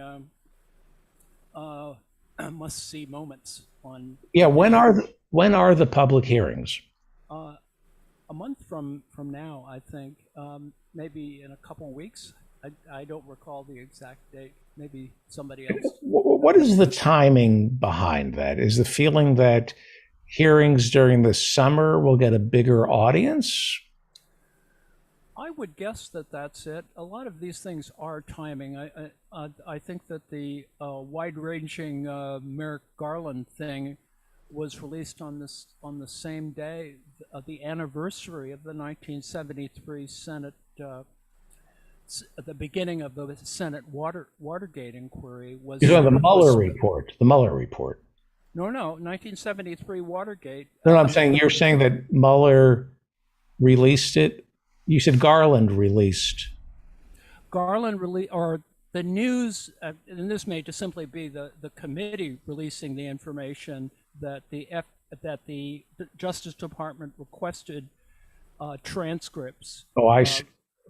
From the select committee, but the timing of it on the day of the anniversary of the 1973 Watergate Senate committee hearings seems auspicious in that sense, if nothing else, to put a little spin on it. So there's a lot of timing going on. I think it is important that our summer viewing have some of this. Of course, in 1973, you didn't have all of these abilities to look at video again and again.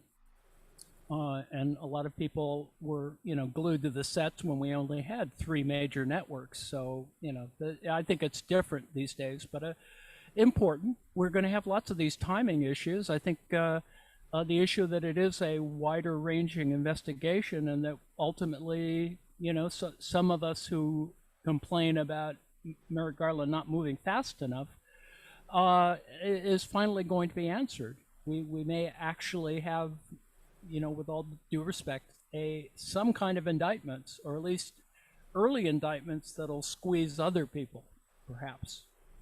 Right. Let me ask our distinguished panel. The midterms are in November. The Democrats are going to lose the House. That means the January 6th committee will be disbanded. You have a case against Donald Trump that's falling apart in New York City. Alvin Bragg, the DA, is pretty much not going to prosecute. You have this grand jury in Georgia investigating the phone call that Trump made to Raffensperger. I only need X amount of votes. That doesn't seem to be going anywhere. The wheels of justice don't seem to turn slow. They seem to turn in reverse when it comes to Trump. Does anybody see anything other than fact-finding a public record of all these crimes that have been committed, but nobody doing time? Does anybody see any chance of Giuliani, Trump, or any of these top dogs doing time? Anybody?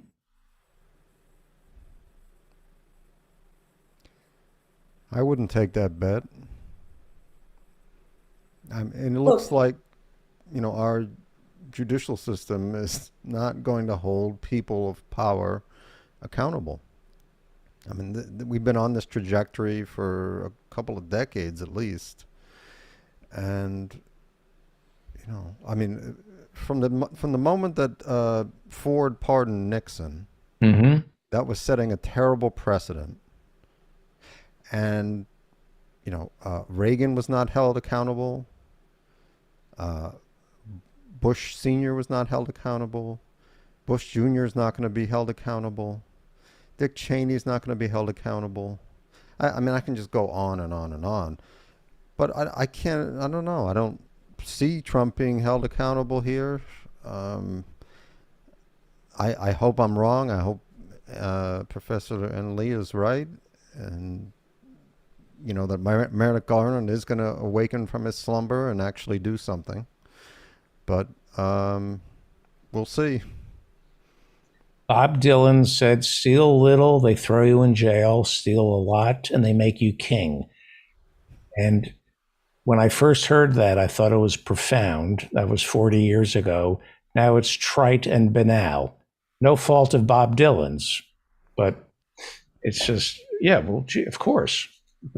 What would you like to talk about, Professor Bick? Well, I wanted to pick up on something that the Reverend Barry Lynn had mentioned toward the end of his segment. In the wake of the leaked Supreme Court decision draft that plans to overturn Roe versus Wade, an entirely peaceful pro-choice protests were held outside the homes of right-wing Justices Brett Kavanaugh and John Roberts. But Republicans, including Senate Minority Leader Mitch McConnell and Senator Josh Hawley, you remember Josh Hawley, David? He was photographed raising his fist in support of the January 6th attempted coup. They complained that the gatherings of around 100 people to sites of mob violence and demanded that Democrats condemn the protesters. And predictably, the Democrats sprang into action. White House Press Secretary Jen Psaki said that President Biden strongly believes that protests should never include violence, threats, or vandalism, suggesting that the demonstrators, including Kavanaugh's neighbors, who chanted pro-choice slogans and carried signs, had posed a threat to the justices' safety. There was no violence at these protests, in fact or implied. The legislation, so the Senate passed legislation the Monday after that weekend when these protests happened, unanimously, that ensures that family members of Supreme Court justices are afforded the same level of protection as senators' families. Journalist Jug Legum said, quote, "It's remarkable how quickly the Senate has acted to protect the privacy and safety of 5 justices. It's something senators are unwilling to do for millions of women." Right.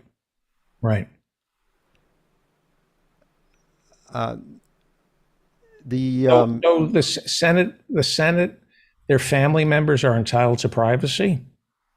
Apparently so. Not only privacy, but protection. So Jessica Schumer, Harvard Law School graduate, daughter of Charles Schumer, gets a job as a lobbyist for Amazon. Who's paying for her protection? Taxpayers or Amazon? Oh, I don't think it's Amazon.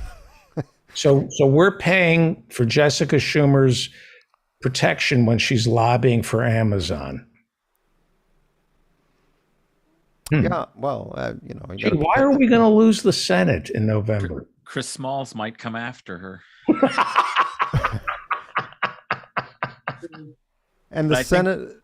Oh, go ahead. Sorry, just I think this what Prof. John has raised about this issue of very quickly moving to protect family members suggests that your apparently vindictive and beyond the bounds attacks on the families of all of these elites is actually, pretty effective. I mean, they clearly feel like that's a point of vulnerability, so they move very quickly to not have any consequences for them and their families. And they're the ones on this show, at least my official position is, it's the families that should pay the price. The sins of the father should be passed on to the children. That's what I mean. You've been pretty consistently suggesting that and emphasizing that you should go after, these kids, these families who are benefiting from the ill-gotten gains. They clearly move to protect themselves on precisely that score because they feel vulnerable. That would be clearly effective. Well, I'm not advocating physical violence. I'm just saying that they should be rounded up by the state and placed in re-education camps. That's all I've ever said. there have been a lot of threats, though. I mean, there and a guy set himself on fire a couple weeks ago, and then there was the guy who pulled up in front of SCOTUS with purportedly with a explosive device. So. With a what?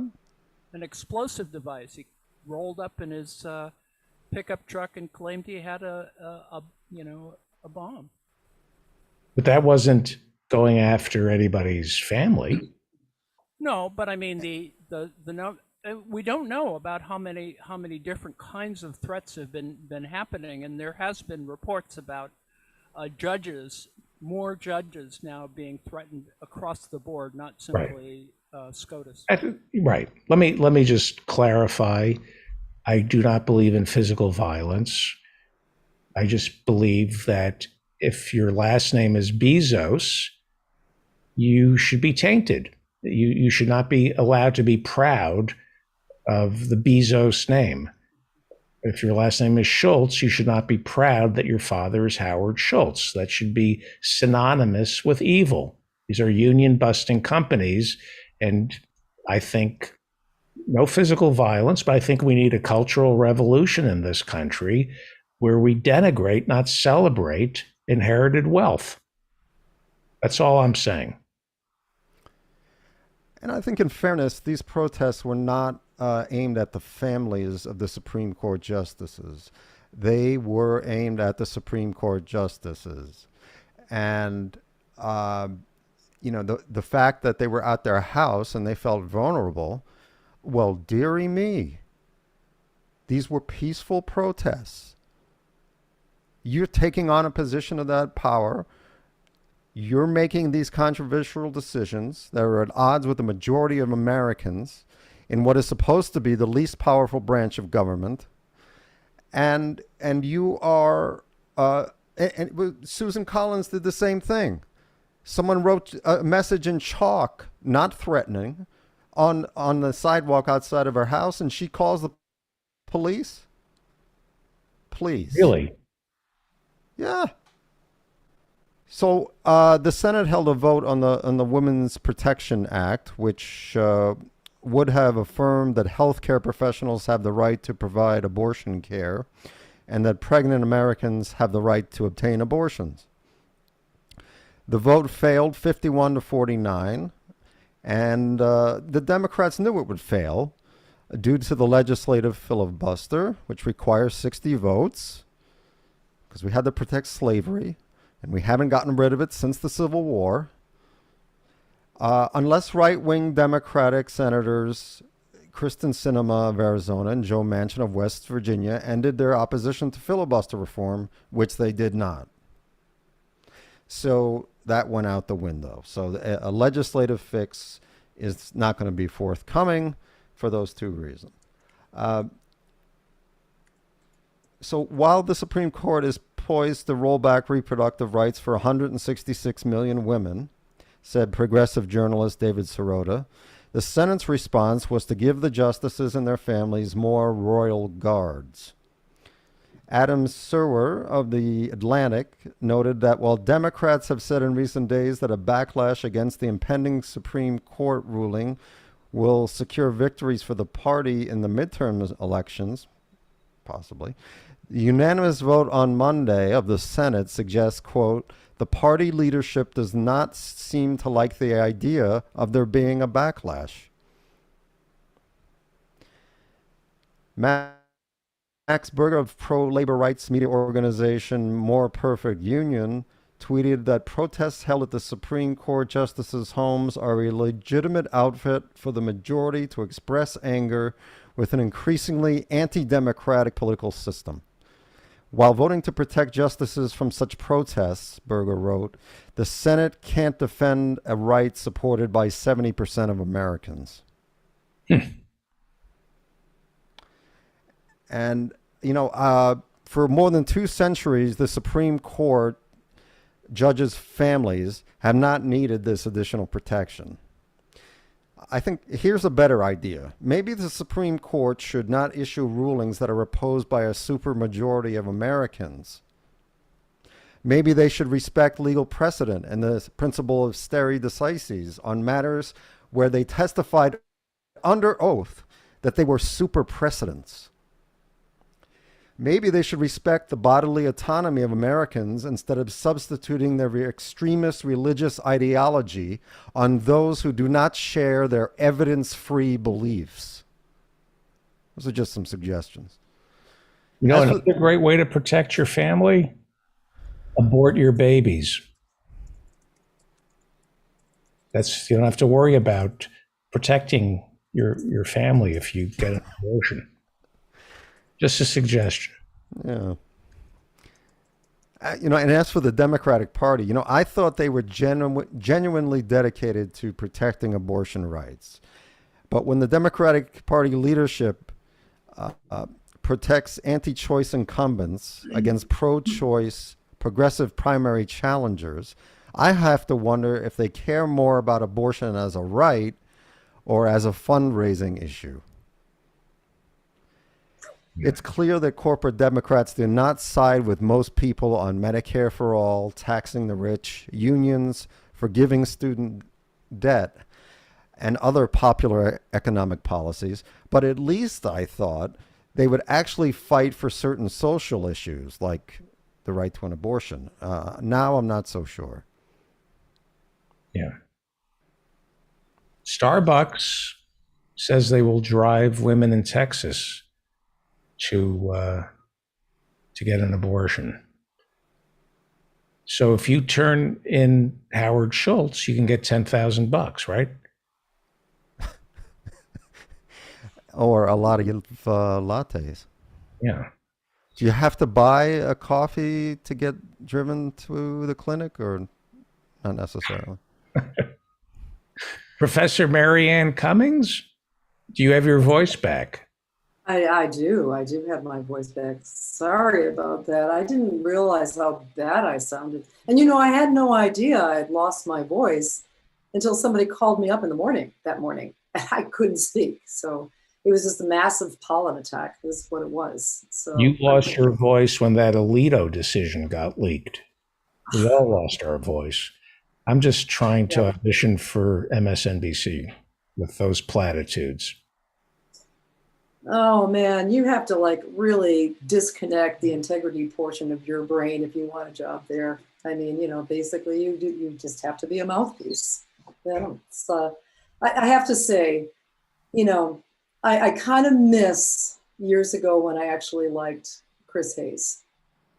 And I actually liked it. And he's still great, but when I watch him, he's still great. Isn't he? I don't watch him much anymore. And he had that Ministry of Truth maniac on his show the other night. I saw a clip of that. What was her, Nina Janowski? But she's done, right? Shut down the minute. Yeah, no, I think she resigned, and I think they've decided, ooh, that was kind of a bad idea. The idea. The idea that, and there was a series of violence done on Twitter, people actually digging up her past. one of the things she was involved with back in 2017 was with a group that was trying to like do PR for the Azov battalion for Ukraine in general, but to try to let's spin a different narrative on these Nazi groups who happen to be our clients. So anyway, so she's right. She is an expert in disinformation. That at least that much was true. But anyway, I had to laugh a little bit when people were wondering about when is Trump going to be ever held accountable. Well, last night I saw a clip of George W. Bush railing against, the evil Russians, about the illegal invasion of Iraq. Anyway, his little pea brain was going, wait a minute, I knew that wasn't what I was supposed to say. I've been playing that all day. Oh, you have? Okay. Of course you have. And I'm going, God damn, with the egomaniacal Trump and a demented Biden, you kind of forget just the profound stupidity of this man and the profound banality and evil of this man. It's just but and on the other hand, Ghislaine Maxwell was charged, among other things, with trafficking girls to billionaires. Yet the judge has sealed her little black book. We are not to know who it was that she was trafficking these children to. Amazing how that works out.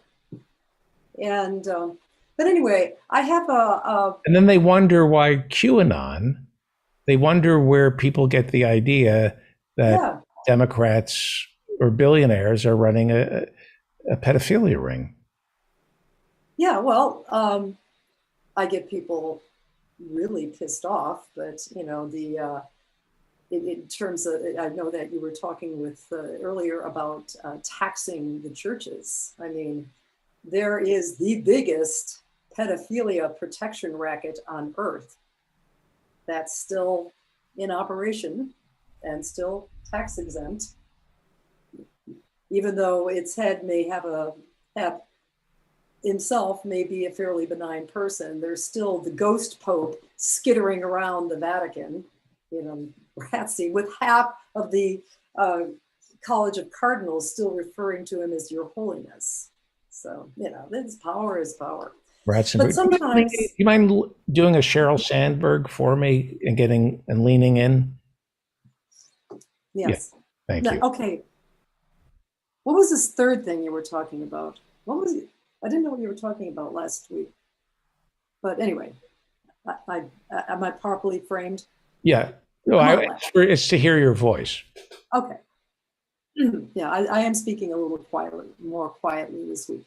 But anyway, last night, I want to tell a story. This is about a positive story about the privacy for mere plebes. So last night, I'm going through my checking account, and I nearly blew a gasket because I saw a figure, $397, and the title of it was Facebook Biometric Info. And I'm going, those bastards, they charged me $397. What the hell? And then I realized it wasn't a charge. It was a credit. Turns out I'm the beneficiary of a law that was passed way back in 2008, signed by Rod Blagojevich in the state of Illinois. It was called the Biometric Information Protection Act. In other words, like online companies cannot harvest your facial recognition, and in the state of Illinois, they're not allowed to do that without your explicit consent. And there's big penalties on these companies if they do that. Plus, the law allowed for class action lawsuits, and that's what happened. I think I vaguely remember at the beginning of 2020, signing, if you ever had your face, labeled on a Facebook post of somebody else, and I thought, yeah, I think I have. I didn't thought much about it. Well, they settled the suit for $650 million. And a whole bunch of us who happened to see the little notice and sign on, and provide the law firm and the state with our social security numbers, have been getting a nice little surprise. How about that? And that's nice because it's class action law is really important. You know, whenever they talk about tort reform, that is the worst. And I think I've successfully convinced many of my Republican friends, look, do you think you can go after a billionaire and his law firm? You know, you might be completely in the right and they completely in the wrong, but you know, if they want something, if they want your property, if they want something from you, they'll just spend you into bankruptcy and then take it.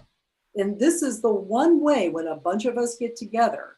And yes, the lawyers take anywhere from 20 to 30% because the lawyers often have to work for years without knowing if they're ever going to get a payday from this. That's their risk, but then they get the reward. And so then, you know, that kind of allows you to arm up, I mean, legally speaking, you know, with top rate legal representation. So, and the other thing too is that, hey, sometimes legislation works. You know, sometimes good legislation, and it was Blago that signed it to law, but there were some people in the Illinois House and Senate who actually crafted this law. And now it was significant. Maybe I should. It's an NBC News. I'll put the link into the chat. But anyway, this actually is now, since this lawsuit went through, it really did send up a warning to, you know, companies that would illegally harvest your data. And California now is looking into such a law. There's a whole bunch of states now looking into emulating this law. It's astounding to me that it was done all the way back in 2008. And, you know, yeah, I guess it was. I mean, Blago, he was arrested later that year. I think the end of that year. And then we got his lieutenant governor. At the time, they didn't run. They ran separately. They didn't run as a ticket. And Pat Quinn was this liberal kind of Bernie Sanders-like crusader that kept running and running and running for office, mostly losing, occasionally winning. Found himself lieutenant governor, then found himself the governor. You know, is the one who freed all the prisoners? That was George Ryan. George Ryan. And I have to say this about George Ryan. He was actually a decent governor. We had, you know, like there was a good economic times. He resisted his own party in signing off on a tax cut because he said our infrastructure is years behind. He passed an infrastructure bill. And then as he was leaving office and before he got indicted for this, another scandal that's a whole other issue to talk about, but he went to prison. He was the guy that went to prison before Blagojevich went to prison. But he pardoned everybody off of death row. And he gave the best speech, political speech, I think I have ever heard in terms of substance, in terms of narrative, like starting from the time when he and his wife first married and one of the kids in the neighborhood who their kids played with was found brutally murdered, you know, so they know what it's like, you know, violence. But he just went up through all the casework and just the systematic shortchanging of poor people, of people who are not mentally quite fit. And then the crowning case was this Nicario case in Naperville, where a gangbanger was charged with brutally beating and raping and beating this girl, even though there was no DNA evidence linking him to it. They just needed to have somebody, because this was from a very nice Naperville family. It was a particularly brutal murder. And so he was charged with a capital offense and he was on death row. And this is when the prosecutors actually got a confession from the guy who actually did it, who was a guy who was already in prison in Joliet for serial murders. And he confessed to that. And there was actually some DNA linking, his DNA linking him to that murder. but nonetheless, it was a horrible scandal. So the bottom line was a Northwestern professor and his 12 students were looking through all the cases. They focused on this case and they looked on everybody on death row. And they found that half the people on death row, they easily found like major mistakes in their cases. And in fact, they found exculpatory evidence. Not only were they not technically guilty, they were innocent. I mean, these people, so they left. And so turns out we have to go to Professor Adnan Hussein. Yeah. Turns out the only thing worse in America than cops are prosecutors. One of the reasons there's so many people of color in prison is not because of cops so much as prosecutorial discretion and just going after low-hanging fruit and forcing people of color to plead. They want to put numbers on the board, and a lot of these DAs are elected officials who yes. They're and we've had few progressive DAs that have complete, like the trusted DA in I think it was in Philadelphia. Yeah. I want to say Kramer, but it's not Kramer. Yeah, it begins with a K though. Larry But what Kramer, I'm saying isn't it? is that the bottom line was Krasner. Reagan threatened to overturn all of those things, and of course he's crap. He's a Democrat, and I'm proudly say I never voted for him. But yeah. Professor Adnan Hussein, good to see you, sir. Sorry to keep you waiting. Oh, not at all. Good to be with everybody. An interesting discussion so far. I just had a quick thought on the question of protecting these powerful people's families. I noted that there's been a lot of attention on the Putin daughters and their various trips around the world and how to apply sanctions to them. So it's kind of interesting that we're so very concerned about people protesting in the vicinity of these powerful people's families and children. The other thing I wanted to mention, of course, is about that aspiration of the far right to ban abortion, not only in the United States, but also in Europe, that I mentioned on May 5th. And so there was an interesting reference that the Reverend made about the intersection that I made about the intersection between far right great replacement theory and anti-abortion measures, that there is actually an intimate and deep connection between, the policies of trying to stop and limit abortion and these fears and concerns about demographic dwindling of white people. That's also, of course, connection to the racial and cultural anxieties around immigration that are the basis of the Great Replacement. But one corollary is, of course, that we need to patriarchally control women's reproduction as a resource of the nation, of the people, and in this case, of course, white people or European people. So those were just two threads that I wanted to pick up, but there's so much else to talk about. I wasn't sure whether I should talk about more far right stuff because in Canada, the premier Jason Kenney Jason Kenney of Alberta is stepping down because this extreme right-wing figure, who was a minister in the federal government for years and years under Harper and was very instrumental in trying to reshape Canada's immigration policy, is now seen as, far too liberal.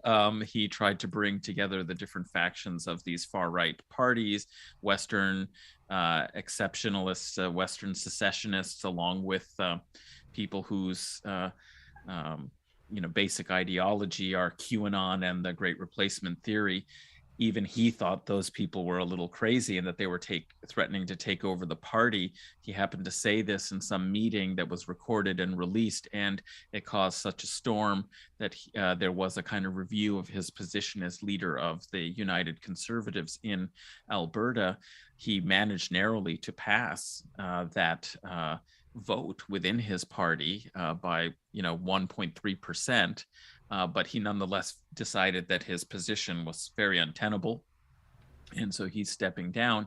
And this is the core territory, you might say, of the current Conservative Party.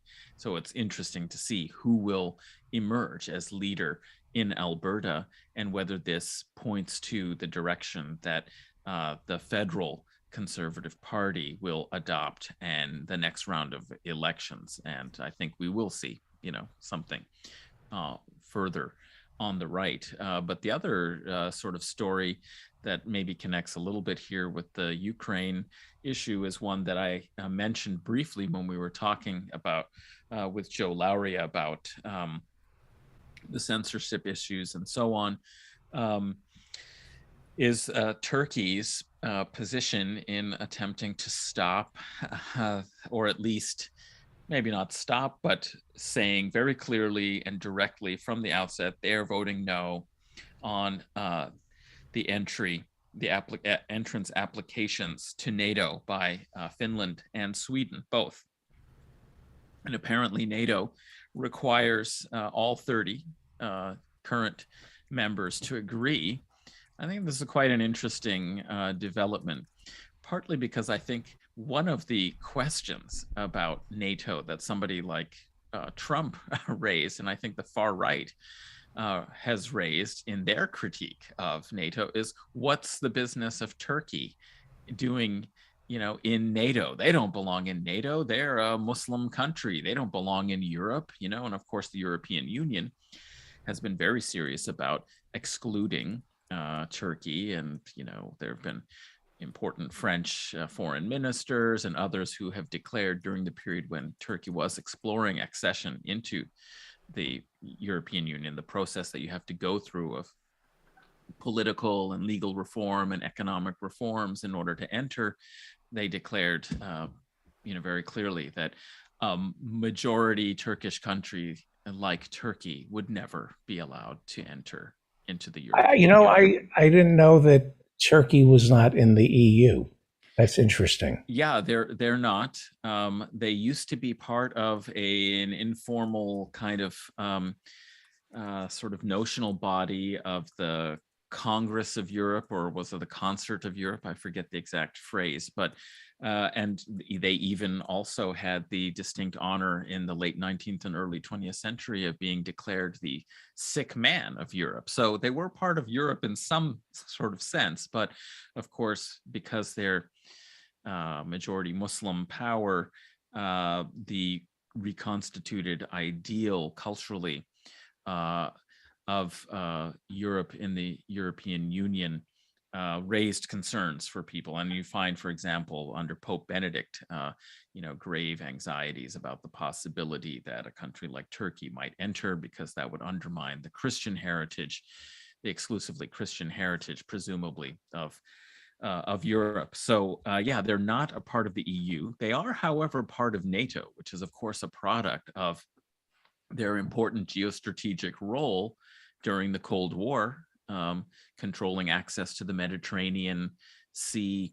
And Turkey actually provided quite a number of troops for the US-led war on the Korean Peninsula. And so we have like this history from that period of Turkey being part of NATO because it was important and useful in the Cold War. But I think some right-wing critics of NATO have questioned what Turkey's position should, be, that NATO can't be a real, properly organized military alliance if it includes a country like Turkey in it. So I wonder, this is quite interesting. This could potentially lead perhaps to backlash against Turkey if they press it too far. I wonder if they could be ejected. I don't think anyone really wants to do that, because that would, I think, pose some issues or problems. But the fact that Turkey is using this as an opportunity to pursue their own security interests is quite interesting, and it'll be interesting to see whether or not.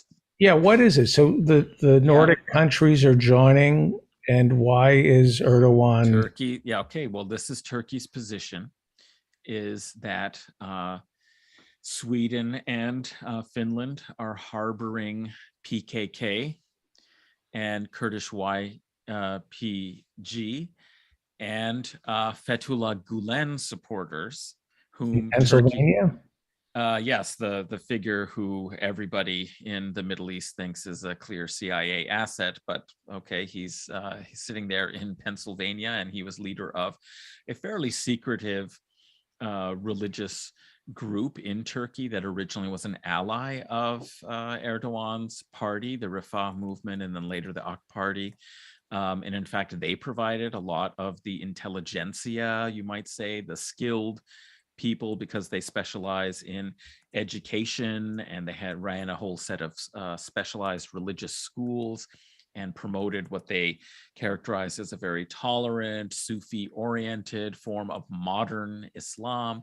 And so they were useful allies in the beginning when the Turkish Refah and AK parties that came into power, sort of conservative populist sorts of movements, they didn't have these technical capacities to govern the state. They didn't, have their own cadres, and they really relied upon the Gulenists, as they're sometimes called.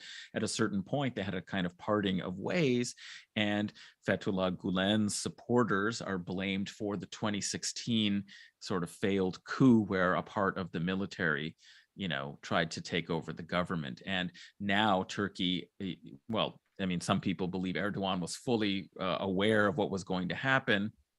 They had a lot of knowledge of these plans, but this was a perfect opportunity to sort of purge society and government institutions that had been, had quite a number of these Gulenists in it, because they had relied and needed them to run the state and so on. And so it was also an opportunity to suppress other forms of dissent and associate them with the Gulenists. So there's a few groups, the Kurdish, resistance groups that have been sheltered, given asylum, political asylum in some European countries, in this case, Sweden and Finland, as well as support for the Kurdish Kurdish rebels in northern Syria, and the fact that Sweden and I think Finland, one or the other, didn't put a ban on selling arms to Turkey as a result of Turkey's activities in northern Syria. So they put sanctions on them. So Turkey is remembering all of these issues and saying, we're not going to let you, I mean, this is supposed to be a security alliance, but these are terrorists, you're giving them shelter. How can that be a security alliance? Like, you're expecting us to vote to bring you in when you are protecting people who undermine our national security. So this is obviously seen as possibly an attempt to score some political points domestically, since elections, Erdogan is up for elections next year. He has an incredibly good record of winning, I think, 4 or 5 elections in a row. But this would be added insurance during a kind of uncertain time where there are a lot of economic problems. Inflation is terrible in Turkey, much worse than it is in many other countries. And also as a chance to negotiate and assert, again, Turkey's significance and importance and get something out of it. So it could be very clever. It could, I wonder, maybe go a little too far. It'll be interesting to see whether this rush to embrace Finland and Sweden into NATO on a kind of very fast track will be tolerated. What the US and other NATO countries will do to try and placate and mollify Turkey. But it's been very clear. He said it today. He said it 3-4 days ago that Turkey wouldn't vote in favor.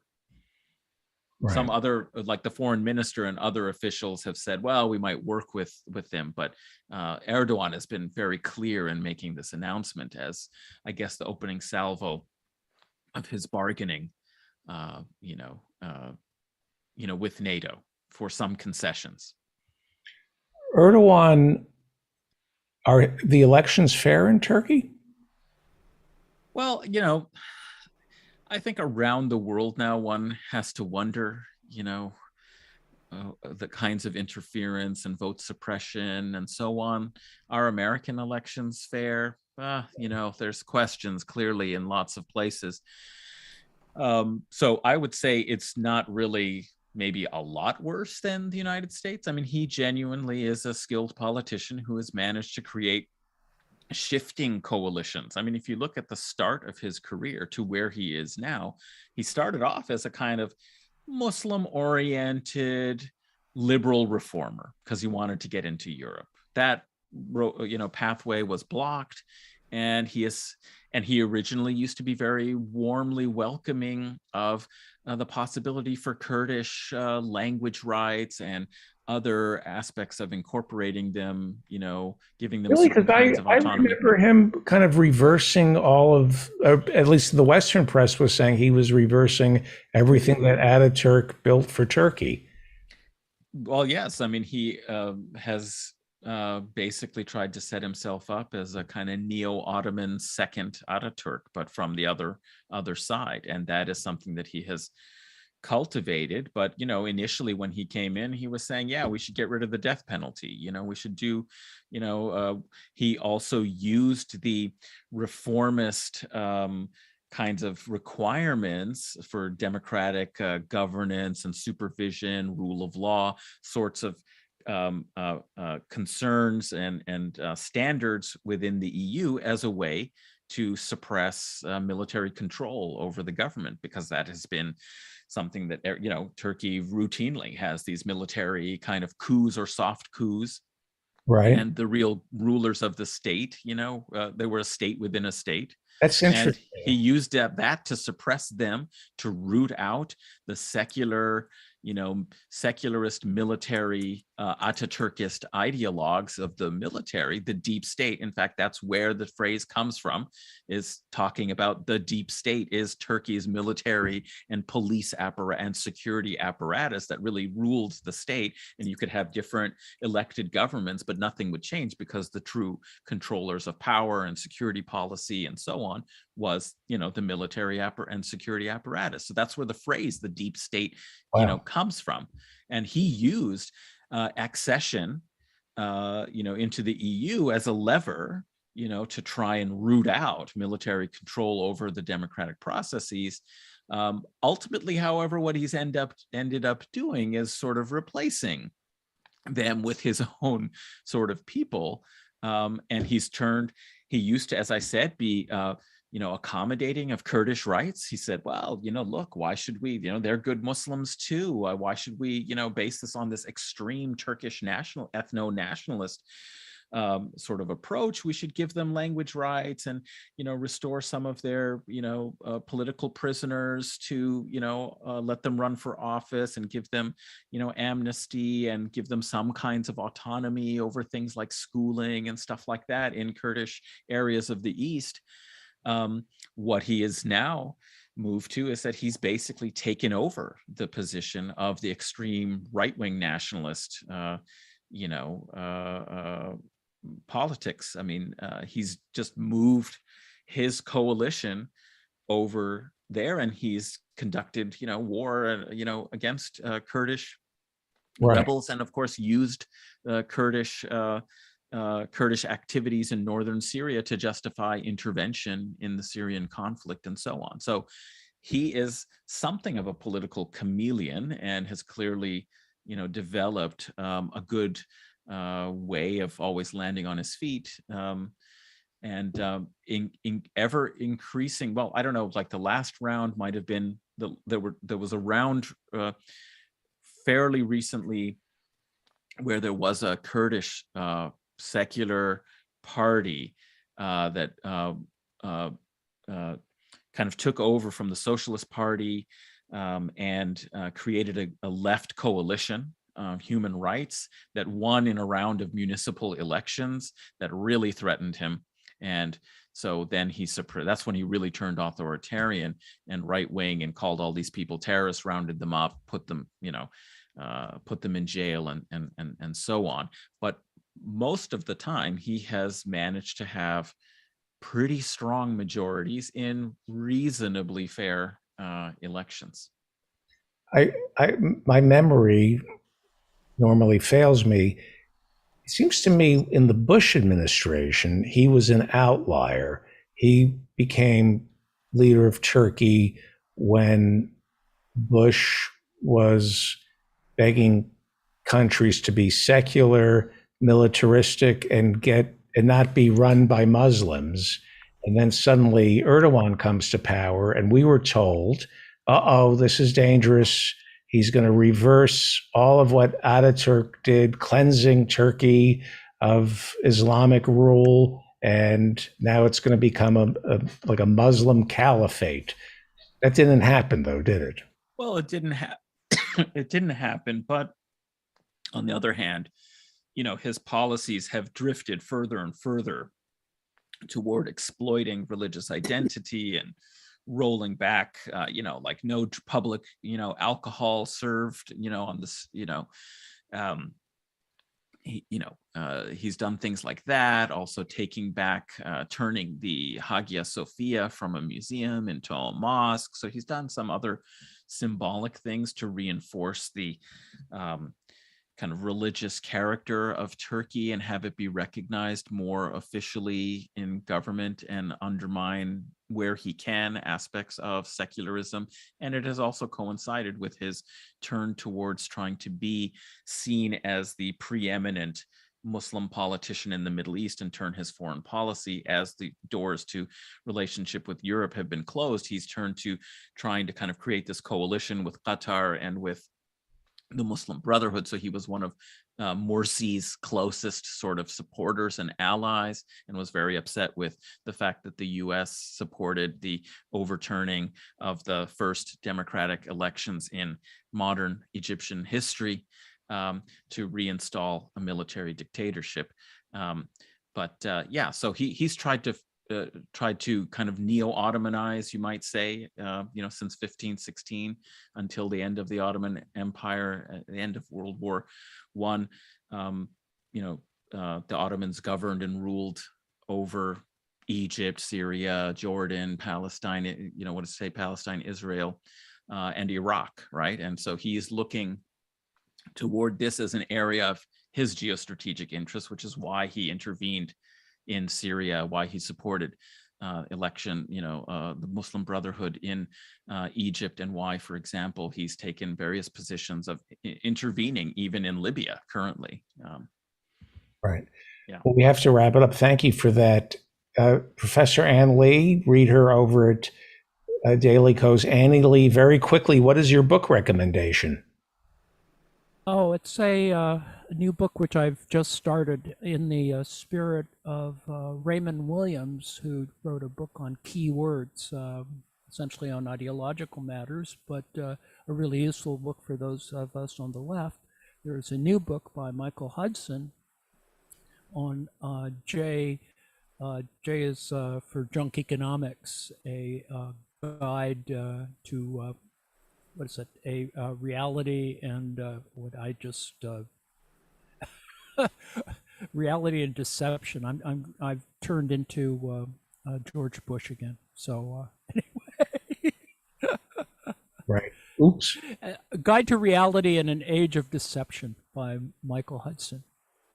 J is for Junk Economics. It just came out. It's really easy to read, and it'll give you a sort of update for some things that are currently difficult and problematic. And my example would be, and I don't have time to do it, but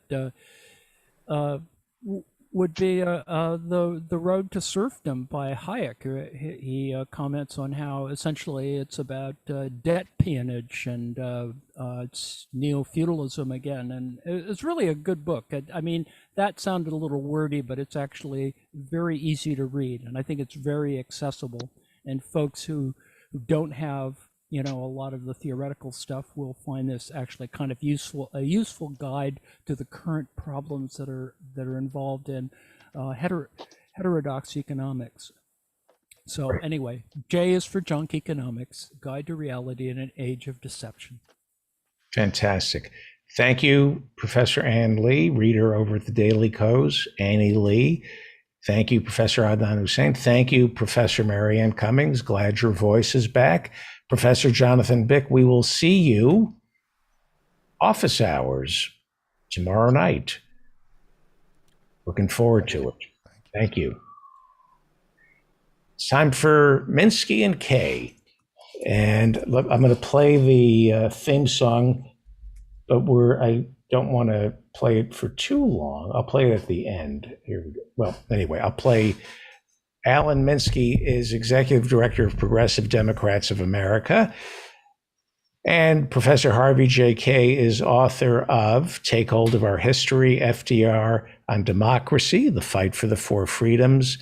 And to tease the re-release of your very first book on Marxist historians in Great Britain, British Marxist historians. This comes out in October? October 1st. But I want to say, in response to Ann Lee's remark about Raymond Williams' keywords, it's funny, it's coincidence. So Raymond Williams was a part of the generation of my British Marxist historians. And he was very close to Eric Hobsbawm, one of the historians. What distinguished Raymond Williams was that he was Welsh, whereas the others were British. And my original plan was to include Raymond Williams as a chapter in the British Marxist historians, but I was persuaded by Christopher Hill, who was, one of the central figures, not to do so, that he really wasn't part of their cohort during the Communist Party days. So I did not do that. But the book keywords that Ann Lee referred to, I used to use it in my classes. I actually developed a whole course around just that book, Keywords. It's subtitled Vocabulary of Culture and Society. It basically looks at how the changes that took place in words as a consequence of industrial capitalism. It was rooted in a book he had done back in 1960, the first book he ever wrote, called Culture and Society, which was a really early effort in a Marxian cultural studies approach, as opposed to a later postmodernist approach. But it was fascinating for me to hear that name. I've tried to interview him at Cambridge, but he kept his distance, so I never actually did meet him. Well, to both of you, Alan Minsky and Professor Harvey J. Kaye, I didn't know this. I think it was Professor Marianne Cummings who told me, and I'm looking at the quote, that McKinsey's very own Pete Buttigieg, our Secretary of Transportation, was on Face the Nation. He was asked about the baby formula shortage, and he said, quote, "Let's be clear. This is a capitalist country. The government does not make baby formula, nor should it. Companies make formula." I have a question. If 1/3 of our economy is government spending, it's about that, right, Alan Minsky? 1/3 of our economy is what state, local, and federal governments spend. You have to unmute yourself. That's roughly correct. It's gone from like 25 to 45 in the post-Roosevelt era, in that range, when we're not in a overt war, hot war. Yeah. So are we a capitalist country? Well, that's the crazy thing, of course, where we have a situation where, as everybody knows, our taxes are as high as the social democratic countries, and we don't have social services that are anywhere near the level of those countries because we have a massive military budget. So, obviously, there's pretty much one purchaser for military armaments. There are governments around the world, though. Some of the Eric Princes may be buying some of the heavier stuff now, too.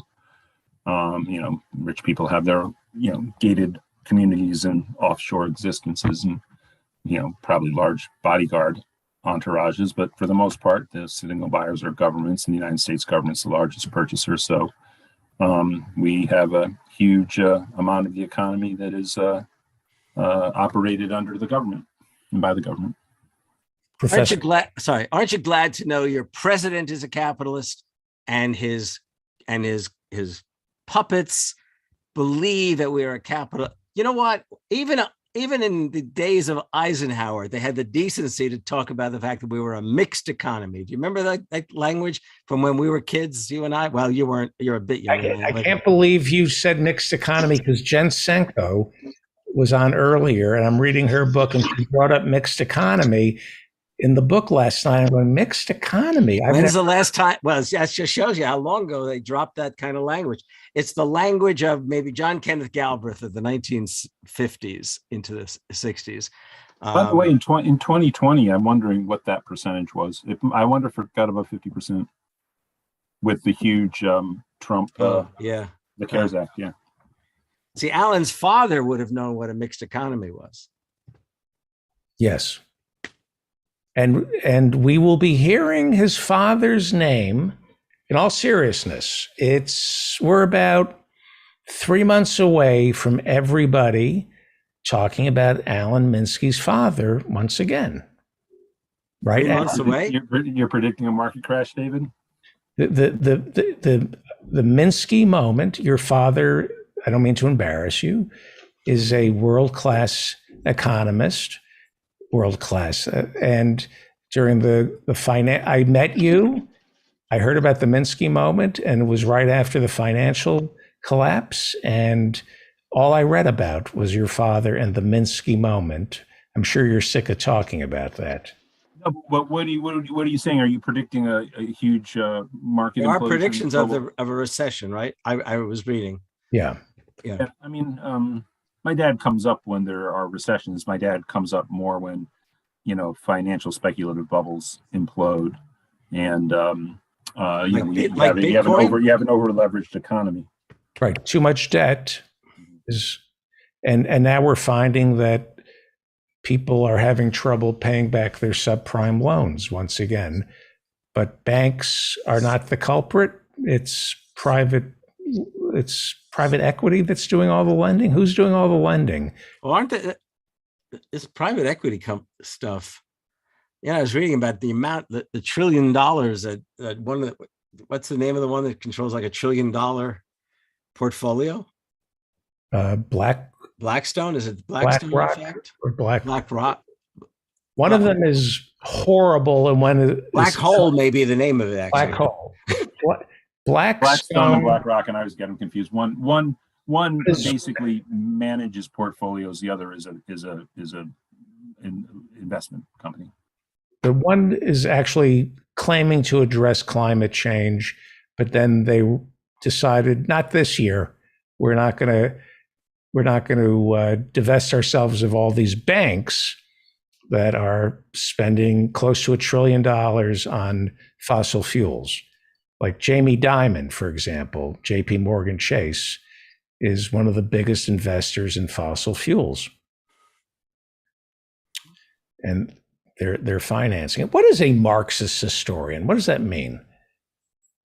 Well, in the case of the British Marxist historians, what it meant was that they were determined to, in that case, retell British history in terms of class struggle.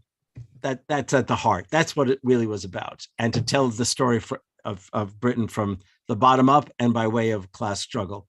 And basically, there are lots of other versions of Marxist historiography, but that was the British Marxist understanding of it, and that's what appealed to me about their work, was their capacity to understand the dynamic of history, and also to understand the ways in which throughout history, whether we're talking slaves or serfs or working people, whatever, the ways in which struggles from below did shape, not always in victorious ways, but definitely did shape the course of British history. And those of us who entered as Americanists, or in my case, originally Latin Americanists, pursued a similar set of ambitions for historiography.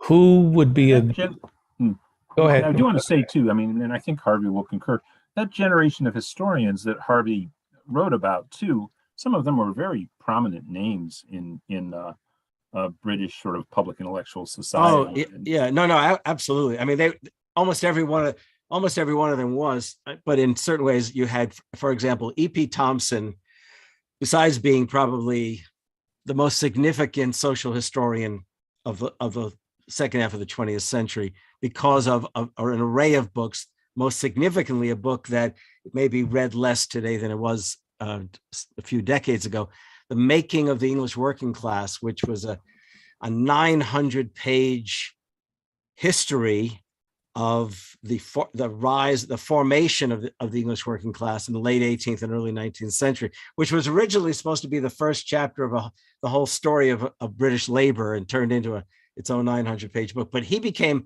especially famous, became actually the second best known figure in British public life after the Queen, because he was in fact among other things, the co-founder of the European nuclear disarmament movement. That's his. Eric Hobsbawm was probably the most famous of the historians globally.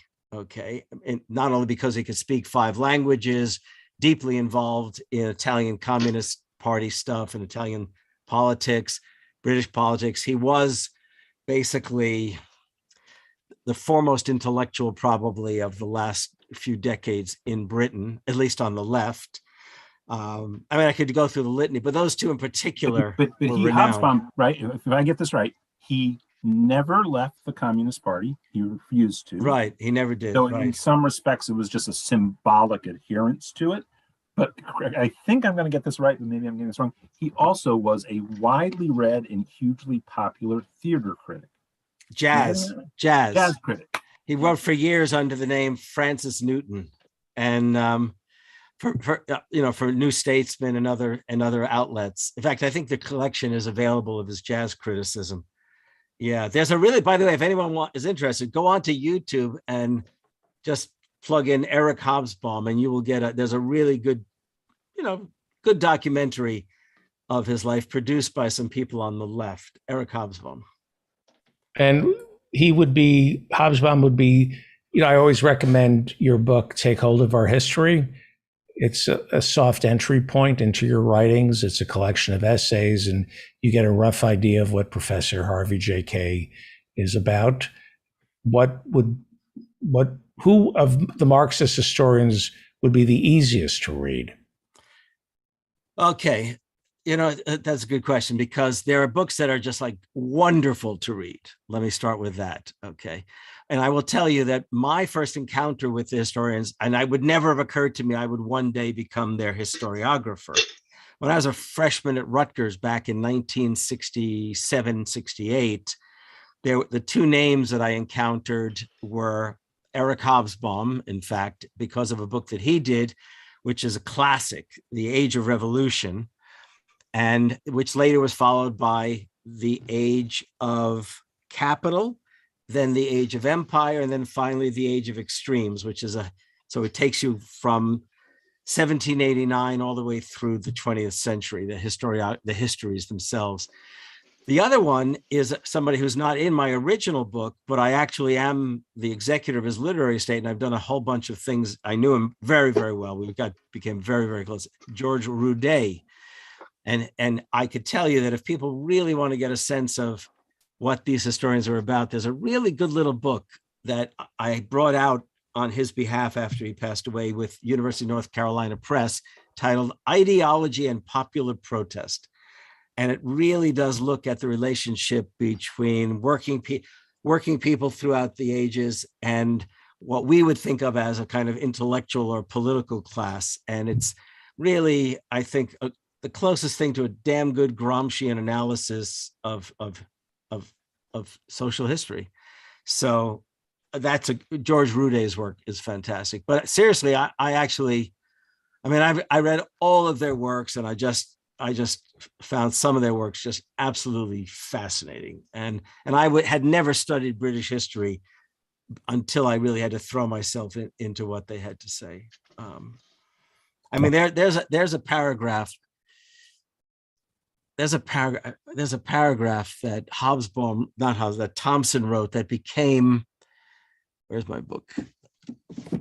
That became probably it became every graduate student of my generation in history on the left quoted this paragraph. I talk while I find this paragraph. Well, while we're waiting for that paragraph, Alan Minsky, we had found it. Can I just do it? Yes, please. Okay. So this is in the preface to The Making of the English Working Class. Had I known I would talk about this, I've got some of the stuff back there. But we're going to be talking about this a lot. Yeah, we will. But you have to listen to this, and it has references that might escape most American minds. He tried to explain what he was trying to do in this book besides consider the question of class.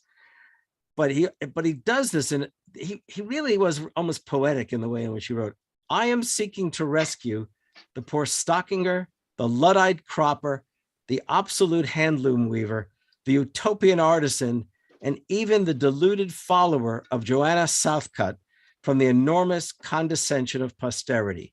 Their crafts and traditions may have been backward-looking. Their communitarian ideals may have been fantasies. Their insurrectionary conspiracies may have been foolhardy. But they lived through these times of acute social disturbance, and we did not. Their aspirations were valid in terms of their own experience, and if they were casualties of history, they remain condemned in their own lives as casualties."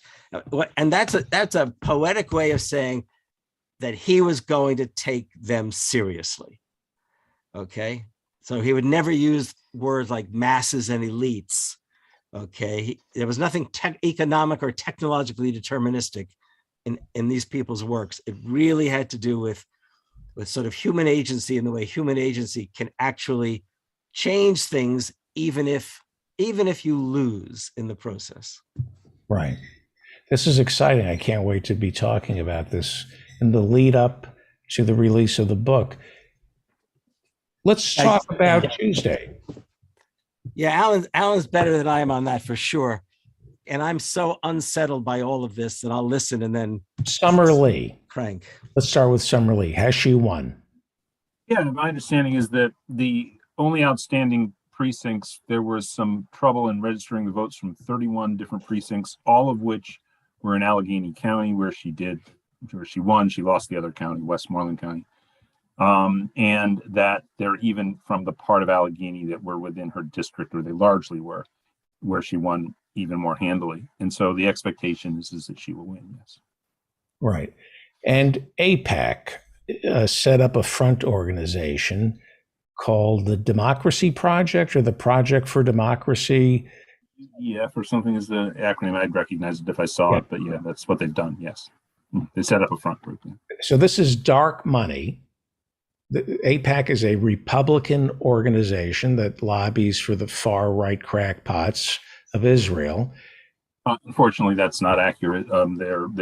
They had really started out prominently influencing the Democratic Party, but in the age of Trump, where they very much largely their leadership embraced Trump, they had sort of become such a bad word in Democratic circles that a spinoff was founded in coordination with them called Democratic Majority for Israel. And they were the group, not AIPAC. AIPAC did nothing in last year's race with Nina Turner and Shontel Brown, but DMFI poured about $2 million into it. And that completely changed the outcome of that race.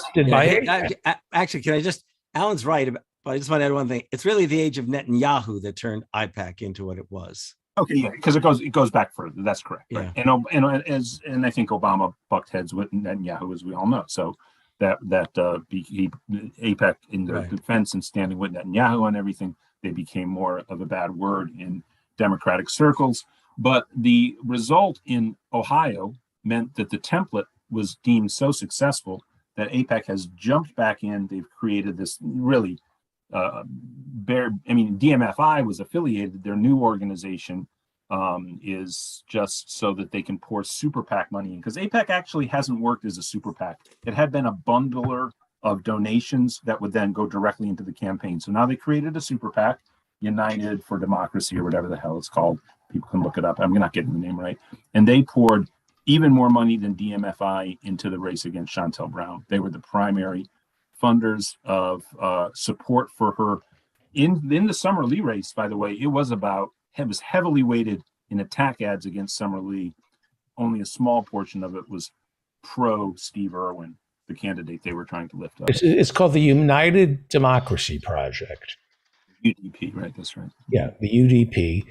They don't tell anyone that they're funded by AIPAC, that they're a spinoff. They don't even tell anybody that they're lobbying for the far right wing of Israel. And as you have pointed out, their issue ads have nothing to do with Israel. It's just poisoning political discourse. It was very hard to see that Chris Hayes on MSNBC. I don't watch a lot of MSNBC. That just is not anything I can stomach very much. All of its apologia for the moderate centrist part of the dominant part of the Democratic Party, the status quo Democrats. But Chris Hayes did a good 6-minute segment on it. I mean, he tiptoes around the issues pertaining to Israel and Palestine, but he the and point so does AIPAC. AIPAC is tiptoeing around the issues of Israel and Palestine by creating United Democracy Project and not discussing the Palestinians or Israel. It's pure chicken shit. It's cowardice on AIPAC's. When are we going to demand that AIPAC register as a foreign lobbyist? My daughter's knocking on my back door. I'm going to have to get that in a second, but and I'll come right back. We a bunch of us who have progressive PACs and are progressive 501c4s. We are now going to produce. I agreed to be on a sign-on letter, a couple projects like that today, to be directing this to Democratic leadership to to just reject candidates that are accepting the support. AIPAC is not the Israeli government's lobbyist. It's not legal to have for a government to have a lobbyist. AIPAC identifies itself as the lobbyist for Israel, when in fact it's lobbying for the ultra. Foreign governments have lobbyists in this country. I'll be right back. But you have to register as a. Yeah. And they are not registered. If you're funded by absolutely. Right.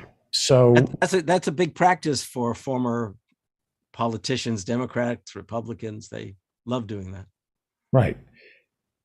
Maybe we should find some, maybe like Luxembourg. Liechtenstein. Yeah. Because they have a lot of money in Liechtenstein. That would be a good one. Kharkiv, the mayor of Kharkiv in Ukraine, hired Rudy Giuliani to lobby the United States. Individual cities have lobbyists. So, Alan, I'm hearing noise. What is going on? Not mine. I'm not me. Oh, I hear Joe in Norway. I'm going to mute you, and then we'll go over the food in a second. Summer Lee is one. Kurt Schrader lost in Oregon. Likely, yes, very likely. The result. So that primary was decided by what could be under 500 votes. Summer Lee, but no, Summer Lee probably. Well, the Summer Lee one. I'm sorry, my mind went to Summer Lee when David. Schrader lost big, didn't he? Schrader right now is behind. They not going to finish the voting on that till next week. They're sort of pulling a California, Oregon is, and right now Jamie's ahead of Schrader by 60.5 to 39.5, a 9,500 vote lead. As you can tell, all the winners in this stuff they get up to about 40 to 50,000 is what it takes to win one of these races. Low turnout. It might be a little higher in Oregon. Tends to be a little bit higher voter turnout in Oregon, but so they win. Those are safe Democratic seats. Summer Lee very much so. Jamie a little less so. If it's a total tidal wave election for the Republicans, let's say inflation is at 10%, and I don't know, Joe Biden is messing up on this and that, and he can't get, and more of his agenda gets blocked, and he makes a complete fool of himself in the months of September and October, and it's a complete tidal wave election. Then Jamie's seat could be lost. But outside of that context, it would be expected to be not a blowout Democratic district, but a Democratic win. Yeah. And in North Carolina, Erica Smith lost, correct? Lost big, and I think there's a lot of conversation on a call I was on today about why that was in that particular race. What were the elements there? A candidate I was very vocally supportive of, Doyle Canning, lost, and in that race, Canning lost to an establishment Democrat in Peter DeFazio's old district very badly. And Peter DeFazio, one of the founders of the Progressive Caucus, not the most progressive veteran Democrat in the Congress by any stretch, but nonetheless, kind of person who you could trust, you could make a case to their office to support working class interests. The person who's going to replace him is a new Democrat. And the party establishment, including, Senators Wyden and Merkley, and Merkley's arguably the second or third most progressive senator, endorsed this establishment Democrat versus this climate champion that we had endorsed. And it is a case where the party establishment, if they remain unified like that in a state like Oregon, they're going to be a force to go up against. They're going to be tough for progressives to overcome. In North Carolina, you had Clyburn weighing in, you had the outgoing congressperson, but I think the real thing there was the flood of stuff into the media. Nothing like that had ever happened before in the race. So Apex money went very far in a district that's very poor, rural. Democratic voters are majority Black, and that was a blowout and a very unfortunate result because Erica. It is really anti-democratic to have a lobbying group like AIPAC pouring money into a race with issue ads that have nothing to do with what they're lobbying for. This is not educating people about the right-wing crackpots in Israel and they're not making the case for the right-wing crackpots in Israel. What they're doing is they're sowing confusion and obfuscating. I'm not saying it's identical to anything like Putin, but it could be construed as foreign interference in our elections. It creates chaos. Israel was not on the ballot in Pittsburgh with Summer Lee. Nor in Northeast North Carolina. It was not on the ballot, but there were people who are ultra right-wing Netanyahu supporters of Israel who pumped money into the campaigns to destroy any candidate who wants some kind of conversation with the Palestinians. I don't know that that's even clear, David. I'm not quite sure that Erica, in particular, was she set up by they? I don't think there was any strong compulsion that you could see in her political career to engage in any kind of, to really foreground the issues of Israel and Palestine. Did AIPAC go after Erica Smith? Oh yeah, big time. His mother. See the Anita Alam and only a little bit Jamie McLeod Skinner. And how did Alam do? She lost in Durham, right? Lost by about 10%, yeah. Right, because she's Muslim. She was elected to, Durham County Commissioner, and Durham County was the largest county in the district. The only people who can stop AIPAC are American Jews, because AIPAC has framed it so that any criticism of AIPAC is considered anti-Semitism. 80% of American Jews do not approve of AIPAC. Yeah, I think somebody's trying to commission a poll on that through an organization. I've heard whispers about that. So to poll American Jews, on the policy positions around Israel that we can discern that AIPAC supports, and the contrast there, because generally, of course, the American Jews not only are certainly the subset of white Americans who vote most heavily for the Democratic Party, and we're quite overrepresented in progressive circles, as you know, David. So I heard Stephen Miller was gonna join us soon. Yeah. He's a very progressive fellow. That guy. There are exceptions. He's adopted, by the way, Stephen Miller.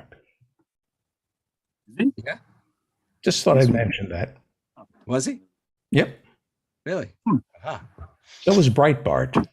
Just thought I'd Weren't adopted in one. Yeah, another case for abortion. Stephen Miller, Breitbart. Santa Monica High. the 2 proud, unwanted babies. There's what do we have to look forward to on Tuesday? Stacey Abrams she's uncontested as the Democratic nominee for governor of. Tuesday's huge, and look, we're huge advocates for Senator Vincent Fort down in Georgia. Hopefully, Fort will be one of the top 2. Nobody getting 50%. He'll be in a runoff against reactionary Democrat and basically the sleep at the wheel guy named David Scott, corrupt Democrat from Metro Atlanta.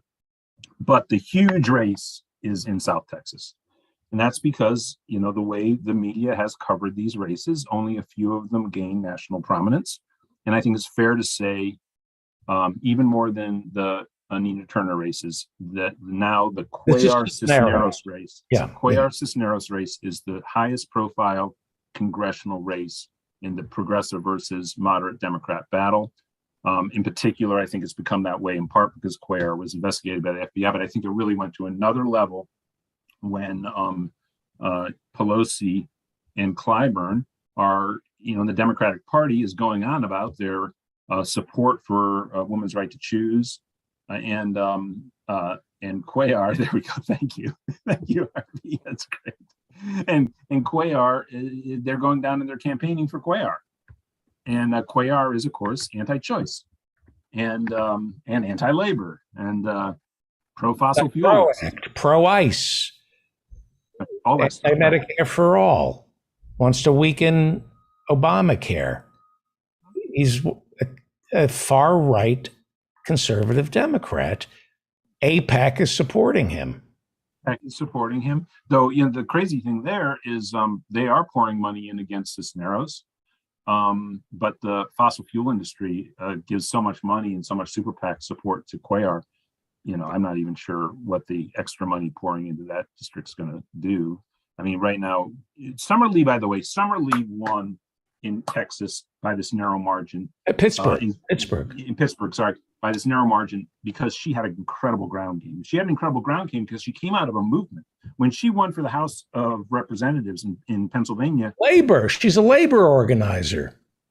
But the particular movement that got her and 2 other people into the basically Pennsylvania State Assembly built up an incredible movement within Pittsburgh that basically then won the mayorship in this last election cycle and now just moved wholly into this summer for Congress race. And having that kind of up from the grassroots approach. And by the way, Jamie McLeod Skinner did a great job of really organizing, building support. She won support of county Democratic parties out in Oregon. You can see a different template for a different part of the country, but again, the same thing, very well organized locally.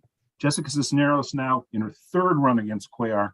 It's safe to say not only does she have the nation's attention with her, but she has a really powerful, for a very difficult, very, very, very difficult district to have a ground game. She has got a great ground game now down in Texas. Everybody should support her. Hopefully if we win that race on Tuesday, the narrative is set that progressives are fully ascendant within the Democratic Party. And we're in a very different place than we were just after the election in Ohio. Because on Tuesday. Right. The idea that at that hour, it seemed like we were just going to get swept away by this AIPAC money and everything. But thanks to really good ground game organization. And look, we're the only political formation in the country that has that kind of enthusiasm right now. And they were trying to extinguish it. That's what they're setting out to do, to extinguish the one political movement that young people are into and that there's real momentum for. If you can talk the issues.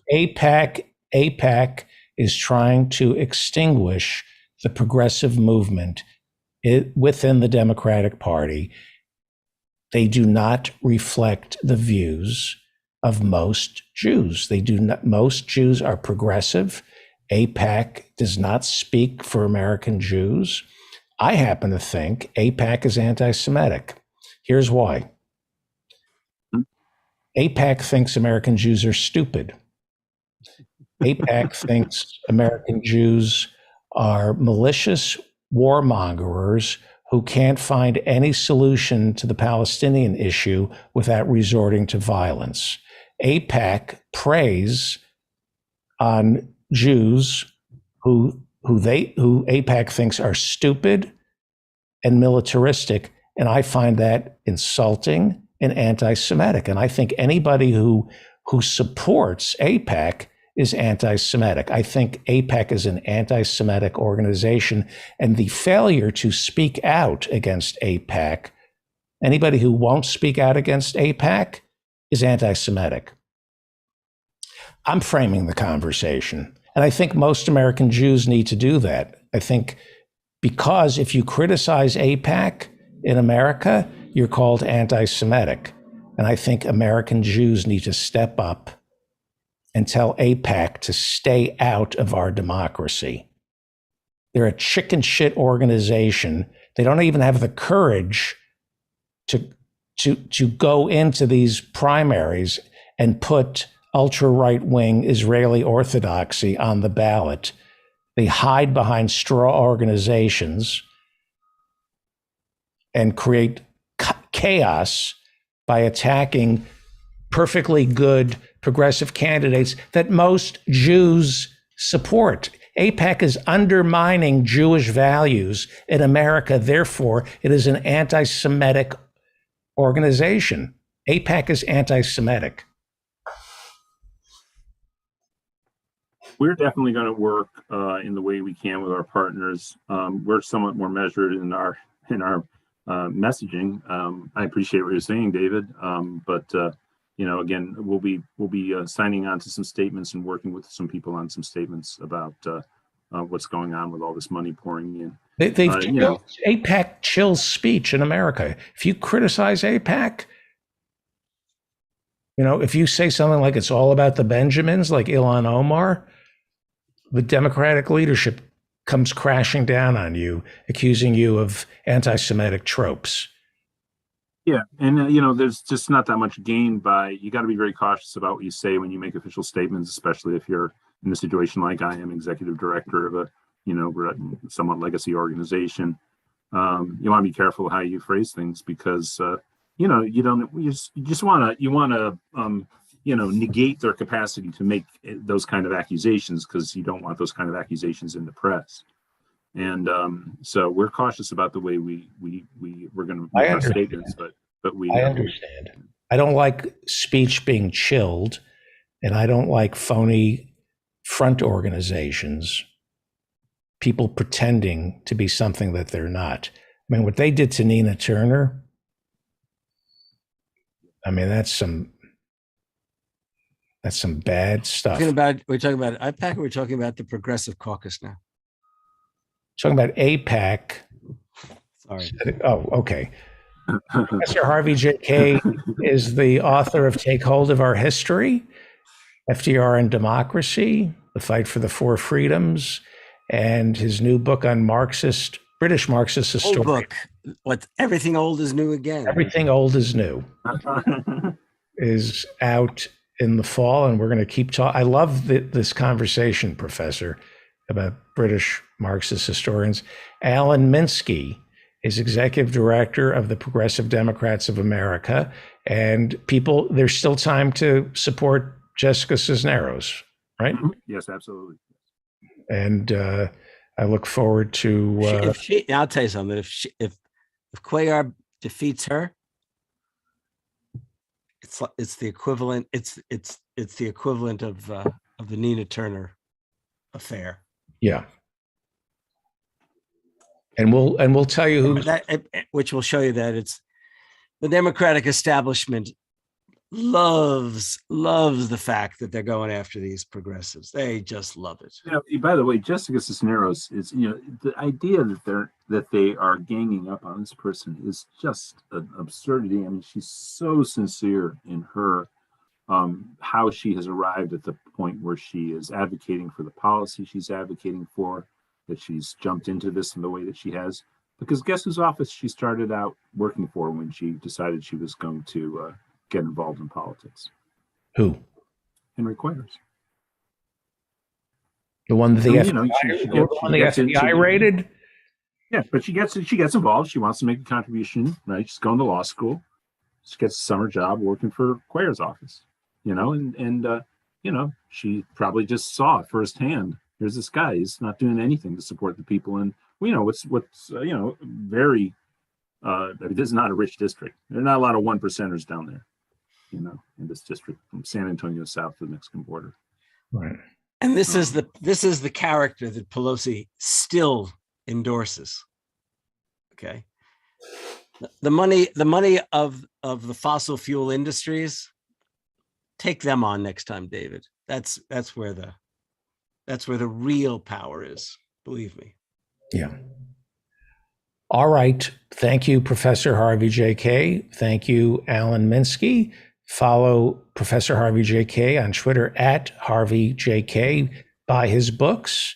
Alan Minsky, Progressive Democrats of America. How do people contact you people? Info at pdamerica.org or Alan, ALAN, at pdamerica.org. And our social media handles are at PD America. Fantastic. Thank you so much. Nice to see you, David. Great. Thank you so much. Let us now go to California, where Emil Guillermo is standing by, host of the PETA podcast and columnist for ALDEF, the Asian American Legal Defense and Education Fund. I really got a great response to your wife.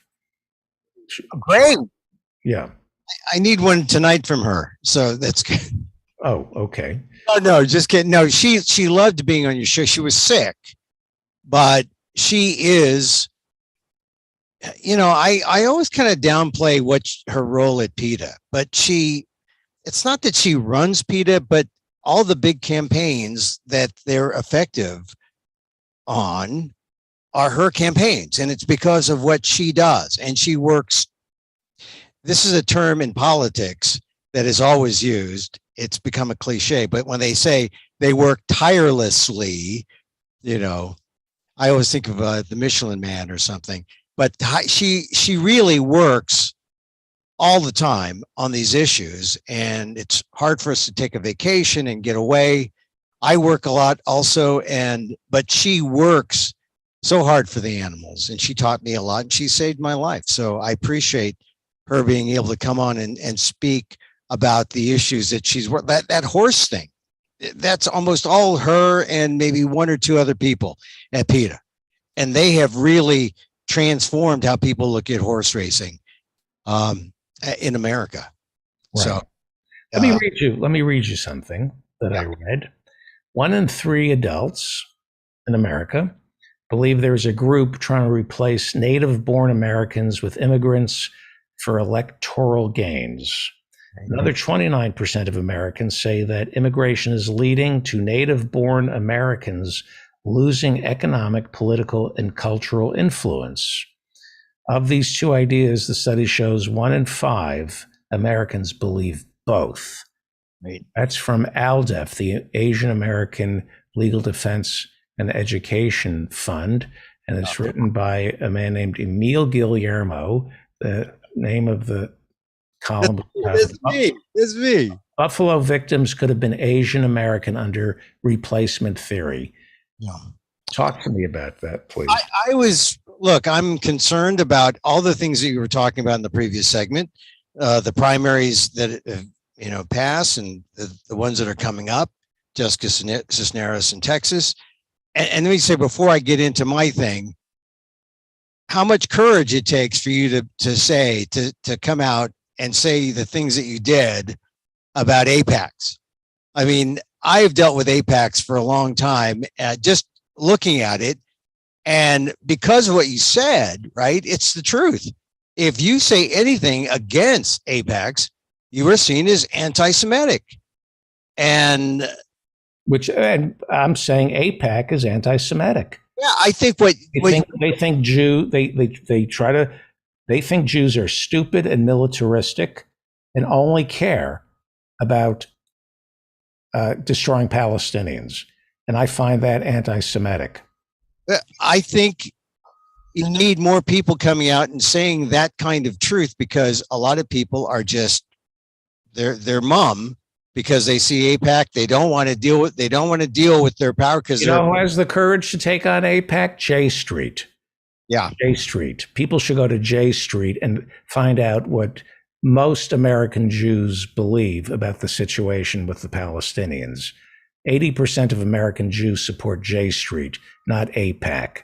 AIPAC is synonymous with MAGA. Right. Right. AIPAC is MAGA. If you love MAGA, if you love Donald Trump, then you love AIPAC. If you support progressive values that come from the Enlightenment, you support J Street.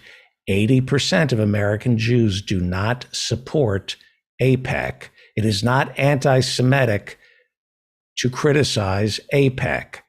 People in Israel criticize all these right-wing Likudniks who fund AIPAC. It's not anti-Israeli or anti-Semitic to call AIPAC what it is. Dangerous. You're right though about the chill. It when issues come up, Israel, Palestine, people sometimes take a pass. Sometimes people defer. They won't speak out, and it's because they fear the power of AIPAC. And I just think that they crossed the line in 2022 with these midterms. This is when they've crossed the line. It's all right that they're a Republican lobbying group, but when you infiltrate the Democratic primaries with Nina Turner and Alam and Summer in Pittsburgh, and you create a straw man organization, and you don't tell people that you're buying anti-progressive ads, and it's all being paid for by AIPAC. AIPAC crossed the line this year. Yeah, well, I'm just glad to hear you speak out like that, and I hope that other people, understand what's going on and also similarly speak out, because it does have to come from American Jews. It does. It does. I mean, that was so clearly stated there, because I know a lot of people would rather steer clear of that debate and say, not my issue, not my issue. But as did I. I don't want to. I'm not a professional Jew. I don't want to speak for 80% of American Jews. But AIPAC has framed it so any criticism of AIPAC is synonymous with anti-Semitism, and it's American Jews need to speak up and tell AIPAC to stay out of politics and register as a foreign agent. Right. Well, this is certainly a strain that is in our U.S. politics, and more people have to speak out to expose it. I'm glad you did. I wanted just to reiterate what you said in the last segment before we go into this thing about white replacement theory. I just think that this survey that's done by the AP and their the National Research Center that they work with, NORC, NORC, I think it's so important. It came out on Friday the 13th. That's when I first saw it. It's gotten very little play, but there are people out there. There are more people out there who have these beliefs in white replacement theory and in conspiracy theories, and it represents about a third of the people in our country who answer this poll. This came out on the 13th. Friday the 13th. And then what happened on the Saturday the 14th? We saw Peyton Gendron do his thing in Buffalo. And we saw him linked to the conspiracy, the white replacement theory, the great replacement theory, which, has been around. It's been kind of evolving. Brenton Tarrant in New Zealand, used it to sort of be the theory, the philosophy behind his shooting rampage in New Zealand, and now it's copycatted by this guy. I just think that if people understand that this is a prevailing kind of sentiment, prevailing, all right, that means more than 50%, I guess, but it's a bigger sentiment. A third of the American population believe in the two main tenets of white replacement theory, are prone to being super conspiracy believers. And most of them are, of course, in the Republican Party. Most of them have been enabled by the whole MAGA thing. And you can see strains of it in our primaries. I think people need to be aware that what we saw last Saturday is not a one-off, that there are people out there and they're just waiting for a sign, and they exist somewhat underground and on the internet, but there's many more of them. And that was the shock in the AP survey, that even the researchers said that we didn't know that there was this many people who had these kind of extreme ideas. And that's the scary thing about 2022, you know, and I could joke about it and say, oh, great replacement theory. My problem as a Filipino American, as an Asian American, as a brown person, as a person of color, I didn't replace enough white people. I did not replace enough white people. I fed right into their theory, you know. Let me give you the other side of the story. Yeah. Washington Post, December 9th, 2021. Yeah. The city council here in New York City on Thursday approved a measure that will allow immigrants who are not U.S. citizens to vote for mayor and other key municipal positions. The council voted 33 to 14 to grant non-citizens significant leverage over a broad array of elective offices, including the mayor, city council, comptroller, the public advocate, and the leaders of the city's 5 boroughs who oversee issues such as zoning. There are approximately 1 million adult non-citizens living in New York City, which amounts to 20% of current registered voters. So, again, I actually think non-citizens who live in New York City should be allowed to vote. Yeah. I mean, they get the services, they get absolutely. You know, I when that happened, I thought that was the beginning, and I wrote a column about that. I thought it was the beginning of a pro-democracy movement in America. Of course, this should happen. Like in San Francisco, they do this. They allow. But would you say that replacement theory didn't materialize out of nowhere? Well, the replacement theory comes out of, I think its origins are in Europe, and then it extended in the white racist underground. Right. You saw it in Brenton Tarrant's writing in New Zealand. And this guy, as a copycat, Peyton Gendron, just picked it up, and it makes sense. Look, this is the thing about all these theories. They kind of make sense if you're prone to believing in conspiracies.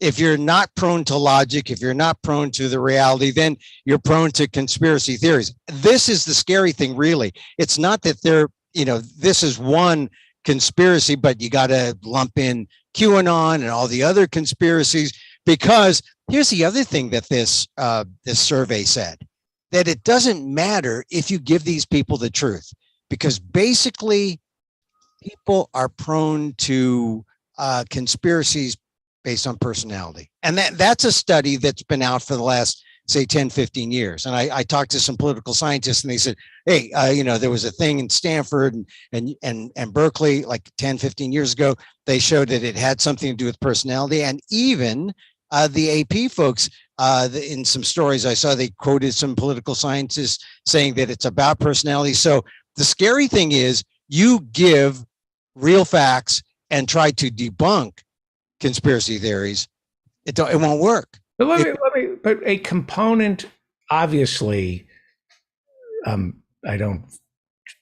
think replacement theory is, dangerous, obviously. But there is an argument that you hear on Fox News that the Democrats want these caravans of immigrants pouring over the border because they will vote for the Democratic Party. Now, this is a lie, and I don't support it. However, this idea doesn't materialize out of nowhere. People like me believe that if you're in this country, documented or undocumented, you should be allowed to vote. And so Tucker Carlson, who should rot in hell if he's not already doing that, Tucker Carlson does have a germ of truth in that there are some Democrats who want undocumented immigrants to vote. But the fact is, David, if you allow these people to vote and if you nurture these voters, they will just as easily vote Republican as Democrat. That's true. I mean, they're coming from an ultra religious background. Right. They are probably anti-abortion. They are probably they don't even know what choice is, but they believe in God. We like to think of them as Catholic. More and more of them are evangelicals. Exactly. So I just think that, and this was the turn that happened before Trump was elected. The GOP had this idea, and this really started with Bush. They were going big tent. They were all set to go to into the 2016 election with going into black, indigenous people of color communities, and really drumming up the diversity vote. As soon as Trump came in, all that material they had set up, incinerated. I mean, it's just, they were all set to do it. Trump got more Hispanic votes because they don't vote as a bloc. Right. I mean, that's right. I mean, but see, the thing is, that's how Democrats view the Hispanic vote. They just think they're all the same, but there's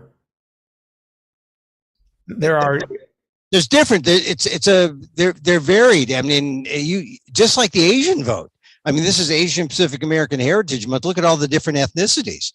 We're talking about 20, and some of the really rabid races are the Democrat versus Republican races amongst Asian Americans. Like I think it's California 40th out in Orange County. But like you said, the diversity within the Latino community, within the Asian community, if the Republicans in 2016 had gone that route and said, okay, we're going big tent because we can win these voters, they could have, but instead they went Trump, and they went, that's where these conspiracy theories like the great replacement theory come up, because then they go out and they really villainize immigrants, and they're enablers who they see as this cabal, the elitist Democrats who are out there to replace whites.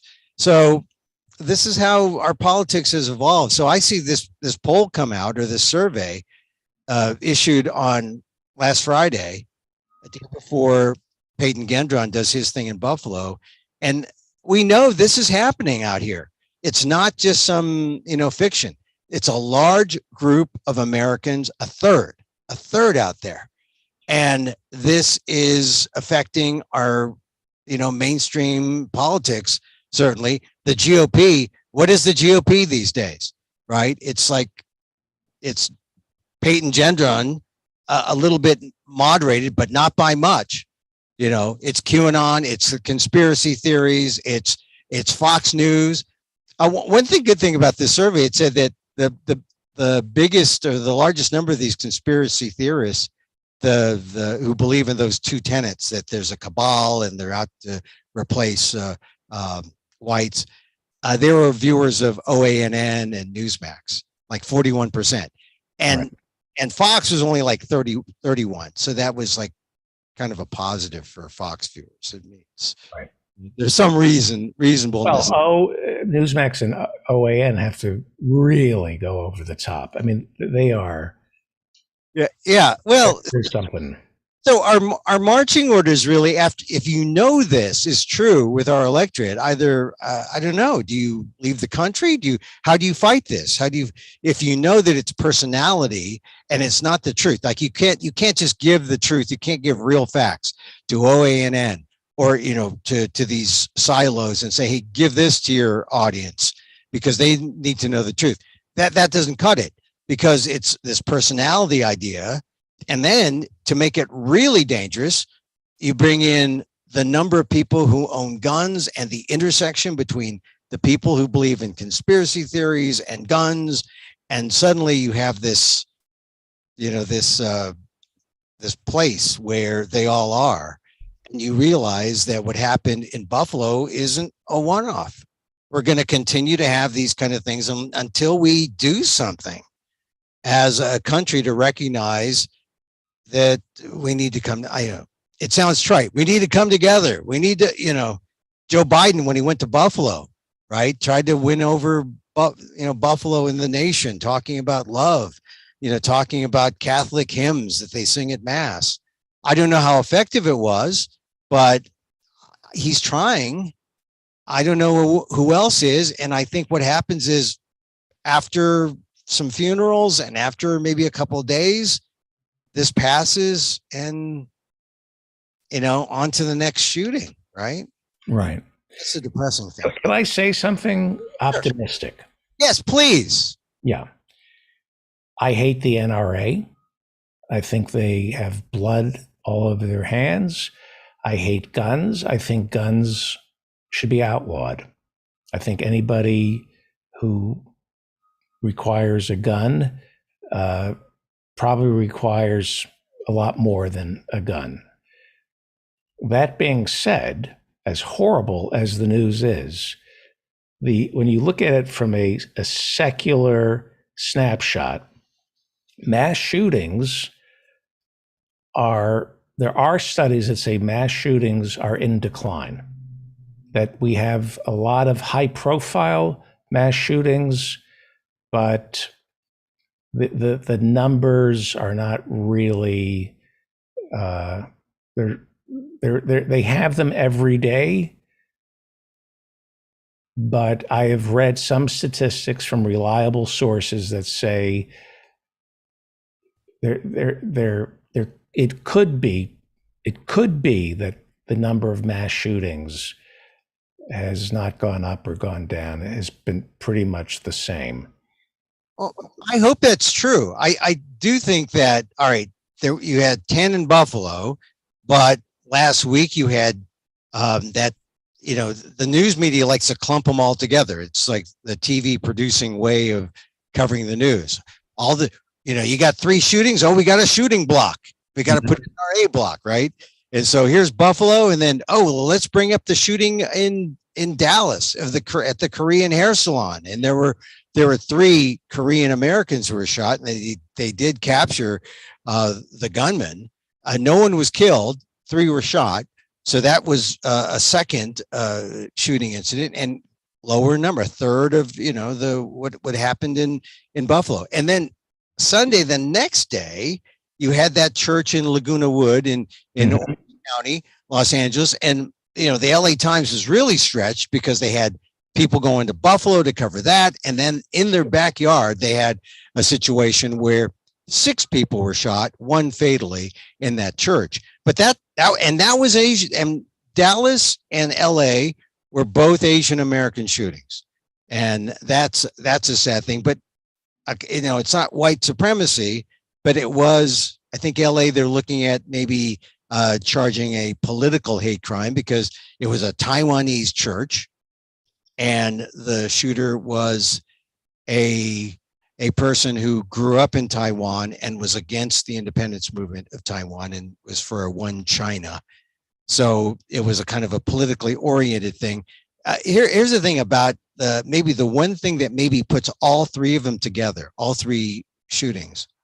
These gunmen all had mental health issues. Right. And, nothing we can do for them. One of them, not selling guns. Exactly. There are these red flag laws. The kid in Buffalo was had psychiatric evaluation for a day and a half. And what are you going to do? They released him. They knew he was dangerous. What are you going to do? Yeah. And the guy in Dallas had a run-in with an Asian American, a driving accident, and was having flashbacks. For some reason, he opened fire at this Korean salon, injuring 3, not fatally, but he's now in custody. And the guy in LA, he was from Las Vegas. His wife had cancer, went back to Taiwan. He owned some property, a little fourplex in Las Vegas, and he sold it not for apparently not for much profit. He got kicked out and he was essentially homeless. And he let this political rage he have sort of take over his life. He had guns. He drove to LA to this church, a Taiwanese church, and they let him in. They were Christian. And then he opened fire. And actually the story there of the heroism from the pastor, the one guy who was killed was a doctor who was there bringing his mother to church. Right. Church. Anyway, so these are the According sad. to the Bureau of Alcohol, Tobacco, Firearms, and Explosives this week, the number of guns being manufactured has tripled since 2000. And in 2009, Glock semi-automatic handguns outsell rifles. And now we have ghost guns, which we can't even keep track of. Mass shootings are defined differently by different organizations. So depending on how you define a mass shooting, an argument has been made that it's remained steady. Not so sure about that, but I've heard people say that, the way you measure a mass shooting, they may not be on the rise if you count the mass shootings the way they want you to. Yeah, well, just think of the ones that stick out. The Newtown. You got the Pulse. The Pulse. The reason I brought that up, because you said, "What are we supposed to do? Do we leave the country?" And I was trying to come up with a rosier scenario, because if you're listening to this show right now, you're probably in your car or you're going for a walk, and you're getting a lot of energy pumped into your brain. The truth is, if you interact with people, we're not at each other's throats. We, on a daily basis, we're all about to snap. There's no question that everybody is one snap shoelace away from screaming at the top of their lungs. But when you interact with people, you notice, wait a second, this isn't the way it is on the news. This isn't the way it is. What I read, people are pleasant, right? And have you noticed, like, here I am in my gone closet, right? I've been this way for the last 2 years. And it is important, the way we deal with trauma, the way we deal with things that look dangerous. We interact with people and find they're not dangerous. We find that that we're social. We show our faces. We communicate. This is what they, psychologists understand. I mean, it's not like, we sense fear or danger, and then something happens. We look at each other, we interact, and we realize no fear, no danger. And we should be happy. But now we have so much fear, especially when you have the politicians manipulating fear, when you have people manipulating how we are to see each other, and how we are not to, like, have a person of color walk down the street, white person, do you cross the street? Do you give each other space? Do you come toward each other, say hello, greet each other? Right. And I think the pandemic has hurt our ability. Certainly. We're isolated. I cannot tell you the number of times I've been angry, and then I've run an errand, and I had some interaction with a human being, and I went, wow, what am I so pissed off about?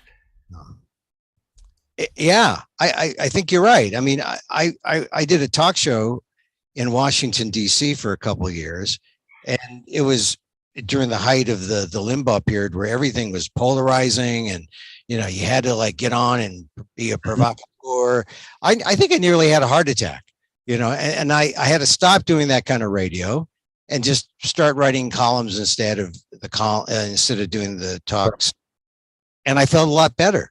because I wasn't at, oh, it's, it's time for the show. I've got to like, Right. And it's not real. it's not real. It Nothing is real. The only thing that's real is love. Love and respect and interaction with other people or pets or animals or nature. That's real. Whatever you see on the television is not real. Whatever you're dealing with on social media is not real. It is manipulated. It's designed to get you to either buy something or get angry enough to vote a certain way. It is not real. Right. It's manipulating you for your vote or for profit. And it ultimately, sometimes it triggers that fear mechanism. You're fearful of something. You're fearful of loss. You're fearful of being replaced, and you're right. The opposite of that fear is openness and you know love. what's real? Joe in Norway, his hummus can. Yeah. Joe, are you still there? I'm sorry. I'm so hungry. Hummus can. You don't really need oil. Tell us. Are you kidding me? Are you kidding me? Fresh olive oil from the Levant? Are you kidding me? Tell us what's in your hummus. In the hummus is sesame paste, lemon, cumin, and a little bit of garlic. And it looks like it looks like you made gingerbread apples or something off to the side. Okay, go on. And I've also toasted pine nuts. Toasted With it. That's nice. Very nice combination. Pine nuts and hummus. Hey. And this is a nice little party favor you can do easily if you carve up. I showed you how to carve up the melon, remove the rind, and I drizzled it with lemon juice, a little bit of salt, and some ribbons of mint, fresh mint. That's your nice little summer, perfect for the summer. A party favor. Mine is a handy where they hide the coats.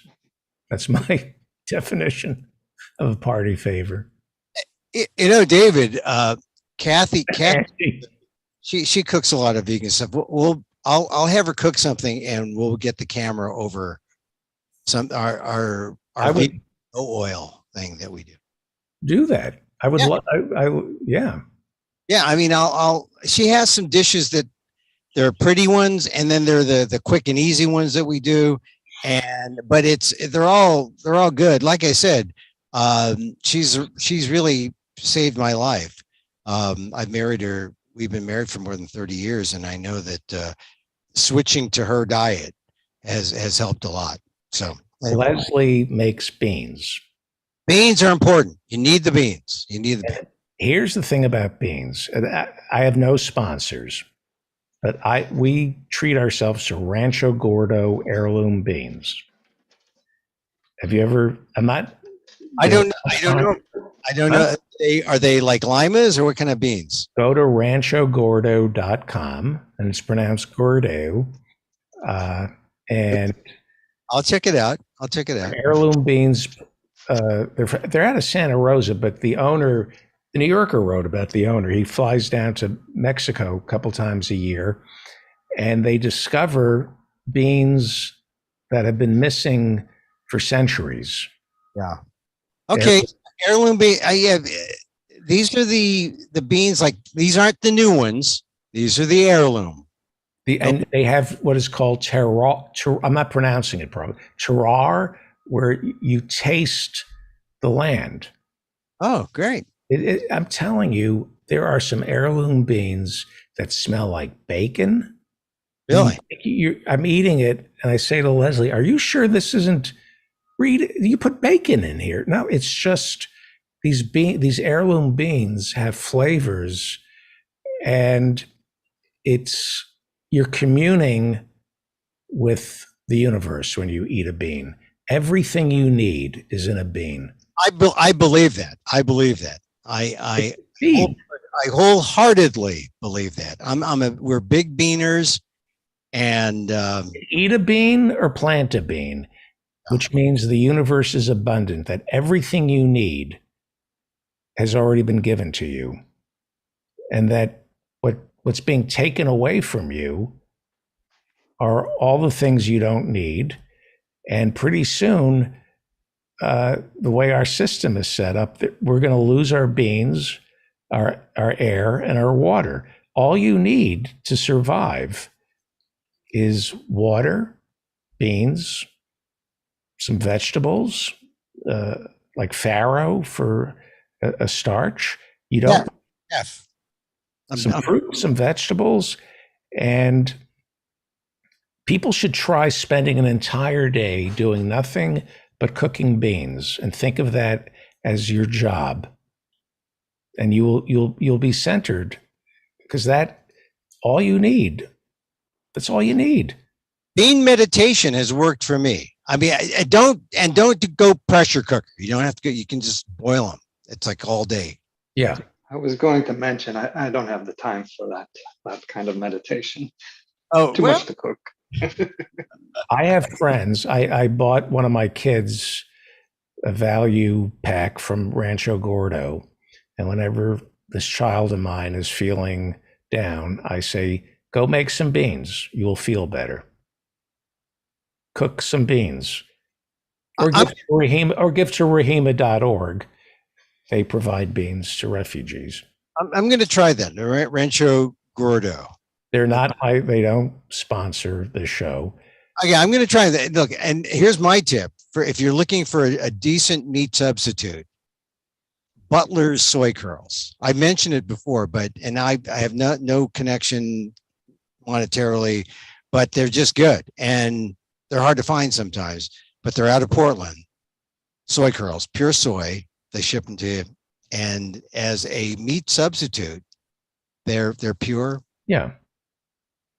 And if you eat anything but a vegan diet, you're wrong. Now, I've been eating. I got stuck eating ice cream. Yes. And I was wrong. I'm an adult. I know I'm wrong when I eat dairy. You should know. You should know that if you eat beef or fish, you're wrong. Look, David, my position on this is if you fall off the wagon, it's okay. It's not like the Church of Vegetarianism or the Church of Veganism. Just understand what you did and move on. But last week we talked about the upcharge at Starbucks. And this week on the PETA podcast, I talked to one of the activists who was with James Cromwell in LA when he super glued his hand onto the counter. You know that's a real thing, right? Super gluing your hand. I mean, how'd they get his hand off? Well, it's a trick, but you need acetone, like a lot of fingernail polish remover. But a lot of acetone, I think it's called, and but a little, like the old Brel cream commercials, a little dab will do you in terms of super glue. You put it on the counter, you're in there, and it really works. And if you go to the PETA podcast, wherever you get your podcasts, I include a feed to a picture of him reading James Cromwell, the actor, Babe, Oscar-winning actor, talking about this. But the real thing about, and this is the connection to your ice cream habit and your dairy habit, the real reason to protest the upcharge, besides the fact that it's discriminatory against the lactose intolerant, it's discriminatory against the vegans. It's intolerant towards the intolerant. Yes, it is. But also think about what it does. They don't charge an upcharge for the dairy milk, for the real cow milk, which is dangerous and abusive to cows. I talk about this to the activists, and I don't know how many people in your audience know this, but if for cows to lactate, they got to be pregnant, like continuously. It's like a cycle. This is worse than Catholicism for cows. So what you have to do? You got to constantly impregnate them. And the industry has this thing called a rape rack. Do you know about the rape rack? This is a real thing. I'm not joking. People can Google rape rack. the dairy industry uses the rape rack. Wasn't that the part of Baghdad where Uday and Hussein, what were, hang on, I'm so hungry. What were the, I don't know, but I know, well, look. And what was Saddam's sons' names? I forget, but Uday and the part of Baghdad that they lived in was called Rape Rack. Rape Rack, well, but it was Rape Rack. No, rape rack is a dairy term, and they do this to make sure the cows are constantly in a state of lactation, and then get this. Here's the other thing they do. But besides the rape rack, it's a thing. The rape rack. When they have baby cows, the girls they save because they can lactate at some point. They're good. The boys, bulls. Nope. The veal. They turn into veal calves. When you're eating veal, you're eating men. It's a terrible situation for the veal calves, because they essentially they unmuscle them. They keep them in a box so that they are, they have this soft tissue that is veal. And that's what happens to the boys. The girls, they do something to the girls because they don't let the girls nurse with mom. They put things on their noses so they can't nurse with their moms, and they get them to the point where they're adult, or their ability to get pregnant is there, and then they join the mother on the assembly line. That's the dairy industry, and there's no upcharge for that. There's upcharge for vegan nut milks and so eating cheese, eating dairy. Yes, cheese bad. Yeah. And ice cream is just as bad as eating red meat. Oh yeah, yeah. Just as bad as eating. Well, it's from the cows, and it's from the milk. And in many ways, an argument could be made that they're torturing these cows, these females. Torture would be would be euphemistic. I mean, if you look at the process they go through, and of course, when I first heard Cromwell, I'm thinking, oh, the upcharge on soy or the upcharge on almond milk. My favorite is cashew milk. I mean, that's unfair. It shouldn't happen. And most people just stop there. But if you look into it and say, oh, well, by the way, there's no upcharge on dairy milk, and that's where the cruelty is. That's where the abuse is. And so check out the PETA podcast and also Google rape rack. You will be astonished, and you will never look at a glass of milk the same way again. And when you eat veal, you're eating a boy. You're eating a well, I don't know if it's well marbled, but you're eating a. Sounds kind of creepy. You're like, Yeah, they disable the calf, right? They put them in a box so they don't, use up their muscle. It's soft tissue, and it's supposed to be a delicacy, but it comes out of torture. You're eating a boy if you eat veal. How's the boy tonight? Nice soft muscle, David. Is the boy fresh? Fresh boy today. Fresh boy. Kosher for you. All right. I love you. I love your wife. Bring her back. She was great. Thank you very much. And I love you. Ever since I started meditating, I throw that word out liberally. So, love you. You know that I don't approve of meditation. I know. I know we've had this conversation. I think it's very narcissistic. I think you're turning into yourself. And I don't approve of meditation. I think masturbation is a much healthier way to connect with the I thou that Martin Buber always talks about.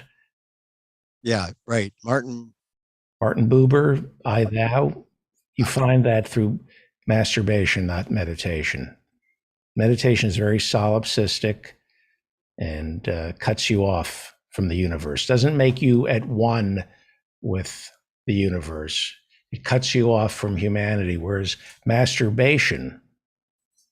See, David, my meditation is working. I'm not jumping up and down. I'm not. Why don't we debate this one night? One night, okay. I'll stop meditating and I'll be ready. All right. Thank you. Follow Emil on Twitter at Emil Amok. Watch his live stream on Twitter, and he has a YouTube channel. Read him over at the Asian American Legal Defense and Education Fund. Listen to the PETA podcast. Thank you, David. And how is what's his name? Mike. He has such a great name. Mike. Aren't you studying with one of the great? Oh, Mike Daisy. Yes, I'm doing something with Mike Daisy. He's a lot of fun, and bring him on the show and interview him. All right, I'll see if he's. I would love to meet Mike Daisy, or at least have you interview him. Okay, all right. I'll ask him. I'll ask him if he wants to come on. I will. Honest. Mike Daisy, and I dated his sister, Whoopsie. That's not Upsy. Not Upsy. Whoopsie. Okay. Goodbye. Thank you. All right. Joe in Norway. Thank you. You want to say something? I just wanted to mention office hours. Yes. We have quite an important session with Mila Risson. She's bringing a number of guests on to talk about the crisis at the Pacifica Radio Network and how we can save this irreplaceable left media institution. And then followed up after that would be Professor John with the Twilight Zone. And then Harsh is going to talk to us about Indian comedians and free speech. Should be quite interesting evening. Well, I have some exciting news that just came to me, and then we'll go to Rodrigo. But this is big for me. Fred Wallace Hayes Jr., NASA astronaut, Apollo 13, is doing our show in 2 weeks. This is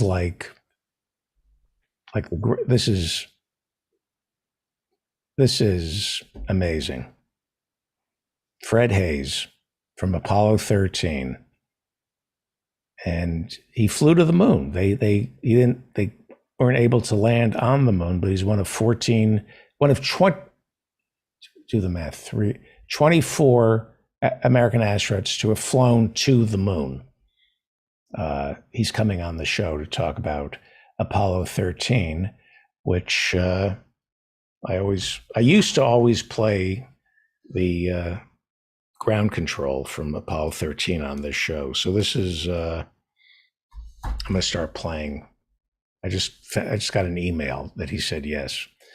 Fred Hayes, Apollo 13, in 2 weeks on this show. This is I feel like a 14-year-old, and I won't do that joke. Rodrigo.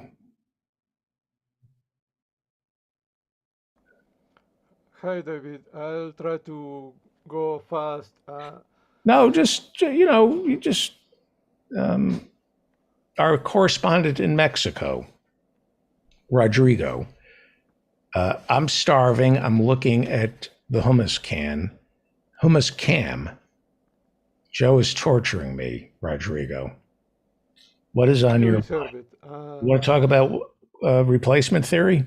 Yes. So the U.S. had more shootings last weekend. The first one had a very long manifesto from someone who, of course, being white, wasn't even roughed up when the police picked him up. We can certainly analyze how the gun fetishization Pascal Robert was talking about last time is a proxy for the economic power that the vanishing middle class has felt eroding for decades, and how the media has brainwashed them into believing that three guys having $100,000 million each is normal, and if they worked hard enough, they could join the place where they naturally belong. But this 18-year-old, by his own words, wasn't a racist growing up. In May 2020, he was 16 and bored and started visiting 4chan every day. There he heard about the great replacement theory that low-key racists used to whisper about without using the actual words, and he decided to do his bit for the white race by driving several hours to shoot old black ladies and apologize for aiming at a white person. But what is behind this theory? Simply put, they are very worried that people of color, on average, have more children than rich white people, even taking into account that some white evangelicals are determined to have 16 children, whether they can afford to send them all to college or not. They're also worried that by 2050, the white category will no longer be the majority in the US. As a quick note, the reason this will happen is that more and more people are willing to take the mixed race tabs on the census that mark them as white and. If you go to the Wikipedia article on income and fertility, you will find a chart that more or less proves the inverse relationship between high income and high number of children. It sort of stands to reason that comparatively rich people decide to postpone having children, but why do poor people have more children? Let me use India as an example. The people who are adults today were born at a time when adults would have 9 children, because they expected that half of them would die of disease before reaching adulthood, and half of the ones that survived would be women who would marry and take care of the husband's parents. The rest are men who survived enough to take care of the parents in their old age. As your country gradually manages to lift itself from poverty, the number of children they have comes down, and the children are expected to not only graduate high school but even go to university and be better positioned to take care of their parents in their old age. Eventually, you reach the level of the upper middle class in the US, where the parents don't expect their children to take care of them. They expect that they will have enough money to retire and travel a little. This group is currently shrinking, but we'll leave that aside for now. Now, if you accept that poor people have too many children, you can become a white supremacist terrorist who tries to scare immigrants into not heading to the United States to chase the American dream, or, and this is what I wanted to talk about, the alternative is for the United States to stop constantly replacing dictators it no longer likes with newer dictators who promise to be more faithful.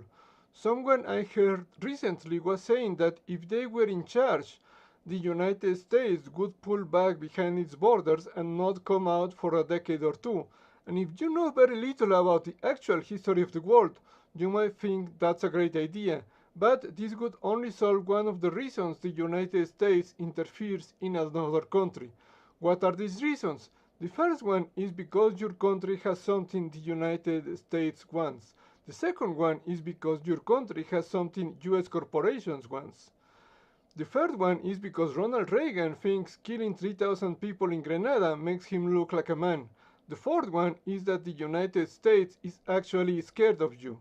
Under the fourth one, we will have no trouble recognizing World War I and II and the Cold War.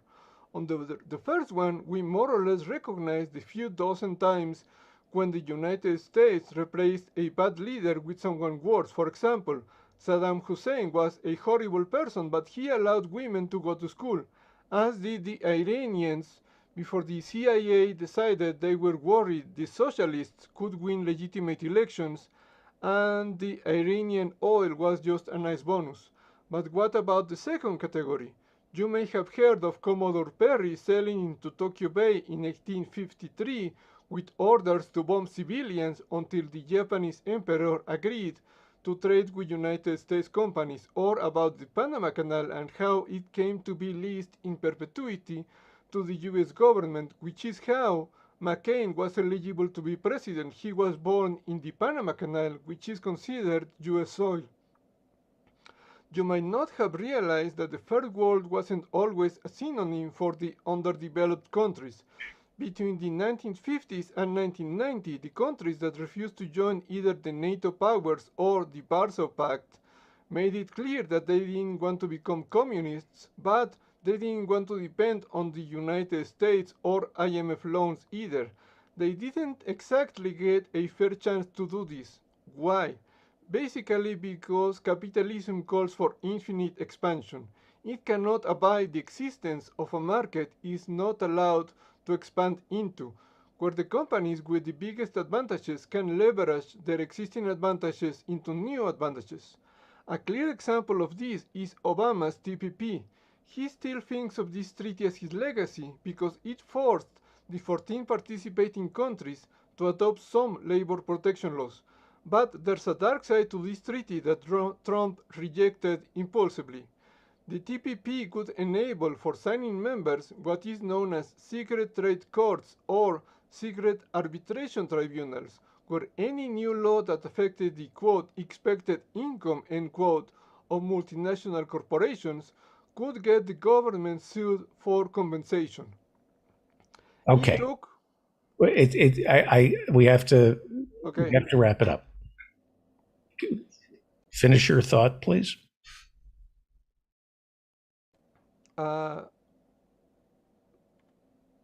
Next show, it's fine. No, just, I don't mean to be rude, but finish your, if you could get to your point, please. It's almost a page left. It's fine. A page? We can finish next time. How long is a page?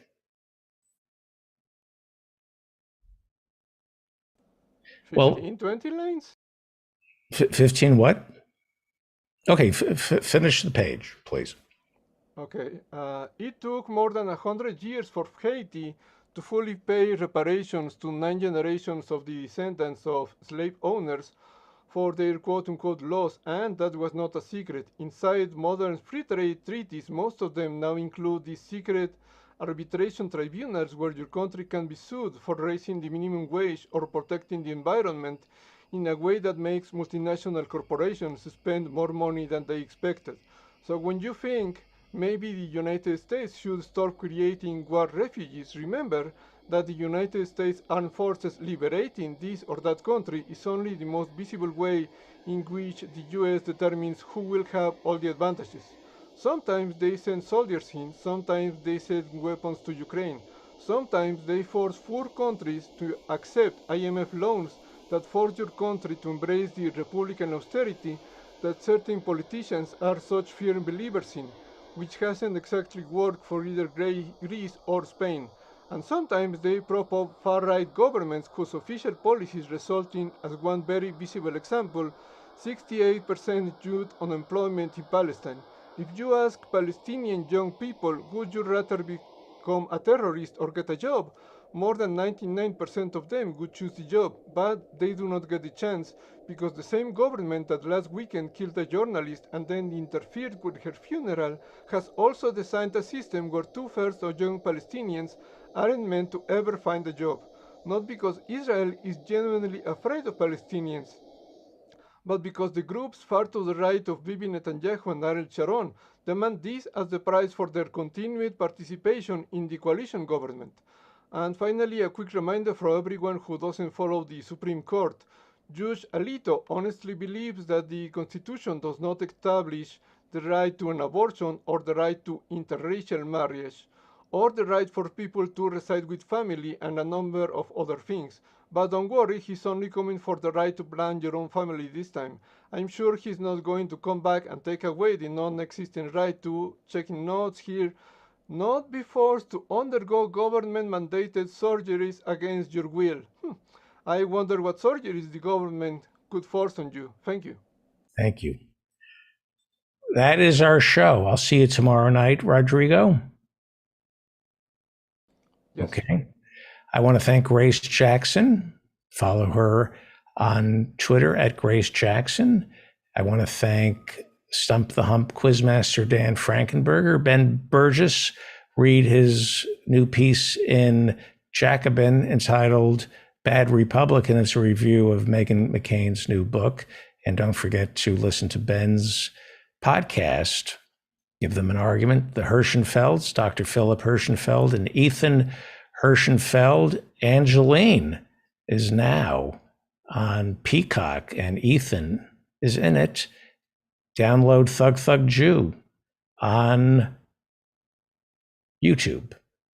I want to thank Jen Senko. Please go buy her book, The Brainwashing of My Dad. Go to thebrainwashingofmydad.com, buy her book. And it's also a documentary. Go buy the book and the documentary. The Reverend Barry W. Lynn, follow him on Twitter at Barry W. Lynn. And go to Barry W. Lynn for a treasure trove of his interviews and sermons and appearances. Thank you to the professors in Marianne, Professor Marianne Cummings. Follow her on Twitter at Razor Girl. Girl is spelled GRRL. Professor Ann Lee, follow her on The Daily Co's. Annie Lee is her handle, ANNIELI. Professor Jonathan Bick will be with us on office hours tomorrow night. And of course, Professor Adnan Hussein. Go listen to the Mudgeless podcast and, of course, Guerrilla History. Thank you to Joe in Norway on the Hummus Cam. Professor Harvey Jake, somebody just gave me a note here. Joe will make a covered wagon joke. Okay, we'll get that tomorrow.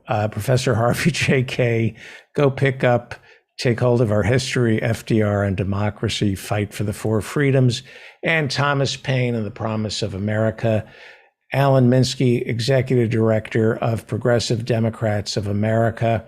Emil Guillermo, go to Emil Amok on Twitter and go to amok.com to watch him and read him over at American Legal Defense and Education Fund and listen to the PETA podcast. And of course, Rodrigo, this show, I forgot to mention the people who put this show together. Joe in Norway, Professor Jonathan Bick, Grace Jackson, Sarah Bush, Andy Brown, Hannah Feldman, the Invisible Ninja, Professor Jonathan Bick, and of course, Dan Frankenberger. I think I left somebody out. This show is put together by Professor Jonathan Bick, Dan Frankenberger, Joe in Norway, Grace Jackson, Sarah Bush, Andy Brown, Hannah Feldman, the Invisible Ninja. I left somebody out. Office hours tonight at 8 p.m. I'm there for the first hour and a half. I'll take your calls. We can talk about whatever you want. Then the community takes over. If you would like an invitation, go to my website and you'll get a link. While you're over there, sign up for my newsletter. It's coming out now every Friday. It's a recap of the week, and it also includes an invitation to office hours. I think that covers everything, right? I think that covers everything. I'll see everybody at office hours. I'm David Feldman, reminding you to stay strong and protect the weak.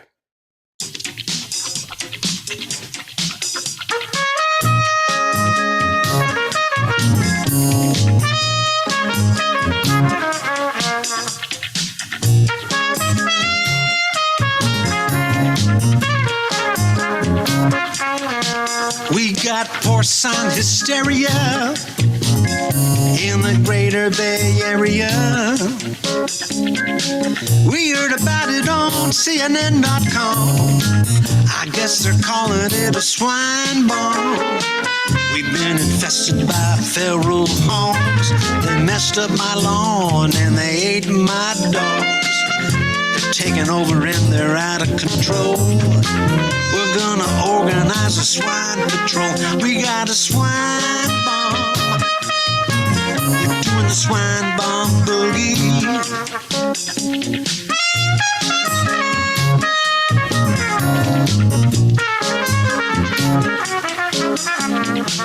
These hogs are smelly and they make nasty sounds. Some of them weigh close to 800 pounds. Now you tell me if you think I'm mistaken. I think that sounds like an awful lot of bacon. These critters are mean, they can tear into you. Here's what they say you're supposed to do. Get on your car or climb up a tree. 'Cause pigs can't climb, at least that's what they tell me. We're in a swine bomb. Pigs can't climb. We're doing the swine bomb boogie. Pigs can't climb.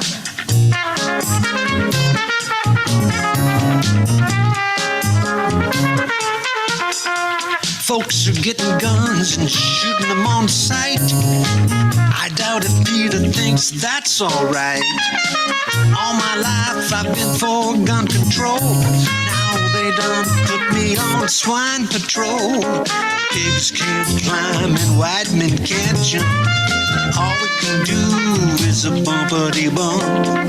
Can we chill these pigs out with some smooth and metal jazz? Round them all up and send them to Alcatraz. We're doing the swine bomb boogie. Pigs can't climb. We got a swine bomb. The pigs can't climb. We're doing the swine bomb boogie. Pigs can't climb. We got a swine bomb. The pigs can't climb. We're doing the swine bomb boogie. Pigs can't climb.